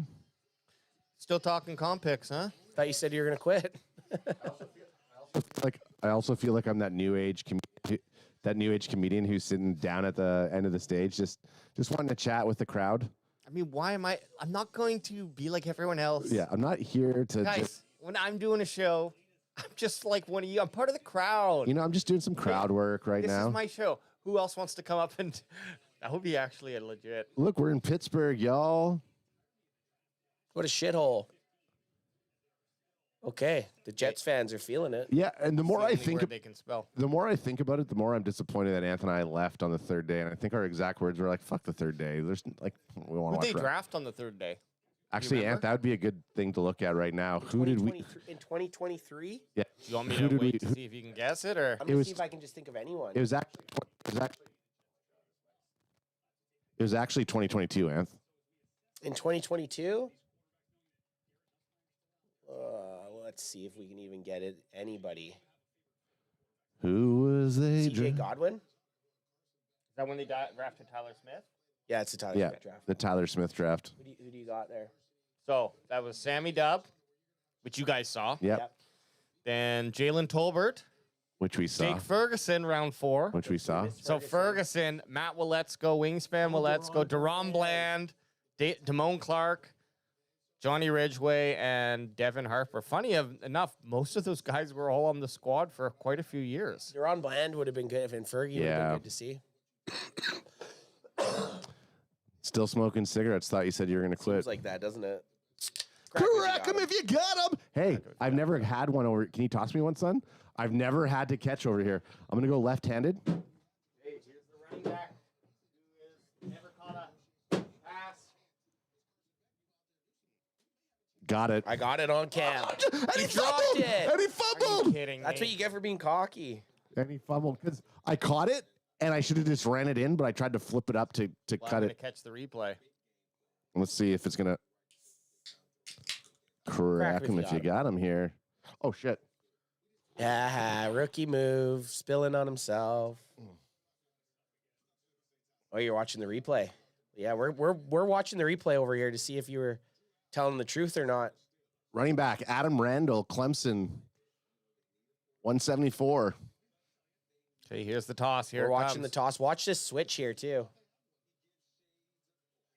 It looks like I'm not paying attention. I'm like, oh, shit, I got to watch. Oh, fumbled. You know what? You didn't have a football move. Yeah. That's not a fumble. It's an incompletion. It is. Just looking again.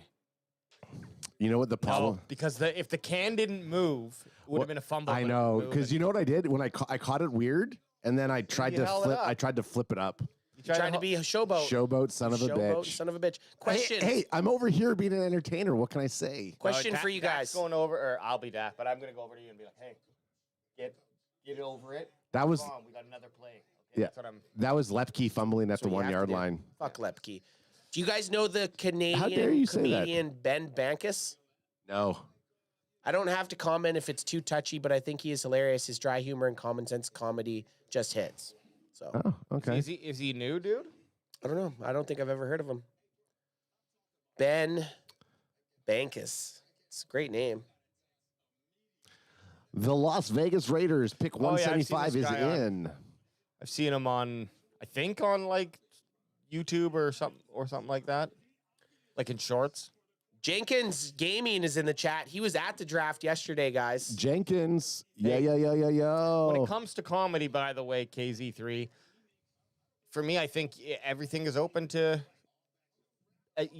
Comedians have a right to attempt to be funny, and sometimes that means you miss the mark. I'm not going to judge someone for that. If you're not good at comedy, you're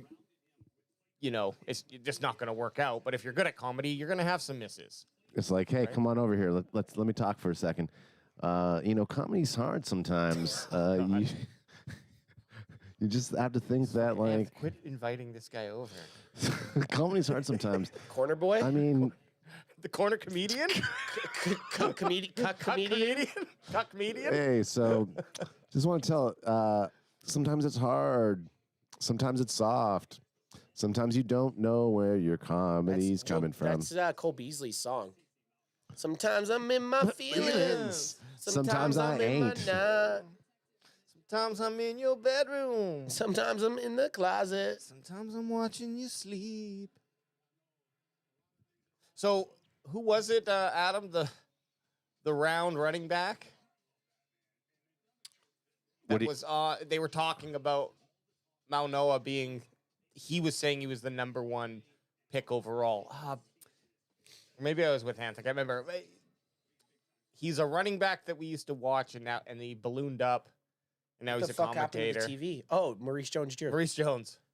Vink? We lost the feed. Yeah, I got it. I'm getting it, dawg. Yeah, there. Yeah. But he was saying Maunoa was the number one Talent? yeah. Hezekiah Massis. In my mind, it was Caleb Downs. We only had one S tier guy. Sometimes Hezekiah I'm in my Massis. feelings. Reuben Bain Jr. Masses. The Dallas Cowboys are now. What are we? 48 picks away.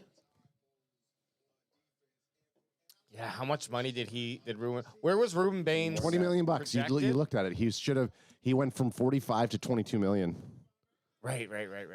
And the first round was 9 to. Hey, pick out his NFL agent. Yeah. Look on the screen. Pick out his NFL agent. It's the guy in the top hat. Huh.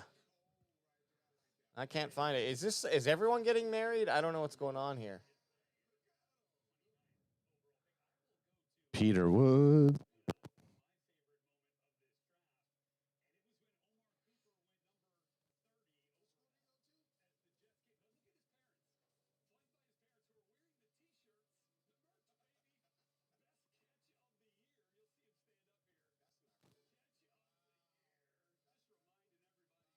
That's our guy.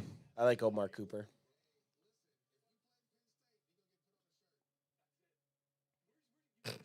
Why is he looking so sexual at the camera? Why don't you come and just take my shirt off? No, the best is, have you guys seen all the NFL memes? Don't ever forget that Monte Sweat had a Diddy party for his draft video. Am I allowed to say that on? Of course you can. Hey, Adam, in 6th round. 6th round, you can say whatever. End of the 5th. Oh, shit. When you're in the comp rounds at the 5th, YouTube says, okay, the training wheels are off, boys. Why are you fucking on our art back there? Look how many fucking bridges they got on this That's river. why it's Steel Town. I'm gonna put it up after I leave the corner. I'm starting to struggle bus over here. It's Steel Town. We only have to fill out. You only have to fill out 6 more, and then you're done for the day. Over there. Hey, maybe I don't want to be. Okay, fair. But the ceiling can't hold us. Well, the ceiling can't hold us. Cyrus Allen, wide receiver, Cincinnati, off the clock to KC. 5'11", 180, 449, 40-yard dash. Patrick Mahomes gets another maybe weapon. Yeah. Well, they already took a... Didn't they take Casey Concepcion? Or no, that was the... So this is supposed to be Dallas's 5th round comp pick right here at 177. We gave that to the... Yep. Okay. The Miami Dolphins. Sorry, I thought KC already took a wide receiver, but maybe we were talking about that. Anyways, they took... KC's now taken back-to-back running back wide receiver. Yep. Emmett Johnson and Cyrus Allen. Beef it up. I respect it. They're beefing up. But look, are these the harder choices than the first round choices and a second round choice? Yeah, I think it's harder because there's more of uncertainty, right? And you don't want to be the guy who was thinking about 2 players and you pick one, yeah, and then the other guy excels. Does well. The only good thing with this part of the draft, like, there's not the expectation if you do miss on a player, right? Like, if you miss on a 5th round player, it's not the end of the world. Yeah, no, that's true. So let's see who the Dolphins are going to take with the Cowboys pick. But I feel like you would have done your diligence to know who your first round pick would be. Oh, this is a good question. Who would you guys take right now with this pick? Because this was the Cowboys' original pick. Who's someone that you would have ended up taking? That's actually... I got to know who's the... Okay, I've been eyeballing this kid, this Xavier Harris, 6'7", 330. Is he a tackle? He's a defensive tackle out of Mississippi. At this round 5 right now? Yeah, Well, no, he's just been on... He's been big at the top here for a long time. Okay, well, so here's the thing, though. I have to defer to our big board. Right now on our big board, we have Bertier, Brian Parker Jr. from Remember the Titans that's sitting up there. He's an offensive tackle. So if we're not going offense, we have Harold Perkins Jr., who we would have picked in the 4th round. There it is. And then in the 5th round, which is where we're at right now, we have Papa Roach, Caden Curry, who's still sitting there. Alex, you were pretty hot and heavy for Caden Curry for a while. He's the Ohio State edge. But he's way far back. I know, but we have him on our board for round 5. Then you got Katron Allen. I'm just saying I'm going off board then. My pick would be this Xavier Harris guy from Ole Miss. Just because the D tackle. Not Terrion York that you have in round 6 at the top of the peak. Okay. Wage is just not trusting his board. We addressed. I just don't like York for me was going to be that hybrid safety linebacker, and I feel like we got a number of guys now who would already fill that role or could if that's what they needed. Which same thing. We have 6 edge rushers now. It seems like so. Caden Curry's not in there. What about Katron Allen though? I'm just saying. I just discovered this shit where I looked at the O line and was like, or the D tackle line. I was like, Oh, you want a big boy. So that's why now I see this guy who's been sitting here. He played for Ole Miss. He's fucking huge. I'm just like, okay, that would be. Watch your language. It's a family show. Fuck your family. Whoa, dude. Not Whoa, you personally, bro. just anyone's family that's Dude, watching that doesn't like how we talk. hey, It bro. wasn't a personal. Bro, you're talking to your nephews like that, Well, I was bro? gonna say, your family's my family, so. Yeah, dude, bro. Kevin Coleman Jr., How do we wide bring receiver ads? from Missouri. Add in on the. Oh, yeah. Or can't you switch this one? Ad can. Kevin Coleman Jr. Ad, we need you for a sec here. Okay, 1 sec. You mean to bring him down? Either that or. Don't be fucking with It's my just the shit. last 4 anyways. So This it is a doesn't matter. nice shot because there's no ad in it. Whoops. Let's do a shot of ad walking over here. And he goes from here to camera 2. Very nice. To camera 3. Oh, yeah, you followed him all around. What do you want? You want this So- up a bit more? No, well, either that or just get that one as your wide shot because we don't need to zoom in on the corner anymore. Unless you want to. But you're just not really in the shot. No, not this one. The Means this. number 3, yeah. Right, I'd have to actually physically Oh, move okay. that one. Okay. Well, can't we just go to the double cam? No. Yeah. This is from our board. I was thinking the. No. Okay. But I can go like this. I mean, realistically, it's 4 picks. I know it's only 4 picks, and then we're done. So I was just saying you're out of the shot. Oh, I'll just put my head right there. Yeah. Okay. Then what did you just do here? Oh, hit studio mode. Stop stream? Down. Yeah, you mean hit stop stream? Interesting. Interesting. Yeah, no, that's Eagles are up. Pick is in. 178. We're getting close. Well, no, sorry, we got a whole 6 round. How much do you think a beer? Without looking, how much do you think a beer at the draft cost? Well, you guys said $25, and that was when we were in Vegas. Tall can. I would say okay. I had 20 $25. $25. Okay. Yeah, it's high. They fucking gouge you. The one good thing when Ad and I were in Vegas is you could come and go in the draft. So we would just walk to, where we had the hot dogs? Yeah. There's a liquor store in there. So we'd walk to that place. Crush. I would quickly shotgun a couple White Claws. Yeah. Because that's what we do on vacay. And then go back in and then buy 2 each. Just to keep pace. Let's just say the heavy lifting of our drinks weren't bought at the draft. No. And then that kind of evens it out a little because American liquor, even with the exchange, is cheaper, I believe, than Canadian liquor. The other thing, if you're paying for the tall boys, it kind of helps the blow a little bit. At the end of the day, it was $125 or like $150 Canadian for us to get a round of drinks. It's pretty wild. And I think at least 3 times we went and bought drinks. Oh yeah. That's $450. Can you see my head in the shot? Yeah. We were also You look like you're in our dungeon. Me and Ant are watching you. Yes. Right, boy. Right for us. Get it. We were also such draft rookies that when we were like looking Take at off picks your and shot. stuff. What about draft rookies, huh? Oh, we were just such draft rookies that we didn't know what was going on half the when time. you were at the draft. When we were at the thing. I mean, I've always watched round one. I've always watched round one.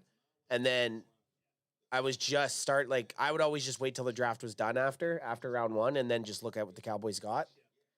It don't work that way no mo.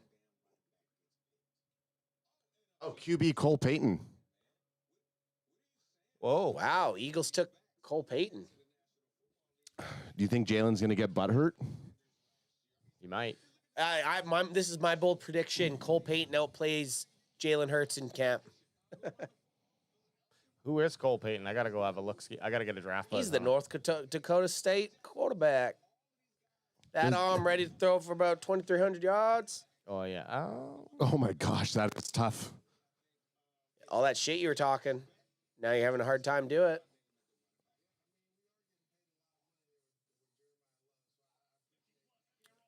Only 3 picks left. In the 5th round.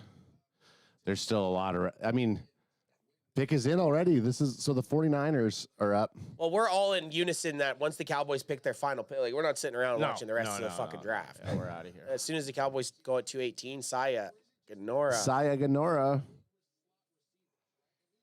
Well, here's his comparables. Justin Fields, Jaden Daniels, and Cam Miller. So he's got some wheels. Yeah, so obviously you want to get a guy who... Here's a guy who He's could 6'3", fit right in. 232, too. Fit right in the scheme. Yeah, and he's a 4'5". So he's got wheels. Ideally, you're going to get somebody who's going to fit into that, and maybe ask R2J2. The challenge with having a backup quarterback with Jalen Hurts is that if you're not a quarterback like Jalen Hurts with his measurables and his moves, then the offense doesn't necessarily work for you. So you want a guy that can move with his legs and can move the ball downfield like the running back. So ideally, what they're saying is Cole Payton's going to be RB2. So Jalen Hurts RB1, Cole Payton RB2, and then Saquon RB3. Got it. I saw you. No, I saw you try to stop Alex. I just wanted to get in there, and then I need to do one other one here. Sorry, you gotta I don't get to do this often. You gotta let me have my fun here. Have your fucking flowers. I just don't know where it is. Which one are you looking for? Toss me one, son. It's a random. Yeah, it's randoms. random. I remember seeing it. And it's green. Oh, it's green. Toss me one, son. That feels good to do. Has that one color coded? Yeah, it's a go-to. I like it. I like the color code. I got glue on this one. Like there's glue on this one. What do you mean? I don't know. There's like dried glue on this one.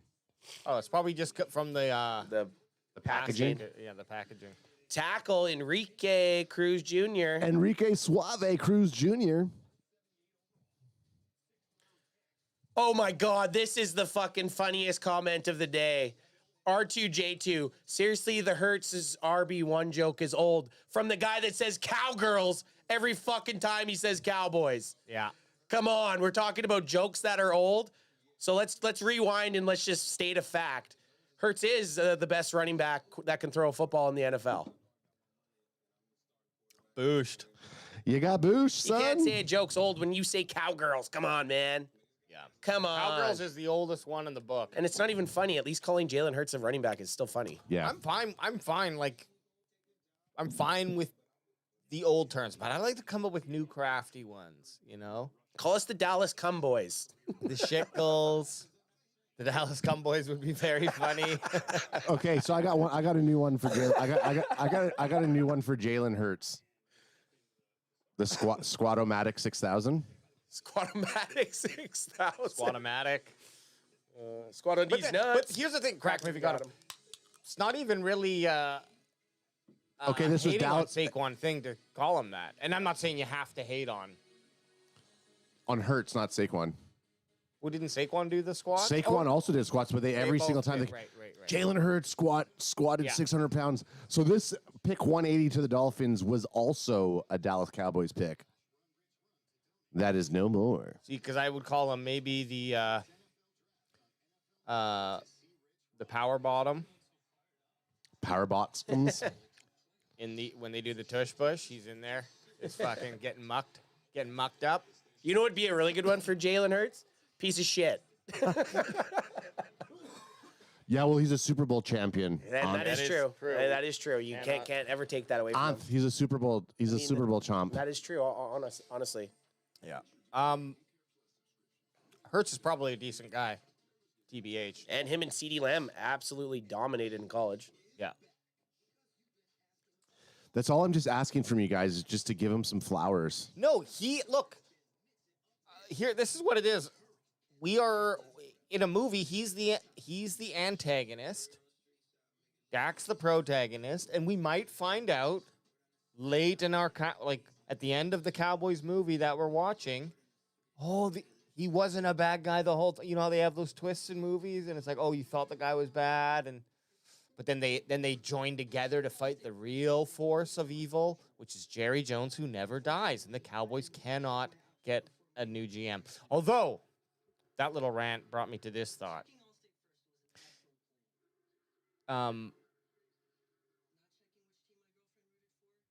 Okay, and that's Alex Johnson, everybody. No. Bandwagon boy number 2. I was trying to piece it together. It's basically like, is it really negative that Jerry Jones... Is it so negative to have not Jerry Jones specifically, but that same position where your owner is your GM? I think so. You think it always is? Well, I think is Jerry Jones the only dual owner? I don't know. I'm pretty sure he is.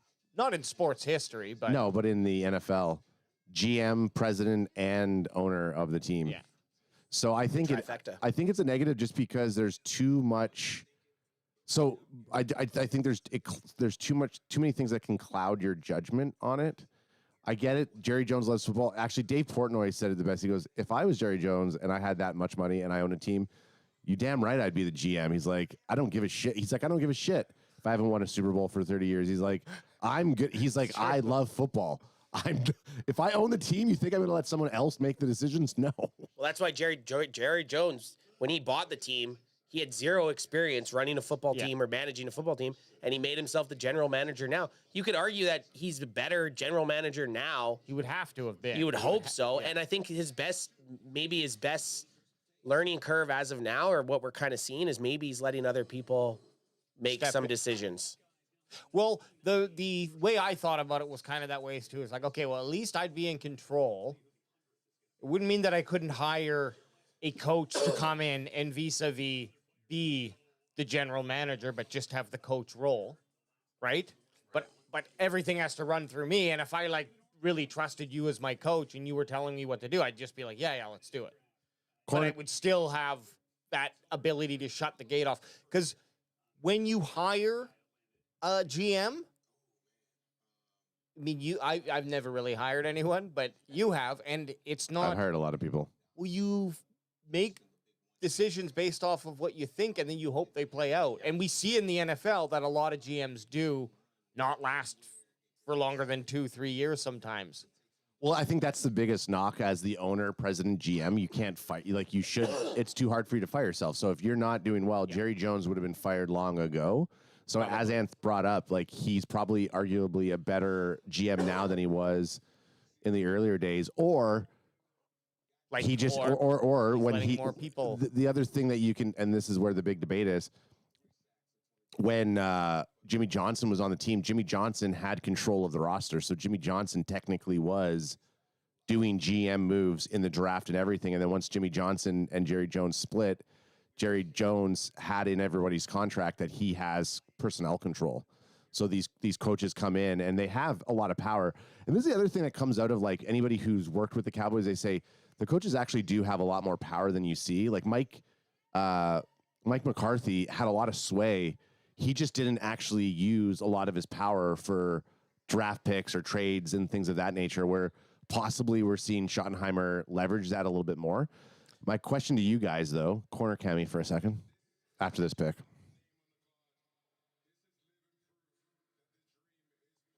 Oh, maybe this is that guy. The Nigerian guy? Yeah. Yeah, big boy.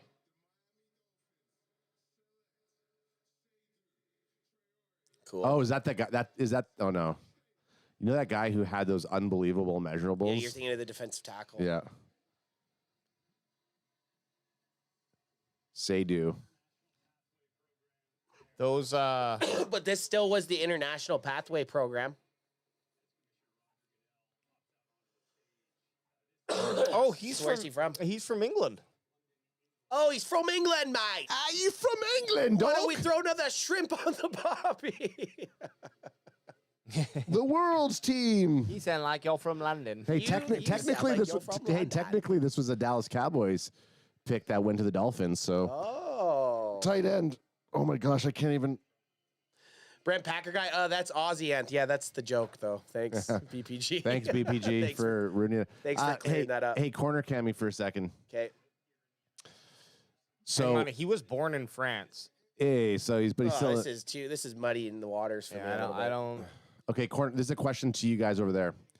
If the Cowboys can take 2 Super Bowls before Jerry Jones retires and or passes away, does that eliminate the other 30 years of them not getting it? Yeah. Of course, I guess. Well, for me, yes. Yeah, for I me, didn't for sit sure. around for 30 years. 100%. Even for me, like I've been You got to ask Chris. for a diehard fan since 2006. So that's 20 years this year. I've been a diehard fan. Yeah. It erases long 20. time. It erases 20 years. That's what I said. This is why I say just go all in. Next 2 years. Good question, by the way, Ad. Yeah, and blow up the next 4 years after you win the Super Bowl. I really don't give a shit. Because once you win the Super Bowl, you get 5 years. Maybe not with Cowboys Nation, but you know what I mean? Like me, I'd be like, look, you won. I know you mortgaged the fucking future on this Super Bowl. We won it. If you get 2, even better. But I still think it wouldn't matter. Like, you got about probably 5 years after a championship, every team where the fans start to go like, okay, the Super Bowl was 5 years ago. You know, like. Yeah, I think, like, obviously, depending on what happens over the next couple of years here, everyone keeps saying Dak Prescott has, there's a 3-year window with Dak Prescott based on his current contract and how his age is. And even with some of the contracts here. So, like, the Cowboys, if they are in a 3-year window and this year is, like, to improve upon our playoff positions. You know, if you said whatever you do now this year is just a building block towards being dominant the next 2 years and kind of go out, Dak Prescott ends his career winning 2 Super Bowls. Jerry Jones. I do think that if Jerry Jones wins a Super Bowl, he'll probably retire as GM and owner. Like, he'll still be owner, but he'll probably give up the GM role to Steven, possibly even Will McClay, maybe. Maybe Steven Jones doesn't want it. Steven Jones is looking a little old, and it's like we don't even know if they want it. I think there's all this younger. Of course they do. Why? Of course, yeah. He wants they want they're nepo babies. You don't think Steven Jones wants to finally get in the GM role and be the one that gets the next 2 Super Bowls? Yeah. Say what you want. Of his ability, I think the Joneses look at themselves as a fucking football family. Yes, Well, they are. and they are. Right? I mean, They are. to me, they are.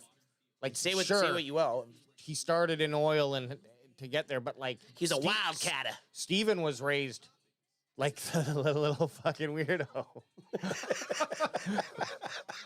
Like Golem Jones. It's so wrong, but Well, here's the thing. He's probably like 40 years old or take a look. No, I think he's like 25. no way. I think that's Oh, I Steven. guess. Steven, just type in Steven Jones's kids. Wade J's looking at this. So, and it's split in chat right now. Everyone that's not a Cowboys fan is saying, no, it does not erase the 30 years. And then every Cowboys fan is saying, fucking right. Yeah, of course it does, dude. Any other fucking team out there, look at all the teams. There's 12 other teams in the NFL who have not ever gotten a Super Bowl. And yet some of these teams that we look at and they call them that they have elite talent and elite players. And it's like your resume is just as bad as everybody else. He might not even be Steven Jones's kid. I don't think he is. He's the other Jones. What's the oldest one's name? Jerry Jones Jr.'s kids. I'm pretty sure it's Jerry Jones Jr. Because there's Steven Jones and then Jerry Jones. And the guy's just like, he's in the chat right now. He's like, man, I'm a major fan of Jerry you guys. Jones Jr. Look at his kids. I'm a major fan of you guys, and you're calling me some Gollum guy? Like, okay, it's the last pick of the 5th round. D tackle Zane Durant, Penn State. Oh, maybe was this your guy, it's his AJ? daughter's kids. AJ, was this your guy? Who? DT Zane Durant from Penn State? No. Oh, this Oscar Delp getting selected. Looks like a frat house.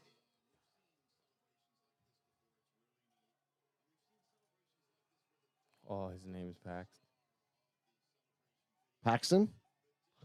Paxton's the guy that's at college that Jerry Jones called.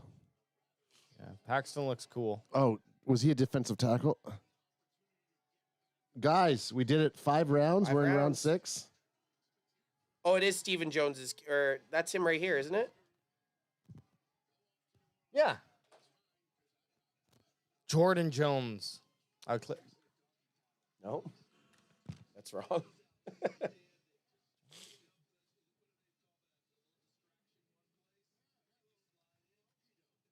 Sorry, guys. We're hot on the press. If anyone knows, someone probably knows. You know, I'll AI it.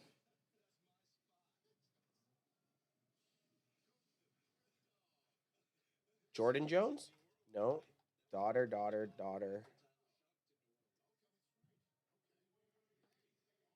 Oh, you know what you need to put in? Jerry Jones' grandkids. That's how you're going to get there. Maybe he's not even a grandkid.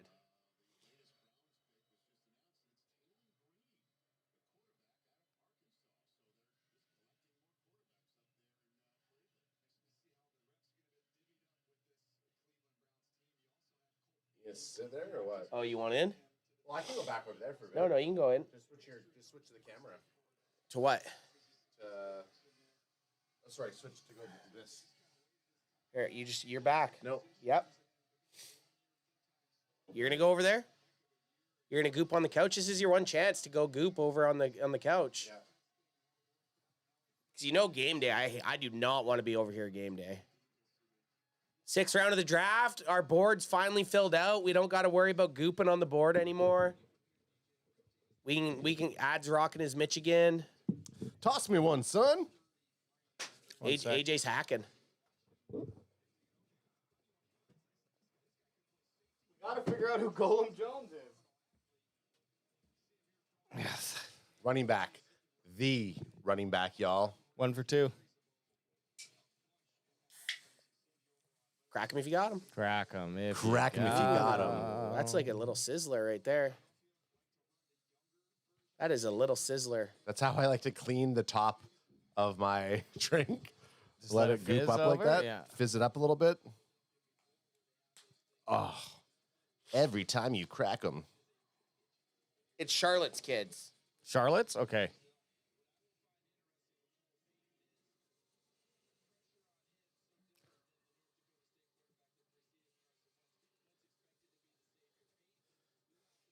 Ad, you're on, so you talk.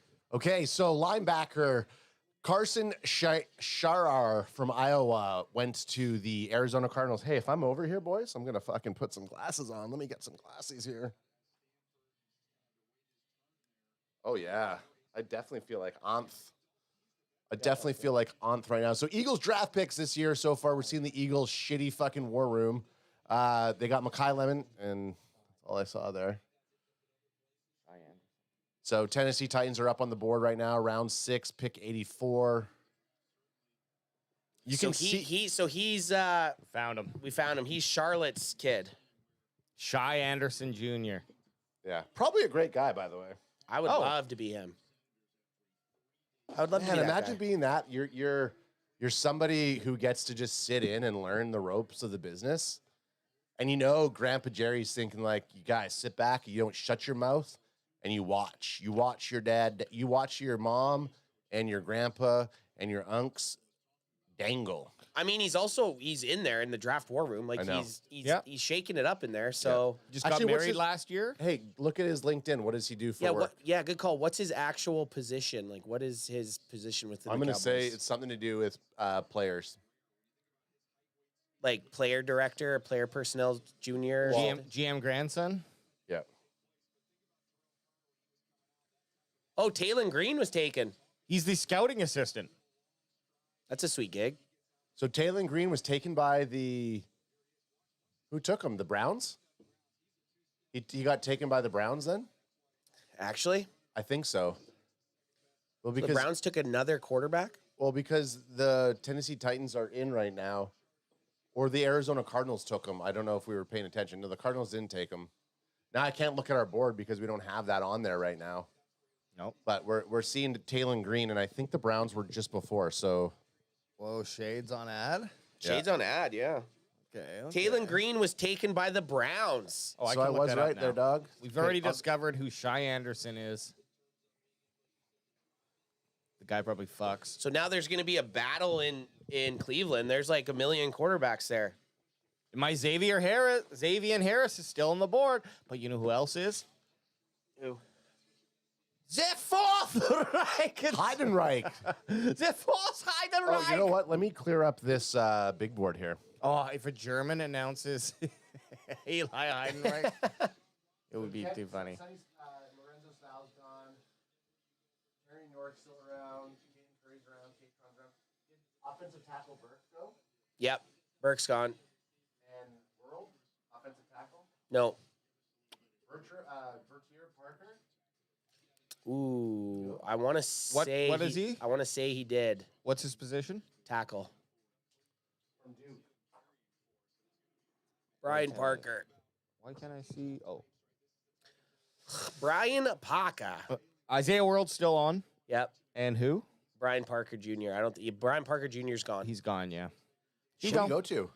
I got to take a look at your board, dude. Look at your board, dude. Got to use that thing. We did all that work. I don't see him as a tackle. Let me Google this right here. Brian was a guard then. Brian Parker Jr. Yeah, I guess I could have just Googled, but you know what? I like to use my tools. Yeah, that's I fair. must use my tools. He got drafted by the Duke Blue Devils. Must Okay. be an expansion team. I'm excited to see the Blue I actually Devils don't think this he season. went though. Maybe he didn't go yet. No, he didn't. Oh man, think how fucking shit-faced we'd be getting right now there. I mean, just us there? Day 3. Well, like when it's like this and there's no lineups for Oh, beers yeah. and we're just kind of like, we've already made friends with the with the other dudes. and they're throwing in extra drinks. Here's a question for you guys that I saw come up in a couple of IG posting. I think it was from Bustin' with the Boys who were posting this. But do you think the NIL deals are have ruined the draft from like rounds 5 and above? Why would they have done that? Well, the NIL deals allow college kids to make even more money. They could arguably make more money staying in college than if they would have went in round 7 or 6. So they decide to not go in. So it makes picking after round 4 a little bit more difficult to find like really good players. Let me go look at this before I speak. Because I didn't do any research on it. I just saw this question that was posed. no, I know, and I just want to make sure I got this right. I know. And I'm glad I don't have my headphones on because I feel like the aggressiveness in the baritone portion of your voice was going to attack me. No, not you. I was just going to say, like, okay, so this is what I've heard while I'm looking this up. Is the NIL money is for the top guys. Right. I think everyone can have NIL. No, everyone can, but I'm saying, okay.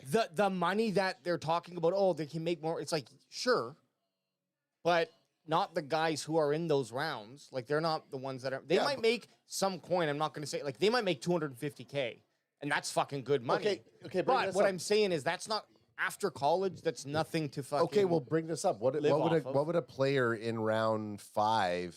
Well, just give me a name of someone give me a name of someone that got drafted in. So in what's the 5th round. Jalen Kilgore going to make? Jalen Kilgore, NIL. Jalen Kilgore's NIL, but also Jalen Kilgore being drafted at pick 167. What's his contract going to be? I got it right here for you. Okay. D1 FBS average. Yeah. Is $42,000 a year. Okay.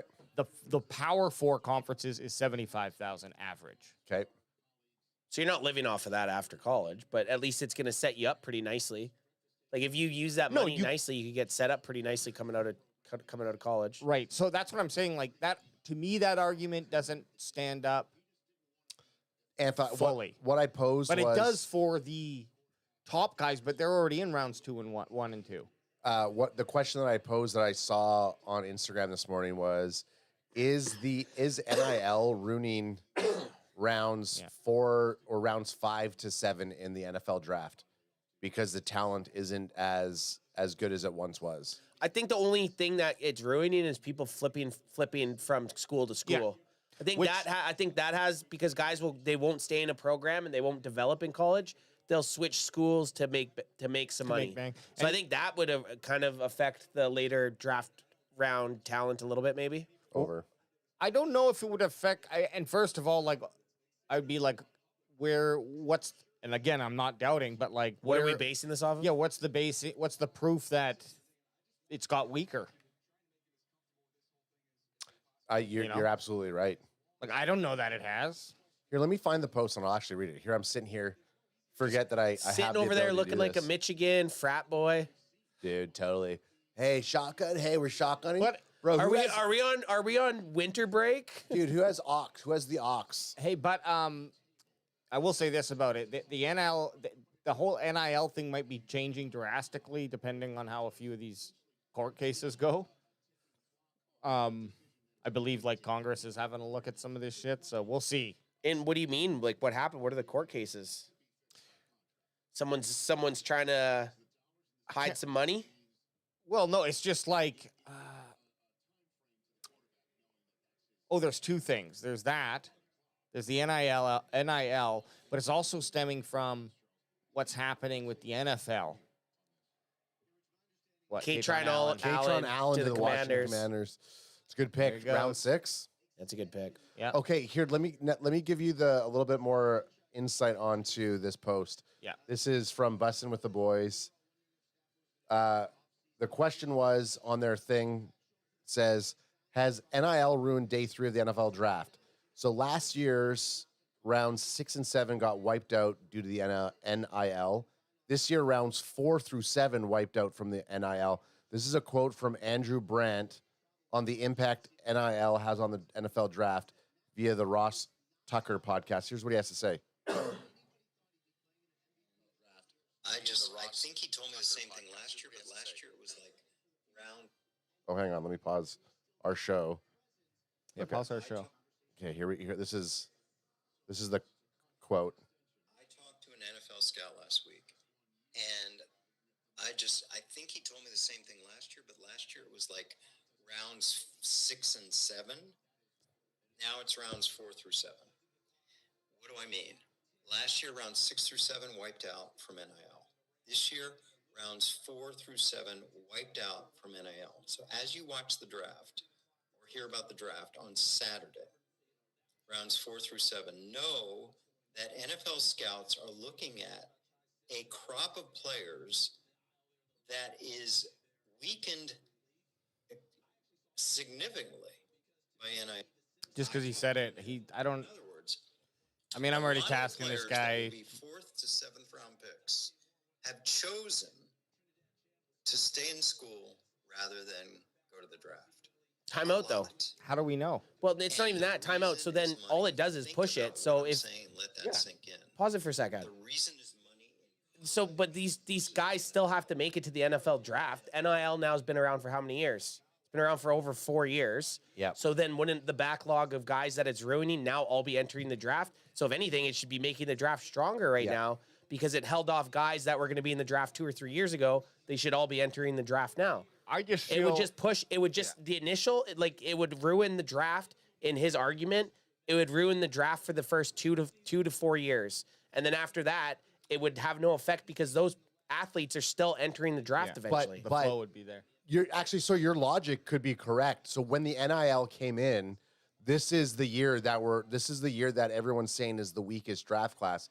This is the year that's probably suffering the most. And next year's draft class could be significantly better because it's now right-sizing that NIL deal structure. So then it's a base. So then it's a clickbait. It's just a wash. It's a I get it. It's a baseless comment. And they're trying to go for clicks, I think. No, but here's the thing. It weakened the draft for the first few years that the NIL was in existence. Then the flow of talent's going to get caught up and it's not going to change. It should, like you said, it should be better. Maybe he should have explained it a little bit more, and maybe he did, and we cut him off. We cut him off, but you got to front load it. He needs to know if he's talking to CanFan. You got to front load with data, or you're gonna lose us. I'm gonna start watching monkeys in my head.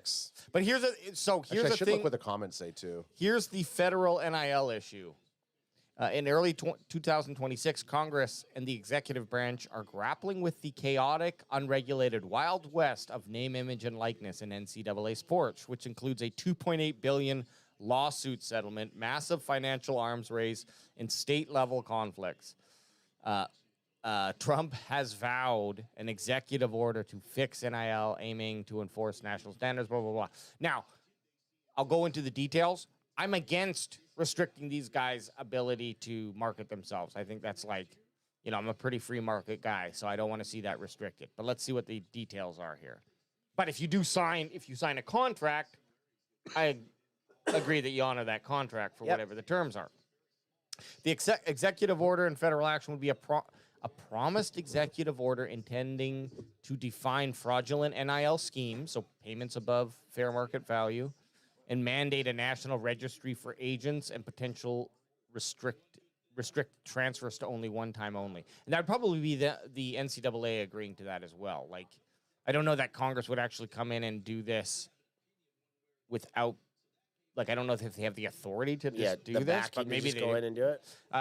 Then the SCORE Act is just more on top of all. It's basically about that, just regulating fraudulent NIL schemes. Whatever that means, they'll sort that out in court. And then there's state versus federal authority, where the states are state laws prohibit the NCAA from enforcing NIL rules.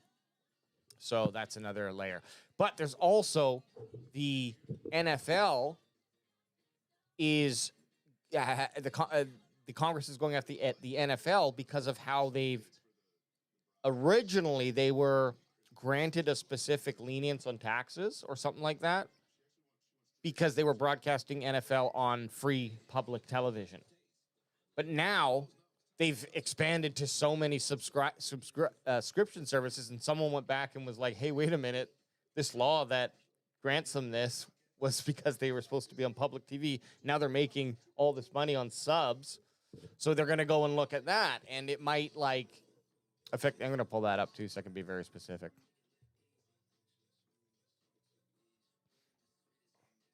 I thought Shawn Michaels was just waiting to talk over there, and now he's over there texting. Hey, get off your phone. Ain't nobody texting you. Well, no, I had on my phone. Hey, I know, right? Yeah, no. Yeah, no. Guys, none of us are wearing our headphones, so even if you were to drop the soundbite, true, you couldn't hear it. But a lot of the comments are saying exactly what Ants was saying, too, on that NIL thing that I was talking about. It's weird when you think about something with a little bit of logic. And He then, says, okay, he isn't wrong, but let me explain how it will fix itself. Those staying back 1 to 3 years due to NIL, all will eventually come out due to NCAA eligibility. So it's just temporary for a few years. Exactly what I said. Buddy, fuck off. Hey, we're in round 6. Maybe this is the worst year, quote unquote. Yeah, it could be, possibly. Yeah. Okay, I'm going to run up and grab myself a couple bubblies. Let's see. It's on you, Ad, so you better carry the show. Okay, so we have... Hey, what's up? Shawn Michaels is here because I was going like this for Shawn Michaels, our informer. I like that. There's Jalen Butthurts on the screen right now. So we're at pick 189 right now here of the NFL Draft Day 3. Again, at this point, we don't even know what people are going to want to pick or where they're going to go, right? But do you think that, let's talk about the Bengals for a second here. Do you think this is the last year that Joe Burrow is going to be on the Bengals if they can't turn stuff around? It's coming to 7th year. They've struggled. He's touted if I'm as... the Bengals, I'm not looking to move on from them. Is he looking to move on from the Bengals, though? I don't know. Don't know what his contract stays. Don't know if he has a no-trade clause. I'll go look, but I'm looking at something right now. Yeah, you don't have to look. I will look. I'm just trying to find the exact thing that they're arguing about here. Ooh, I like it. So if you're just tuning in for the first time, make sure you go ahead and like and subscribe. We're here rocking day 3. Cowboys have pick 218, round 7. We got to slog all the way through this 6th round. That's why we're just having these discussions. Obviously, the point of contact was this NIL talk. Wasn't actually looking at the chat, but I could look at the chat and field some chat questions. I don't need the boys over there to tell me what to do. So you want to know about Burrows? Yes, I do. He's extended through 2029. So, okay. Fully guaranteed of 146 total. Oh, total guaranteed, 219 total guaranteed money, million. So you're going to probably, I wouldn't, if Burrow wants to trade, he's going to have to wait till 2029, basically. Right. Okay. Best comment of the day, Brent Packer guy. I just read it. It's like you guys are at a party late and you can't leave, but you really want to. Dude, totally. That is the vibe. Although I like to goop, especially when we start going down rabbit lane. Anyways, that NFL thing is with the FCC, and it's about got him, baby. But I want to go back to it because Brian Parker just got picked. Sorry. The benefit of it is they would have to roll back all the streaming for the viewer. The negative of it is it would affect all of the money that the NFL makes, and so they'd have to roll back the salary cap because the salary cap's based off of the money that they make. Totally. Oh, man, I can just stretch it. The Ev has a life over here, dude. Seat 1 over here. You like it? I don't know. I like having stuff to do over there. Yeah, what do you think I'm doing when you guys are over here having your little side conversations about shit? I'm carrying the goddamn show. I can barely see Adam. Do you want me to sit up? No, if you didn't have that Michigan logo, you'd just be you'd be lost. I do want to get a CanFan shirt made that has the real tree camo. That would be cool. I don't wear camo, but I would wear a CanFan camo shirt. Yeah. You don't wear camo, but you wear real tree camo. AJ and I love the camo. Are we gonna get special Rio CanFan shirts? I think so. We have to. I think we should get them. I think we should print off a bunch too to give to people. Yeah. Print off a bunch, Yeah. like it's pieces of paper.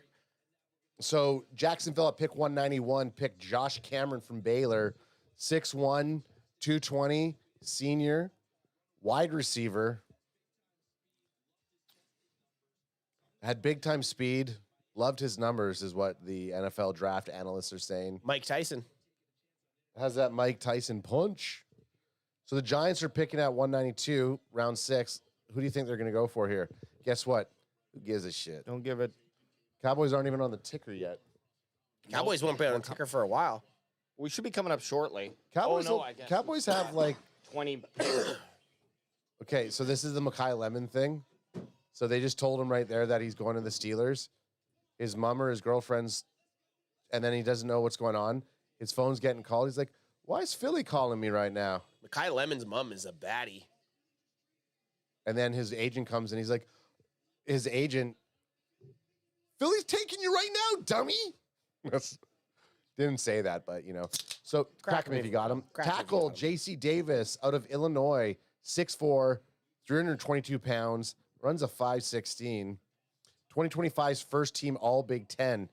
This guy is a unit. That's actually a pretty solid pick for round 6. J.C. Davis, you got to give anyone. This is my question. Why, when they have J.C. Davis there, they have the periods in the J and the C.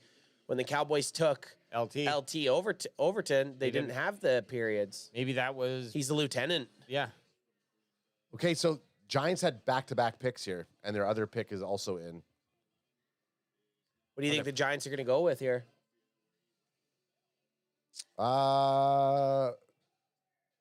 Geez, what should they go here? See, Mekhi Lemon looks fine there, where he's just he's just enjoying himself. Not like putting on a He said show. it might be like nerves and perhaps a tick, like it's a tick. Yeah, like a tick or something. And I sway and whenever I get on camera, I just do this. We're kind of like Mekhi Lemon. We wear sunglasses inside also. On the bottom there, what's the best fit and who's the best available? It tells you right there. For the Giants? Yeah. There's the best available and the best fit. Zavarian Harris and Alex Harkey? Yeah, Zavarian's the dude who's been just sitting there. Is that the tackle? The D tackle, yeah. So they've taken a D tackle already earlier. It is one of those things. It's like, what do you pick in round 6? You just pick. You pick guys who are going to be a flyer. You don't pick your butt. You don't pick your butt. Debatable. Well, I guess if you gotta get in there. How much picking's allowed? 3 times. Then if you do 3 picks and you got a 4th, you got to go wipe your butt and wash your hands. Yeah. Kurt Goodwin says they need a guard. See, even when I'm over here gooping, I still have to be the people's champ looking at what the chat says. I need to find the stupid phone soundbite one that you play every fucking time I go on my phone. It's one of my bottom sound bites. I've like the bottom one that doesn't ever leave. But guess what? Why do you keep checking your phone?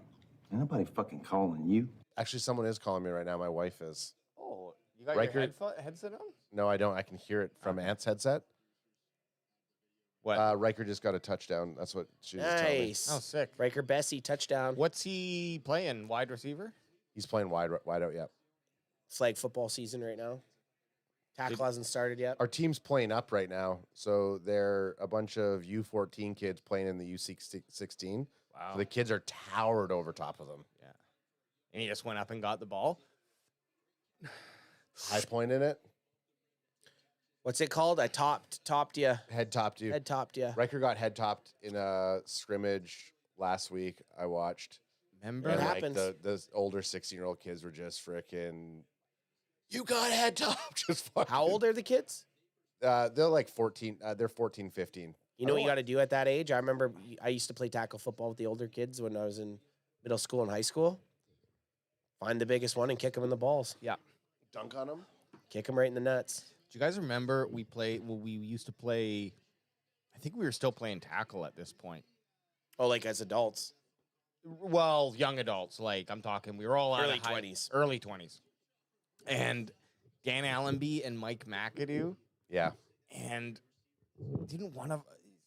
They were, like, being rough with each other. Yeah. Like, too rough. And then one of them rolled up on... Maybe McAdoo rolled his ankle. I think it was Allenby. Or Allenby, like, popped him or something like that. It was No, I just think like, I think McAdoo popped Allenby, and then Allenby Right. rolled his ankle. Yeah. I don't remember that. Maybe I remember it was around that time but yeah, I was just like, man, what are you fucking idiots doing? Like, Yeah, we're playing football for fun. And tackle was fine. No one was hitting hard, or sometimes two guys would want to be going a little hard, but it was like rugby. It was like, you were rapping and you couldn't really put your head down. I was trying to hip roll everybody. Yeah. Hip toss them? Hip, no, just like get that back hip roll to break your ankle. Yeah. And I was doing a lot of horse collaring. You were call him horse collar Anth. Horsecock Anth. Horsecock Anth. Nobody's ever made that mistake with me ever. And it never will happen. Giants take linebacker Jack Kelly, which is a great linebacker name, by the way. Oh, it's a Jack Kelly.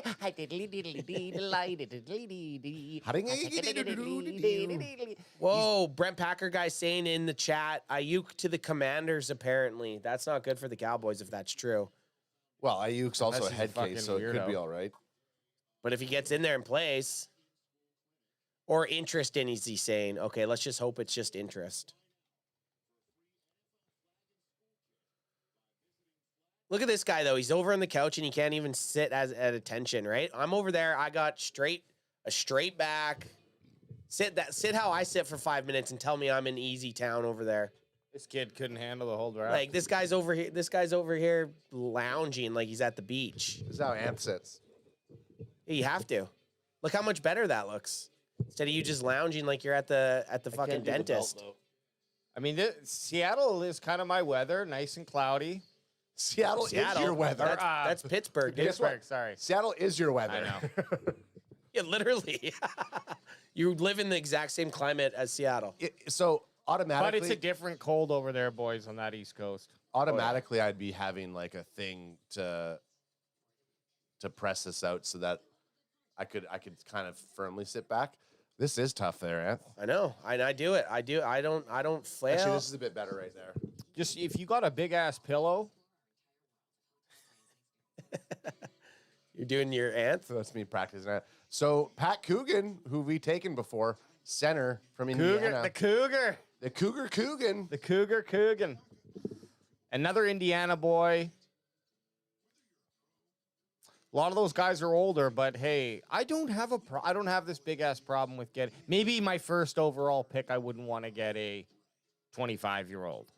No, maybe depends the position though. If he was like a tackle, I'd be like, yeah, you're gonna be fucking playing till you're 38 anyways. I mean, the age to me was never a problem. If you got a guy that you like and he has more reps in college, and you're getting him that maybe he's a bit more suited and mature to kind of come into my team. I don't give a shit what his second contract's going to look like. No, but the only thing I kind of consider is like, think of yourself, and I was no football player, but me at 25 versus me at 20 or me at 18, some of the players that he'd be playing against.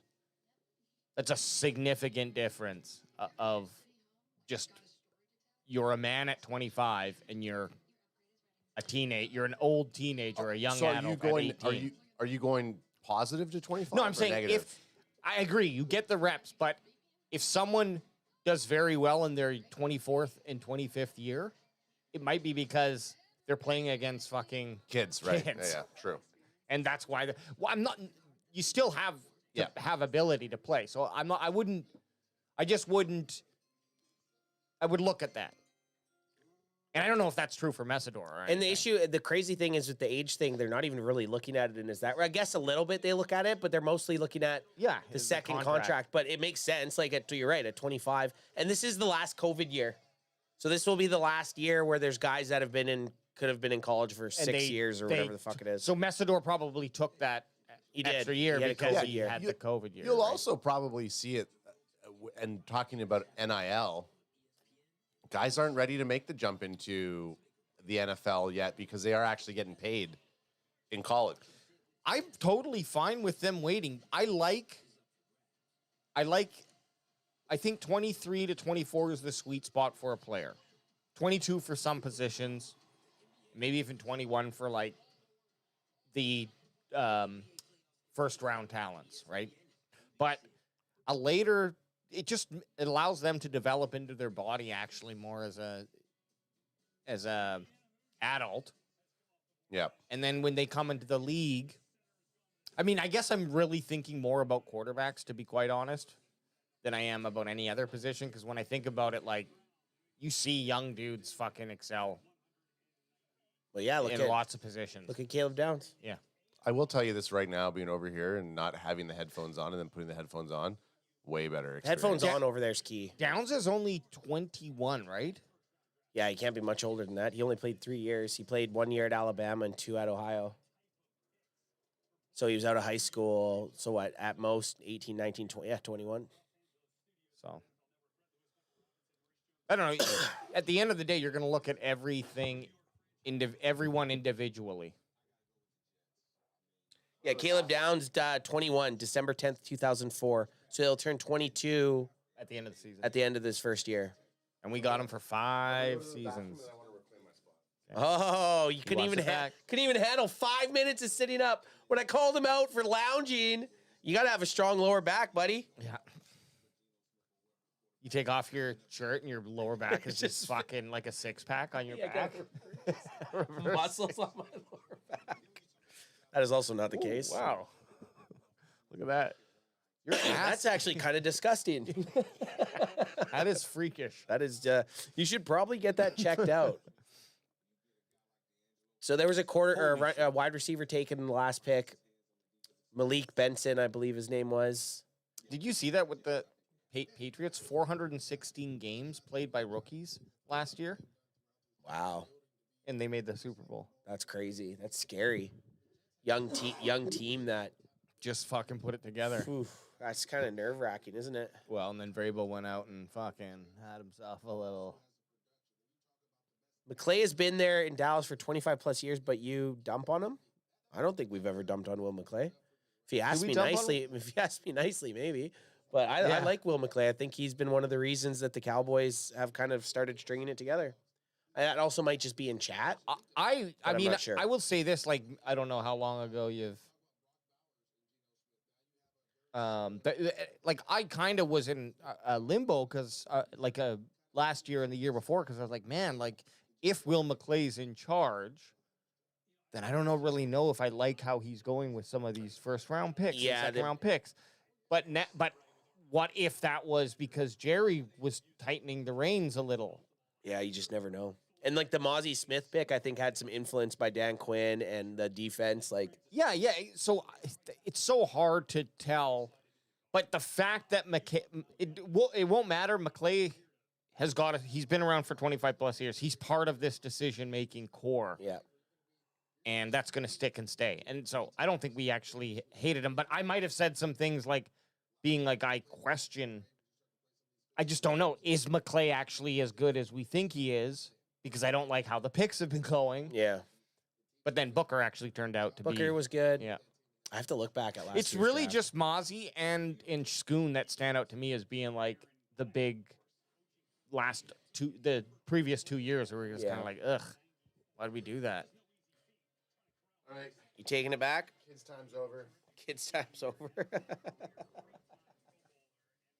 could actually work both ways. Yeah.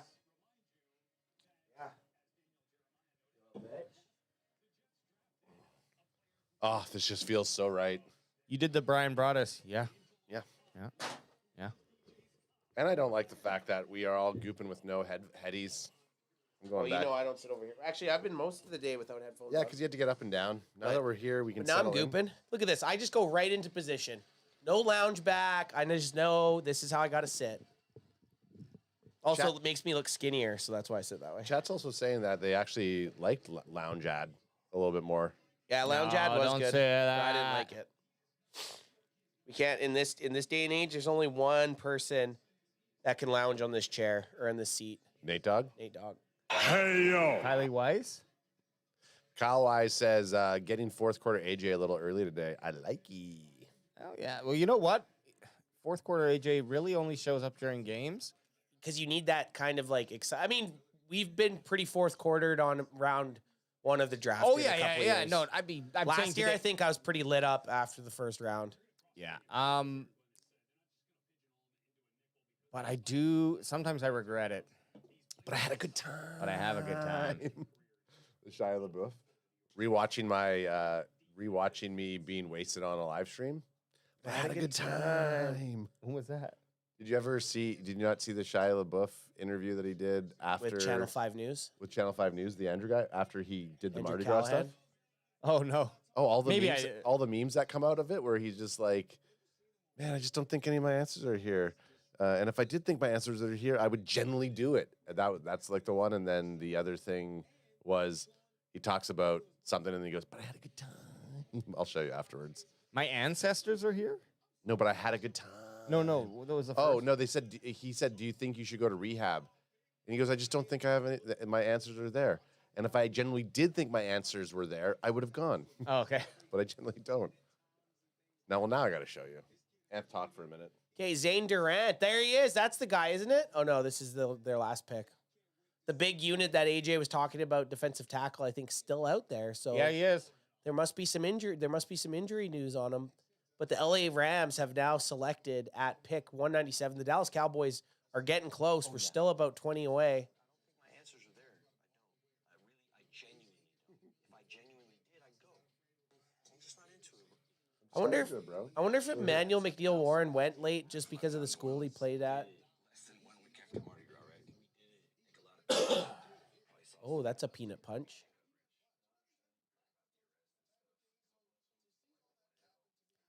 Emmanuel McNeil, 58th overall. And the draft board looks good. Oh, yeah. She looks good up there. Looks legit. Looks way more legit than any of the other ones we ever did. So pick is in. The LA Rams. We're slogging it out. 20 picks away from the Dallas Cowboys.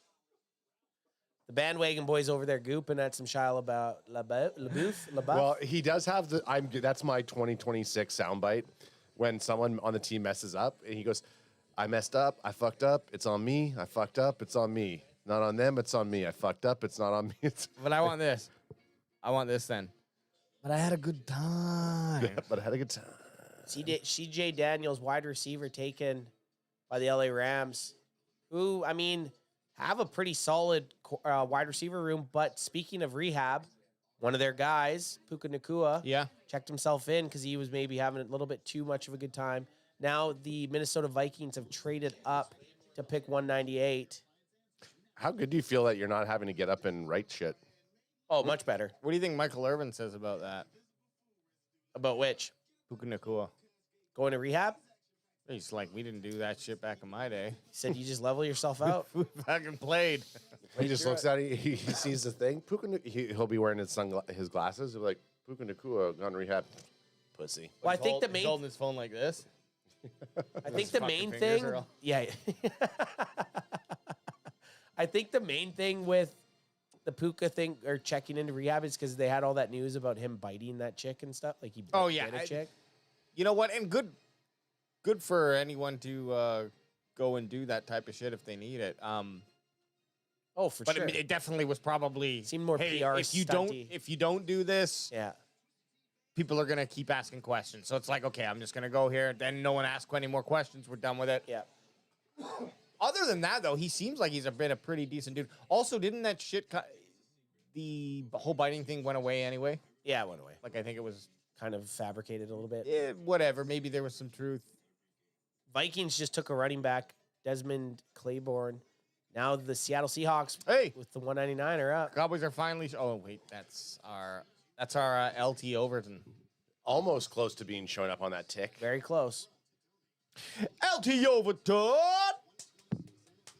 Yeah, they're going to be. Overton. They're still going to be a couple picks away from being on there. Emmanuel Henderson Jr. gone to the Seahawks. Is that who they took? Yeah.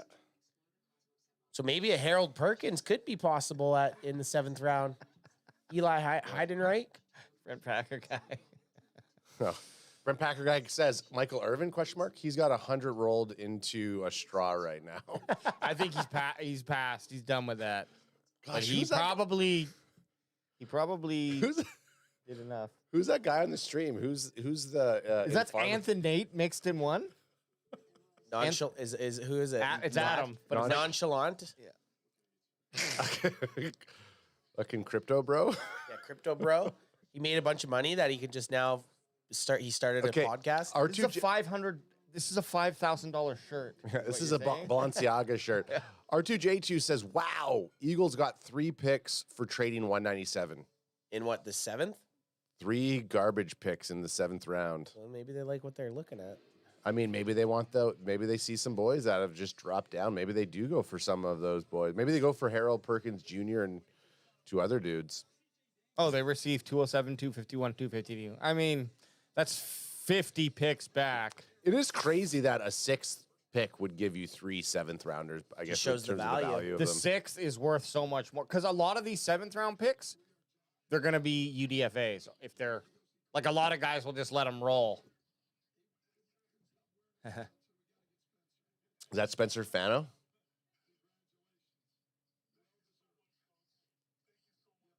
He seems pretty thankful. He was the 9th pick.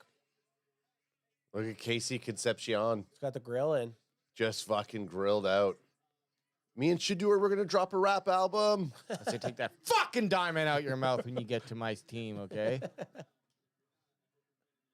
Wear those fucking diamonds in the locker room. I'm going to rip them out. BPG says a lot of punters available, guys. A lot of punters. BPG, we're not doing it. If we didn't have anger, I wouldn't be against it, TBH. R2J2 says, I know Eagles were targeting Jaffer Murray kicker or Yaffer Murray kicker. Murphy. DJ Campbell guard off the board. Oh, I'm sorry. Are you tired now? Oh, poor baby. Come on, Ad. We don't have it, though. Oh, what? We should. I thought you did. Give him the cooter stink.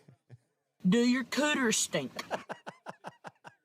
My I don't want to hear it. is an acquired taste or smell.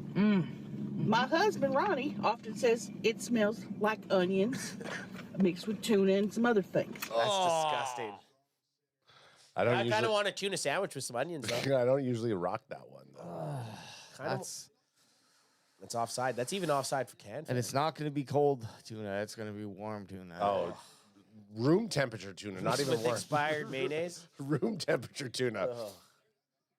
R2J2 says guy runs a 4.45 40 and can kick 70-yard field goals. Oh yeah, that's right. That's that kicker who's like, why is this? No, go look at the guy. Look at Jaffer Murphy. He's a kicker. His combine is like, why isn't this guy a wide receiver? That's why he's the UT. He's a place kicker. I wonder why, if he's an athlete, why he never did play. I don't know. Maybe he's scared of maybe his mother didn't want him to have concussions. Possibly. Jared Murphy? He can kick. He says Jaffrey Murphy, but it could be Jared Murphy. Oh, Jaffer Murphy right there. Yeah, but I'm trying to find his. Oh, this is the guy right here. Yeah, 4.5. Oh, it's pro day, not the combine. Okay. This guy was a unit. Here, I'll bring it up on the screen here so you can see what we're gooping with. Oh, fuck you, CBS Sports. Green Bay just took cornerback Damani Jackson out of Alabama. 45-inch vert. Yeah. And he's a kicker? Yeah. Yeah, why couldn't he? He's probably out. He hit 12 out of 13 field goal attempts, including a 70-yarder he drilled despite a crosswind. Play Crazy. it. I don't know why I said it like that. Play it. Guess what? We fucking have Brandon Aubrey's. B-Obs is looking at this dude and be like, okay. That's not impressive. I'd get that guy out there fucking returning kicks, too. Imagine that you have a fucking GOAT returner who also is your kicker. That would be pretty sweet, to be honest. Just a special teams ace. Yeah. Hey, I'm out there on SD. I run SD. I don't need a coach. That'd be sweet. I don't need a coach. I am the ST. Settle down, Murphy. Get That the would be fudge sweet. out of here. Okay. Hey, okay. Straight from Canada to the there's Bolt. Mesidor. Good for you, Mesidor. We'll be watching you. Yeah. Canadian boy. He's a Canadian boy. Still, I don't think the Cowboys would have taken him had he been on the board. AJ, at toss me 23. one too. Fuck it. And I am Yeah. a Canadian boy. Toss me Canadian one. boy. AJ. Toss me one, son. I had to. Defender was on me. And on me, Hand too. off. I snagged that shit out of the Canadian boy. So what are you wearing? Hey, what you got in there? Just like my normal outfit, like a white shirt. Okay. We got to get you in some Chargers blue. I'm going to have to get you in some charges. Harbaugh comes over. He's like, "Hey, I touch all my players like this." He comes over. He's like, "Hey, have you seen that quarterback of ours yet?" Oh my I'm going God! to take you into a room of mine. It's just photos of. Let me just talk Justin to you about Herbert? Justin. It's just, but it's close-up pictures of all parts of his like. Body, it's like his shoulder. shoulder. Yeah, yeah, Tell, yeah. tell What do me you what think about him? What, Look at this tell me what. tricep here. Tell me what body part you think this is. No, but that would just be their 30 interview when they bring him in. Yeah. Listen, how uncomfortable and the guys locked in on like one of the machines that read if you're lying or not, just to see if they are uncomfortable with how he talks about it. He's like, look, I don't want any player in the locker room to feel uncomfortable when I talk about my guy, Justin Herbert. So if I see that thing move, you ain't becoming a Charger. You ain't becoming a Bolt. He's like, look, Bolt up. I know this might look like a murderer's room with all these close-up photos of body parts. This is just the perfection of man. And you're just half right. And guess what? If you do get a little half stock, I don't blame you. But I need it to stop there. Crack me if you got him. Crack me if you got him. Crack him if you got Justin him. Herbert sacked for 54 times Oh my in 2025. Shit, Yeah. son, that's all, a lot. All the Not at this age. So Chargers, what did they draft any tackles? Well, they just drafted a guard. But outside of that, look at your board, Ant. I'm looking and I'm liking Chargers. Chargers drafted They drafted Akeem Mesidor. a sender, Jake Slaughter. Oh, yeah. Travis Burke, They got Jake Slaughter at the bottom. OT, and that Logan Taylor OG. Okay. But what rounds? Okay, so Slaughter was second. and then middle of the fourth for Travis Burke. Okay. So they're trying to, Burke's the guy we had on the board here. They're putting the effort. If they had a bottom tiered O line, you'd assume you get three guys. If one of them hits, you're going to be better. Yeah. BPG says he likes the pick that Green Bay just took. Who did they Who'd get? they take? Cornerback from Oh, Bama. yeah, hey, give me a quarterback. Give me a cornerback. He likes the fact. Alabama Oranges, Texas Mexis. Oh, Damani Jackson, 6'1", 194. Here, let me bring it up, and you can give BPG some flowies here. So Jackson is a bigger press corner with length, strength, and speed. He can reroute receivers at the line of scrimmage and win on 50-50 balls downfield. He's not as effective playing off the line and in space, but he can break on the ball and limit production after the catch. He intercepted just 2 passes over the course of his careers, both in 2024, but Jackson shows the ability to track the ball well. He's super well hung, and he also does a good job of playing through the receiver's hands. -- Scouts Inc. Okay, Scouts Inc. Scouts Inc. CJ Williams taken by the Jacksonville Jaguars. Is Dallas on the board yet?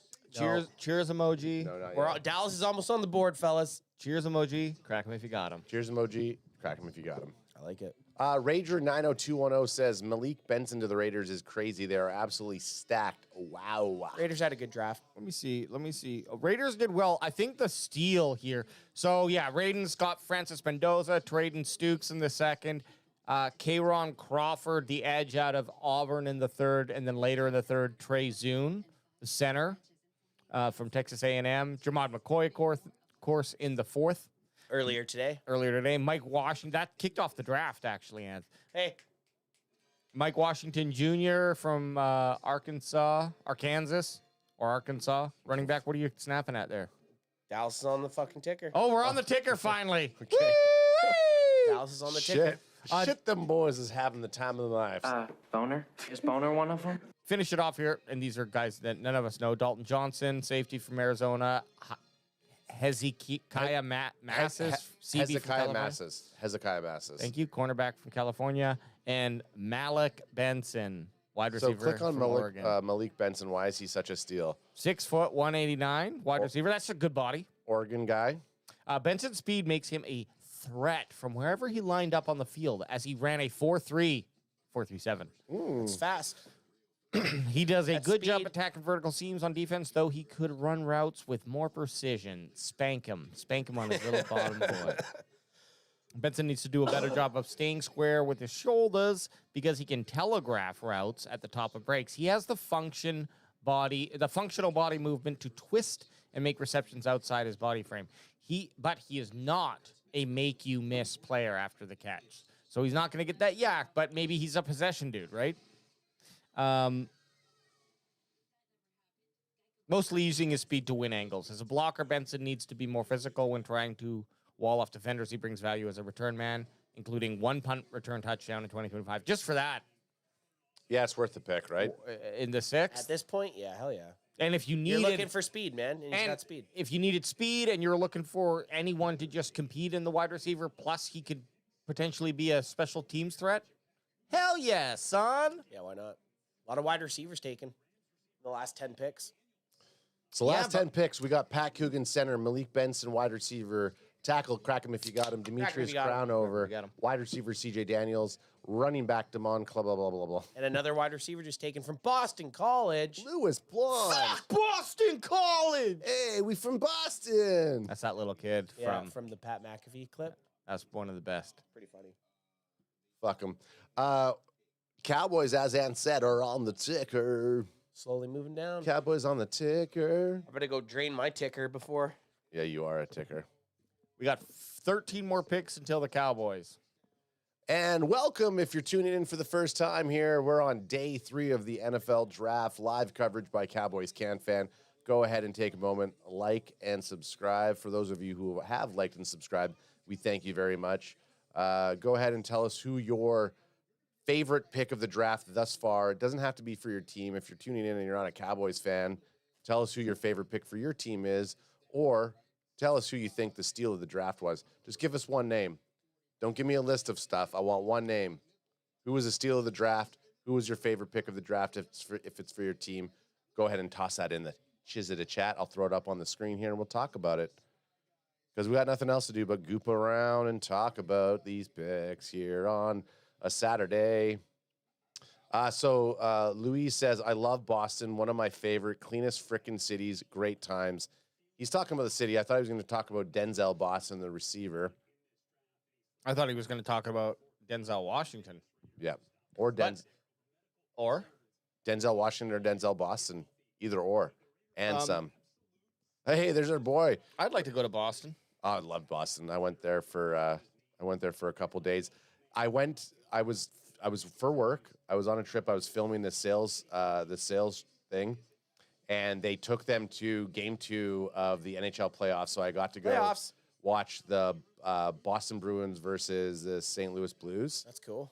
It was, I'd say, electric. And I'm not a hockey fan, so the whole Canucks versus Boston thing doesn't hit me. But like playoff hockey, yeah. And I was doing a Boston accent. I was doing like a big Boston accent. I was sitting beside a Boston PD guy, and he was fucking egging me on the whole time. He liked it. He loved it. Just loved it. Him and his girl wanted to like hang out afterwards. I was like, dude, they wanted three-way. Yeah, totally. Hey, I want you to come in back. Boston. Hey, fucking Boston. You like the Wahlburgers? I want you to fuck my wife. Hey, let's go get some Wahlburgers, and then you can fuck my wife. Because I kept on calling him a statey. I kept on calling him a statey. And I also saw the cops. State trooper. State trooper. Oh, is that from Departed? And I also saw the Red Sox play. So That's a good. Dude, you just had like a wet dream for so many Boston fans. Yeah, it would be cool. Baseball with the fucking Fenway Park. I don't like to watch baseball on TV. I don't hate baseball. I don't watch it. But it is probably not, of course, better than going to see the Dallas Cowboys football team play. But it's one of my favorite sporting events ever. A baseball game. So fucking casual. Yeah, casual. Get a couple hot dogs. Couple hot dogs. Dude, and I had the HDs. The weird thing about, and I'll get to some people because in the chat, Anth, I asked, throw who you thought the steal of the draft was or your favorite pick of the draft if it's your team. So I want to go through that in a minute. But I'll say this, the dogs at Boston were great. It was also a little weird, though, because it wasn't a traditional bun. It was almost like, the way I could describe it was like a bread. It was like just a bread fold. The bread fold, which was great. I had 4 of them. I had one. You never had hot dogs on bread? Yeah, of course As I a have. kid? I mean, always. Yeah. But and there was a rain delay, so you just kept on drinking a bit. But that was a good that was a good trip. We know all about delays. Rain delays. With that fucking Pittsburgh game. Yeah. That was when Chris came up. Big too. fella was here. Okay, so let me give you guys. So He's all thinking. And then it went to OT. Yeah, then it went to OT, and we won, which is great. Okay, so a couple of the comments in chat. So Football Fanatics one, I'm going to read this one out for bias. It's Barham because they're moving him to inside linebacker. Hell yeah. Wearing my Michigan shirt today because of Barham. Love it. It was a good, really good pick. So inside linebacker, he's playing middle. Well, he's playing a true linebacker role then. Yep. Yeah. So he'll probably, like Chris said, keep him on strong side. Don't make him the will. Rolando Rodriguez says, Cowboys CanFan, what's up from South Texas? Cheers, crack him if you got him. Sup, brother. But Crack him if you got him. R2J2 says, steal the draft was tight end Stowers in the second round. For who? The Stowers went to the Saints, I thought. Maybe I'm wrong. Eagles, of course. I was joking because it's R2J2. It's R2J2, of course. Best. Yeah, I hate good tight ends. Best pack pick, 2 was Cisse. We needed CB depth, and he fits the Packers type for outside. CB, great pick. Cisse? Cisse? Is it Cisse or Chise? I think it's Cisse. Cisse. Yeah, that was the... I don't know where I'm getting the chef from, but I always thought that a C and an I could make It's funny that they're saying that because those 2 picks that they said were within 3 picks of each other. And guess who was sandwiched between them? By the Steelers, C.J. Allen. C.J. Allen.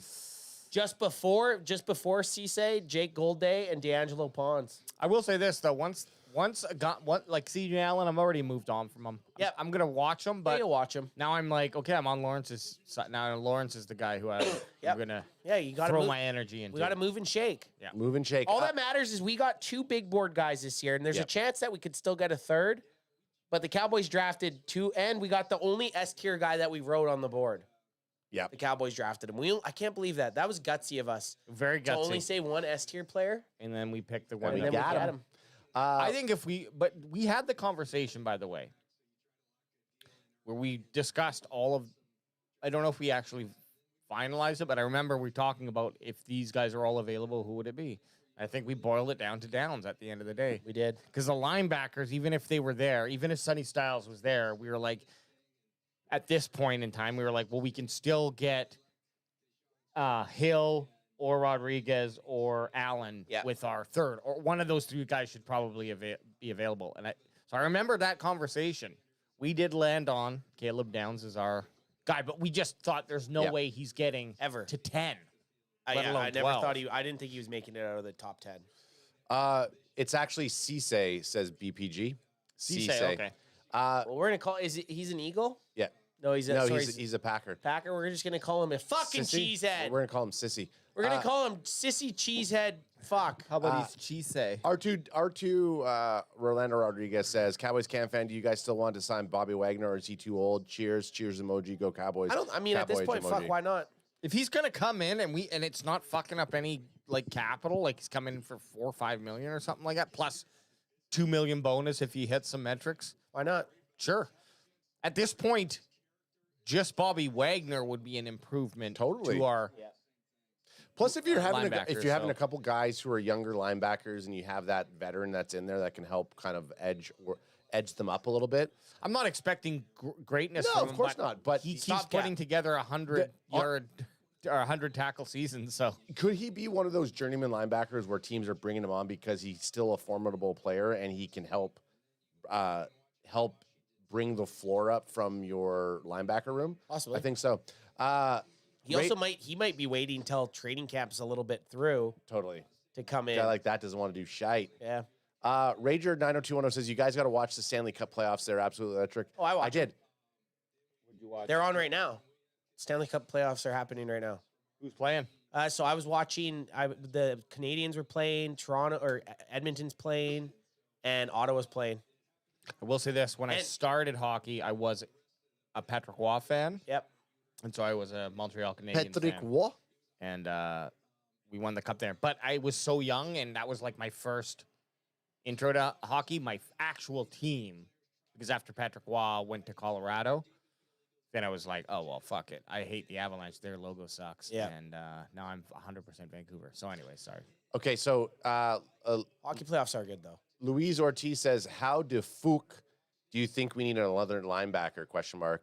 I think you can't have too many linebackers, specifically when going into training camp, they're going to have 83 players go into there. Lewis, so get as many of the guys that you can, have all of the guys compete, and the best players that are winning those roles should play and get to that 53-man roster. How do you think we don't need another linebacker? Yeah, Lewis, I think our biggest thing is like just go through the depth chart in your head.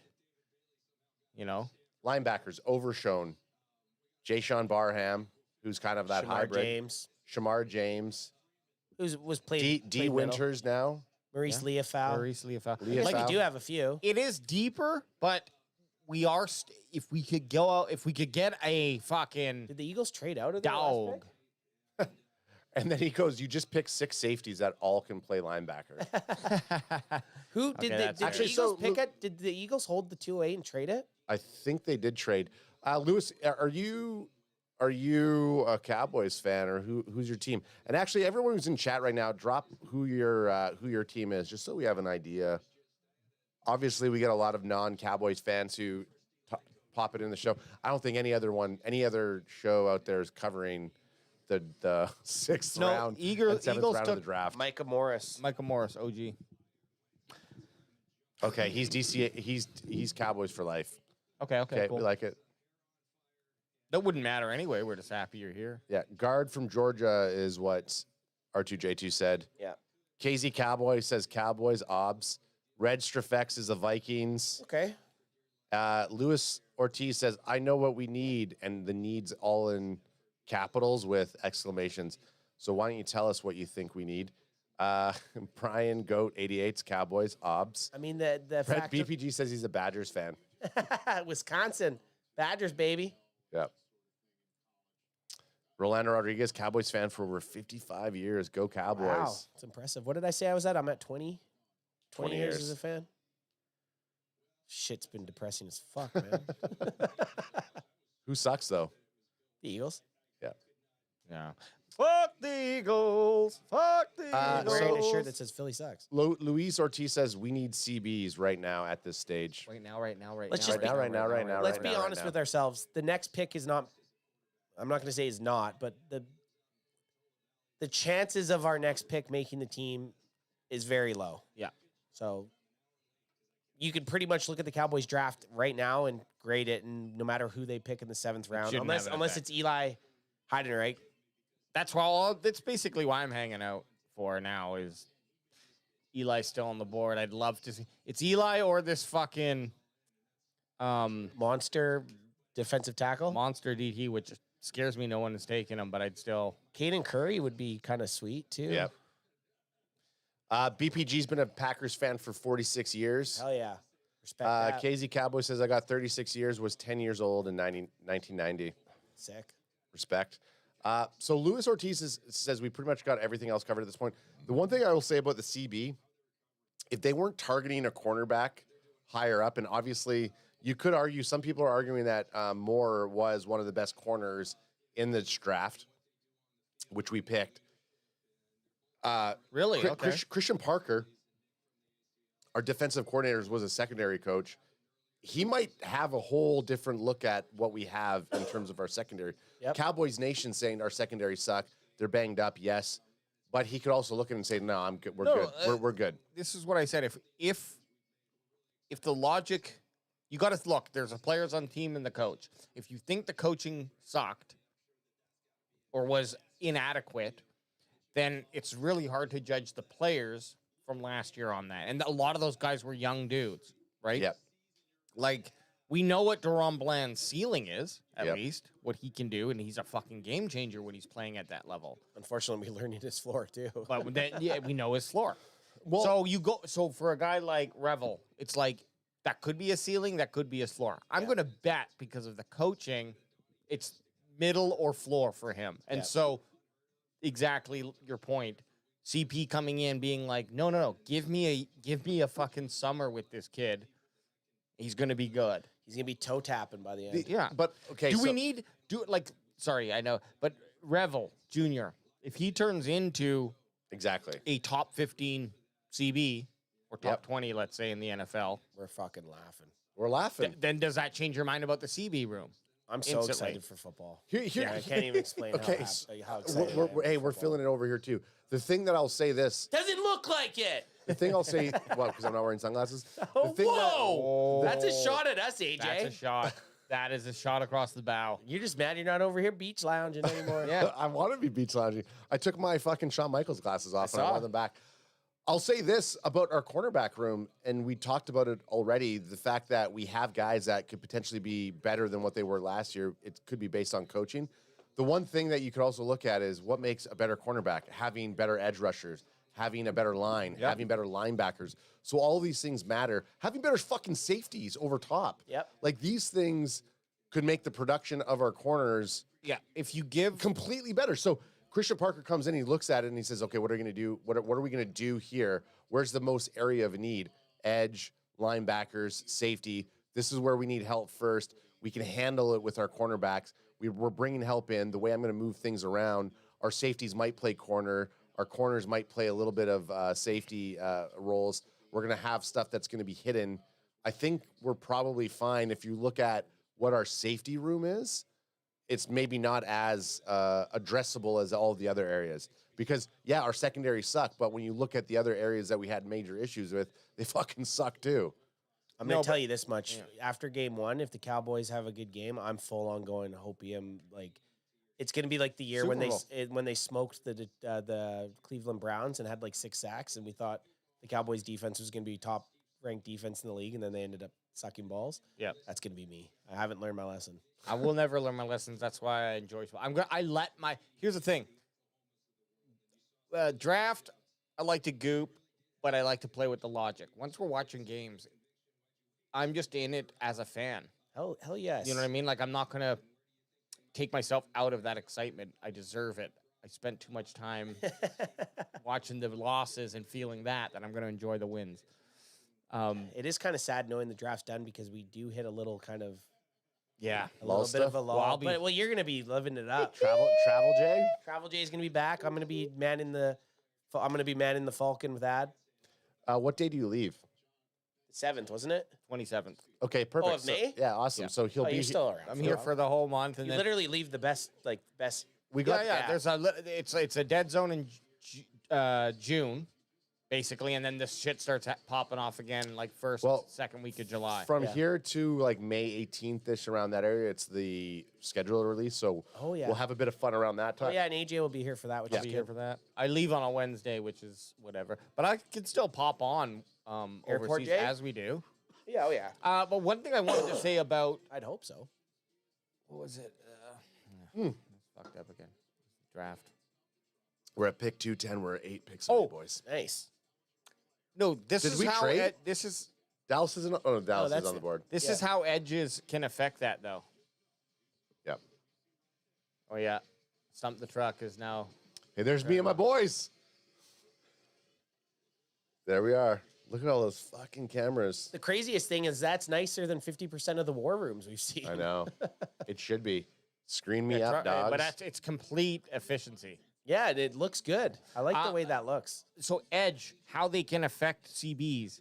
If you give a NFL quarterback 3 seconds to throw a football, the receivers are gonna get open and he's gonna find them. Yep. If you give him 2.5 seconds or less, it's like literally a half-second difference of how long the quarterback hangs on to the ball.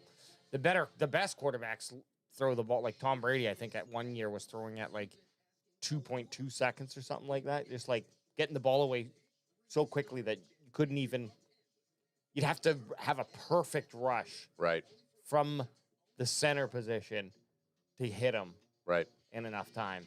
So that's how the edges do affect cornerback play. Is a cornerback is going to lose to a wide receiver if you give him 10 seconds to run around on a field and catch a football. But if you only give him 3 seconds or 2.5 seconds, eliminates that. It's much more difficult for him to get open. Definitely. The rush is important. Did you snake my charger? Is that the charger still? Yeah, this is the one that you gave me. Okay. I couldn't find it the other day because I just had it plugged in the theater room. Okay, sweet. Good to know. Yeah, now it's back here. Good to know. Let me go up here for a couple comments. Who did we pick? AJ, if you want to bring up all of the Cowboys picks just so we can go through them in a minute here. BPG says, well, if you guys need a CB, Trevon Diggs is available. Take that, bot G. Lewis says CP, Christian Parker, had 2 top-notch rookies, CBs, and made Philly reputable. True. And then, but also with saying that, Philly's front 7 was solid. Which plays into maybe cornerbacks that aren't as good as they would be if they were in a situation where they don't have a quarterback having to make a decision. Yeah, and they have to coexist with each other for a top 15 defense. You need both of those. You need the front 7 and the guys in the back to really pair together. And exactly, but it's not a fair comparison one-on-one cornerback to wide receiver because if you give the wide receiver enough time, he's going to win every time. He's just going to run around and eventually get open, and then but it's about can you do it in this amount of time? And that's where the cornerback's like, I can shut you down for 3 to 4 seconds or whatever the time limit is. Yeah. That's crack me if you got him. That's like when they have the 1v1s and this used to always be the thing. Trevon Diggs getting burned in training camp and the clip goes viral and it's like, that's what the fucking wide receiver is supposed to do. Yeah. The drill is made for the wide receiver. Yeah. Lewis says, okay, so what has CP done? CP hasn't done anything yet. I think this is the other thing that we have to come to terms with as Cowboys Nation, that it is a whole new coaching staff. There is going to be bumps and bruises. Punter taken. Okay, first, Ryan Eckley and the truck cam loves. Look at those guys. Look at those fucking masters work. Switching and dipping and switching. You are absolutely right. Christian Parker is a new defensive coordinator, but it's not like he just came out of college. He's put in some work, and so I'm hopeful. And you know what? So is Shoddy, and Shoddy didn't have a terrible year last year. What they're trying to build is what I'm backed up. Is what I'm backing. And I'm gonna give him the full. Now, CP has a meltdown week 3. Yeah, that's not good. But I don't know. I have confidence in the guy. Same. I do too. And I feel like him being able to put together his defensive staff and not having to walk in and just take a bunch of guys that are already there. Yep. That's the right move. So we're putting him in the best position to do as good as he can. He's got a lot of fucking toys to play with now. Caleb Downs is just the best toy you could unwrap as a defensive gift of the draft. Literally gift wrapped and handed to Dallas, man. And so I just hope it pans out, which I feel like it will. I feel like any player I've been excited for that the Cowboys have drafted in the first round. What are you laughing about? Sorry. BPG says that the Patriots draft a new mistress. Sorry, I sometimes. No, that's good. I'd rather you just tell us. If you think it's funny, I'm always good with hearing something's gonna make you giggle. Say it, and we can giggle like schoolgirls together. But I'm just thinking back to being a fan of the Cowboys. The only pick that I was ever really, really, really excited about that didn't pan out, was Morris Claiborne. Yeah, that's the only pick that I was like, holy fuck, we got ourselves one. That's the only one I've ever really liked that ended up not working out for the Cowboys. And he wasn't he wasn't. He just didn't hit your hype. Well, they traded a second round to move up to get him, so the hype on him was so high. And he just didn't. Yeah, he didn't deliver on that. Was he a running back or a linebacker? Cornerback. Oh, he's a cornerback. Okay, he's LSU cornerback, top cornerback in the college football. That Best fit for the Bears right now is Papa Roach, Caden Curry sitting there. Really? Cut my life into pieces. This is my last resort. Suffocation. Cowboys wouldn't go because we just have too many of that spot now, I think. No, Cowboys are going for Eli Heidenreich. Rolando Rodriguez says, Cowboys CanFan, what you guys drinking? I'm a Bud man. Cheers, Crackman, if you got him. This is Drip. We drink Drip. That's our boys. It's our sponsor. I'm actually crushing a couple bubblies right now. Yeah. I also have a Coke Zero. I will say this, on the road. But I have had about 4 drips. For beers, and they probably don't have it. I like my APIs. IPAs? IPA. Fuck. And I do use APIs too. I like my IPAs, and Fat Tug specifically, but it's not always available. Up here in the West Coast. So any IPA, but in terms of like liquor beers, it's Yellow Bellies. Yeah. We go heavy with the Surges, the White Claw Surges. The White Claw Surge, 8%. Jumbo tin. Whatever. Our Airbnb always looks like a college frat house. Oh, We're all 40. We get so It's much awesome. shit for drinking the skinny can, vodka seltzers, gin seltzers, etc. But when you are drinking the amount that we do when we're streaming and stuff, it's just the bloatedness. I love a good beer. Totally. But I'm also not a beer snob. I'll fucking drink the Budweiser. I'll drink the Coors Light. I don't give a shit. If someone's going to hand me, if I went to someone's house and they handed me a beer, it doesn't matter what kind of beer it is. I'm going to drink it. Yeah, and I drank a lot of beer.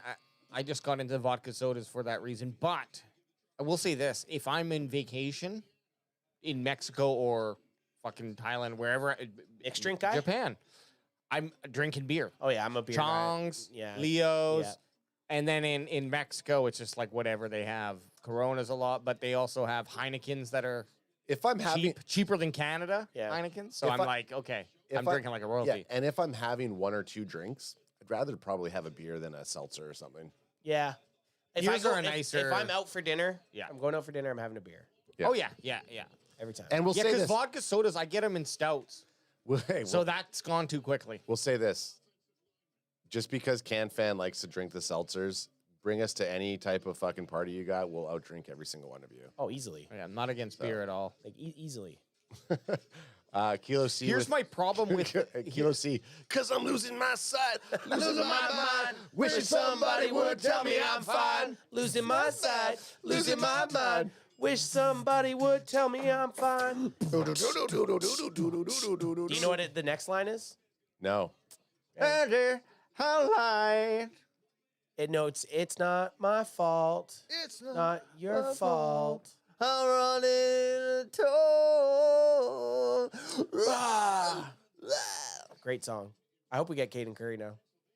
I hope we don't get monetized. I say I'm all right. Oh, yeah. We're getting Perfect. demonetized. Because they're like, no, you guys are literally playing You the guys CD. are literally... That's literally the You guys CD. are literally doing everything that this platform's against. Hi, this stealing is- from other artists. No, this is Braun from YouTube. No, that's literally the CD playing. I literally hear the CD. Hey, what's the up? This is- compact disc. Hey, this is Braun, your YouTube rep. Hey, this is And Braun. I'm your YouTube rep for the You next 3 guys months. have some copyright infringement. YouTube only uses AI chatbots. They're like me. They're AI chatbot guy. You're an AI chop. What do they keep showing on this truck cam? Truck cam. Hey, this is Braun, your YouTube representative. And they're going the... No, because they don't have them. It's truck versus world. So they're trying to see if they have clips, and people are like, "Oh, do you have this fucking?" Yeah, okay. So Green... They're not even announcing picks; they're announcing the game, which this is a fun game. Do you think they'll show the Cowboys pick? Possibly. So BPG says this, Cowboys CanFan. I love you guys, but if you go to Green Bay, you're not out drinking anyone. Look up U.S. most drunken states. Hint, 90+% are in Wisconsin. Hey, GBP. Hey, challenge accepted. Challenge fucking accepted, dude. Yeah, it's easy to be the most drunken state when it's like 3.5% beer up in Canada. Hey, you bring your best drinker, and I'll bring my 16-year-old nephew. And he won't even drink, and we'll take you and your buddy on. Actually, hey, BPG. Remember when I said I'd end up in jail in Green Bay, and I just got torched in the comments? Yeah. Green Bay, you get eaten up there. I was like, guys, it's a fucking joke. Like, No, look, because we were losing. I was like, I'm so glad we didn't go to this game. I would have ended up in jail as a joke. Yeah. I can't go to jail in the States because then I'll never be allowed back to the States. Yeah, and we'd all cry. We would all cry. That'd be awful. We'd go like this. But I am very confident. I am confident in my alcohol drinking ability. I'd go like this. His mother's in the army. His mother's in the army. Don't do this to him, please. Who brought Fernando Mendoza? Fernando Mendoza. Here's a fun fact as well. Also.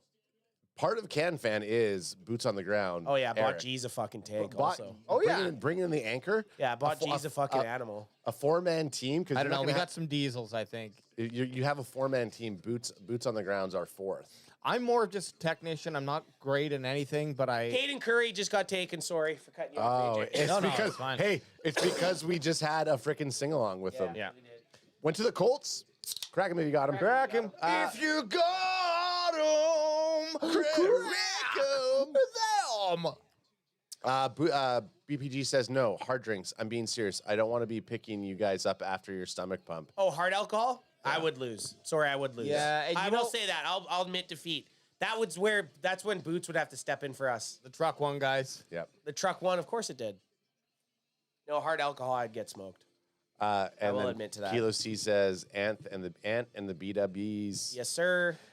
But and you know what? Here's where we lie, BPG. Hey, it shouldn't be about competing. A weed smoking competition? No, but even in the competition talks fun. We got the #1 draft pick here. At the end of the day, what we would be able to do if we came to Green Bay is we would keep pace at the very least. Yeah. And we would be able to we would be a good hang drinking as much as. I don't think there's anyone that would outdrink us except for possibly Las Vegas because of it. It starts so early. That party that we went to. Well, Las Vegas. I was shitting, and I couldn't leave my room. We left at 6 a.m. We left at 6 a.m. Yeah, we flew to Vegas at 6 a.m. Started drinking at 6 a.m. By the time we landed in Vegas, Anthony and I already had 6 drinks downed, and I was fucking. And you were sick. And I wasn't even sick. I just I couldn't keep anything in my stomach. So I was shitting and puking, and I'm like, but I'm not. Okay, ill at all. You're like, and then it just went away. The reality of the situation when we were in Vegas, Anthony and I were probably 8 to 10 drinks in. Actually, sorry, 12 drinks in probably at that time because it was around 4 or 5. And then Boots came and we literally took 2 freaking full cup, not even shots, just full. The second one, I was like, Boots, we can't do another one. He's like, yeah, I got to catch up to you guys though. I'm like, well, exactly. You got to catch up to us. But then we got peer pressure. This is the thing. Bocce's going to do that. Peer pressure never leaves. Peer pressure will be around until you're dead. Because you start thinking in your head, well, I don't want to be a pussy. I don't want to be a pussy. And that was the end of my night. But Boots even said to me, I was like, the next morning we were at breakfast, I was like, holy fuck, dude. Like, I don't really remember what much would happen. He's like, oh, because an ad said the same thing. He's like, well, man, you guys held yourself pretty well. We're just on autopilot. Because Anthony and I go into autopilot mode and we just have this smile.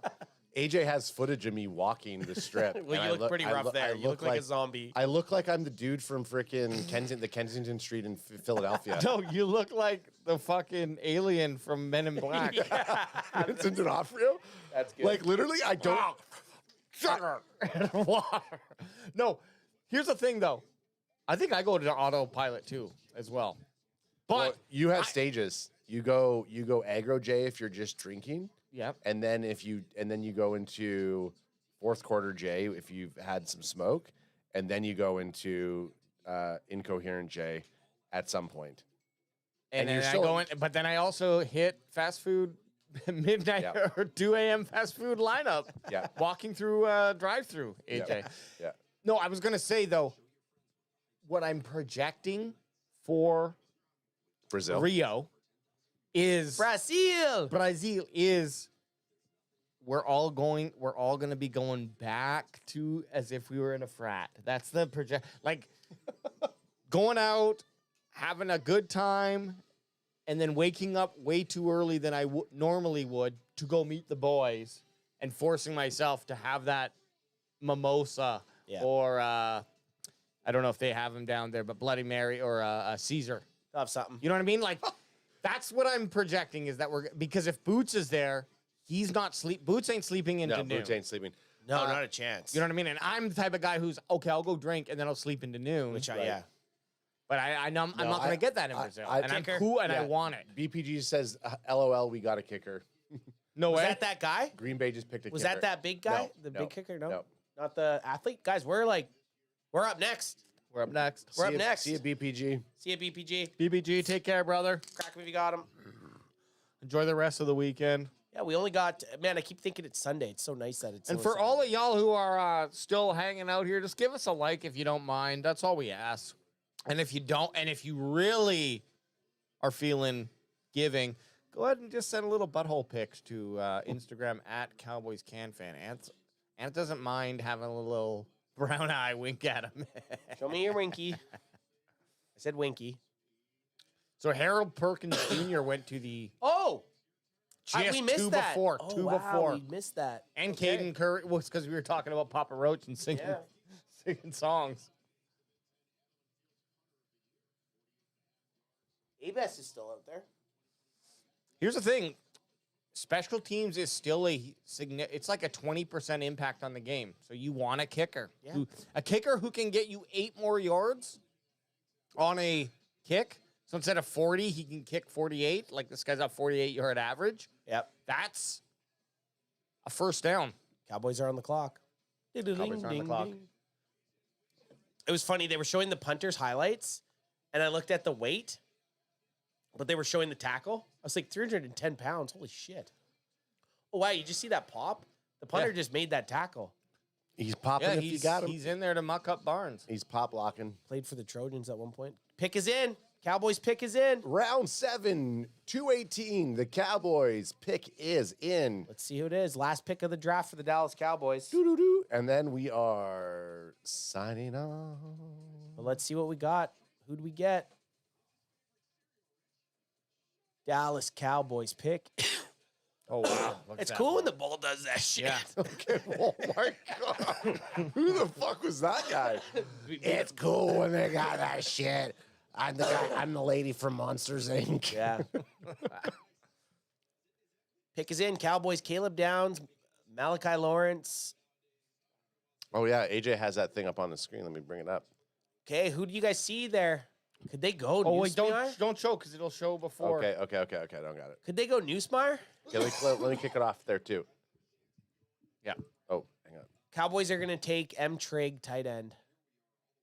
I'll even scroll up on chat so I don't. So now we're fully. Hey boys, we're gonna be fully For our surprised. 7th pick, we're finally ready to not get spoiled. Right? Cowboys trade back and grab 3 7th-round picks. Oh, no. And they're all in the last. Have not reached NFC Oh, Championship since get outta here, 1995. NFL Longest Network. active drought. Well, that sucks. It's just facts, though.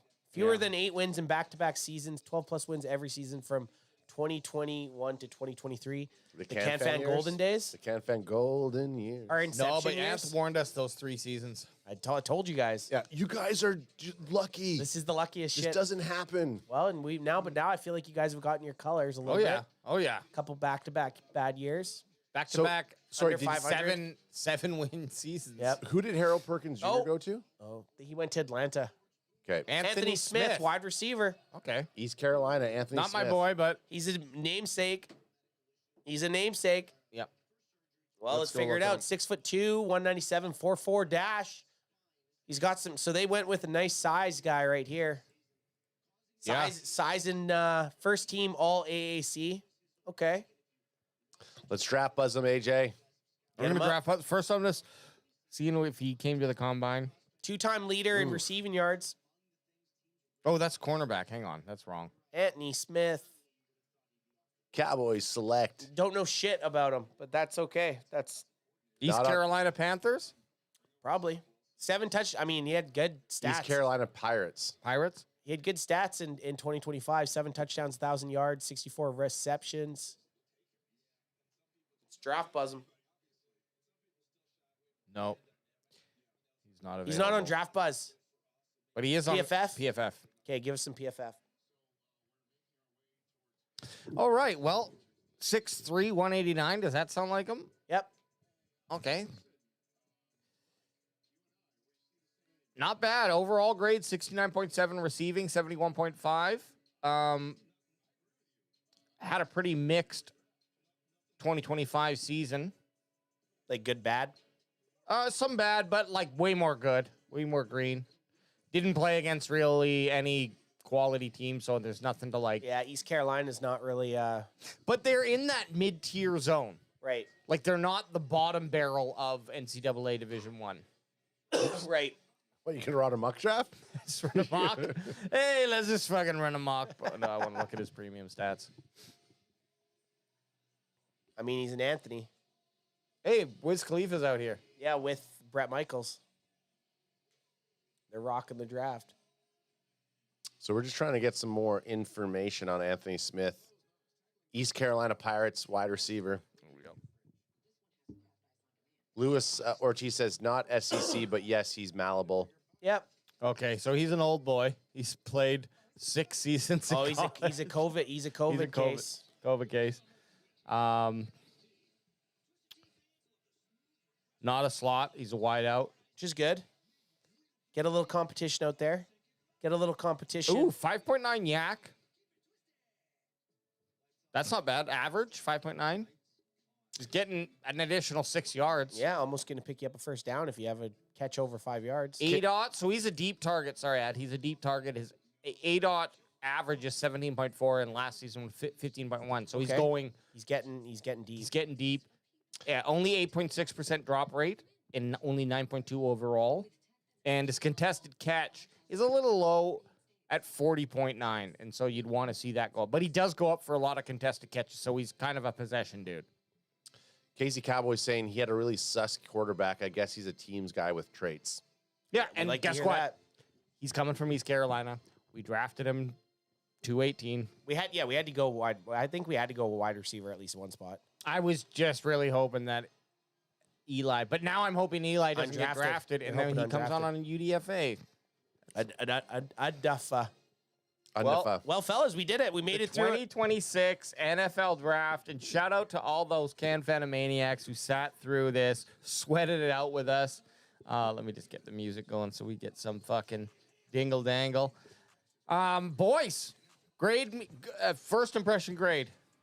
I guess it's not going to be really changed. A+. A+. I'm sticking with it. And this is for me as a personal feeling. How I'm walking away. And this doesn't just make it the draft picks. They also acquired D. Winter for a 5th round pick. Yeah. I'm saying the last 3 days for me is an A+, baby. I gotta agree in that I feel like the defense improved. Now, vastly, I think. Yeah, and whether we'll see where that actually creates them, but I'm positive. And the hopium's here and the hopium's thick. I'm also going to give it an A+. Yes. First 3 picks. That's the first defense. CanFan A+ in any draft. Give it to it. Jay Sean Barham at 92, A. Malachi Lawrence at pick 23. I would probably say it's a B+. But you got the 4s. So that helps the grade. And then with Caleb Downs at 11, that's an A++. So it's an A+ draft. A+ draft. Your Christ Journey says, good job, guys. Preach. Yeah, and then everybody that came up. Luis Ortiz says A-, B+. Yeah, I'll could take have done it. better. I'll I take agree it. with that too. I'll take it. I'm just full delusion, full hopium, full Super Bowl 2026. I think we could say this to wrap it up. I'll just also give Casey Cowboy because he's been here the entire draft with us. I heard that they are going to be real. There's going to be real platters or players in UDFA this year. I give so far an A. We got Downs, and I'm pretty excited for Barham. Yeah. I think at the end of the day, B+, A-, A+, whatever you're giving them, this has been the best draft in 3 to 5 years, it Easily. seems like, As of overall, as a whole. So, hey, and we're going to find out. It could end up blowing up in our faces, but that's the whole fun of the draft. Hell yeah, brother. And if you know somebody that doesn't think the Dallas Cowboys and Caleb Downs and Jay Sean Barsham and our boy Malachi Lawrence are going to be goddamn goats in the NFL, you look them in the face and you tell them to go fuck themselves! And also just if you see an Eagles fan, tell them to go fuck themselves. Throw that in their face. Throw that bird in their face. That's called a freebie. Love y'all. Love y'all. See you Wednesday. Peace.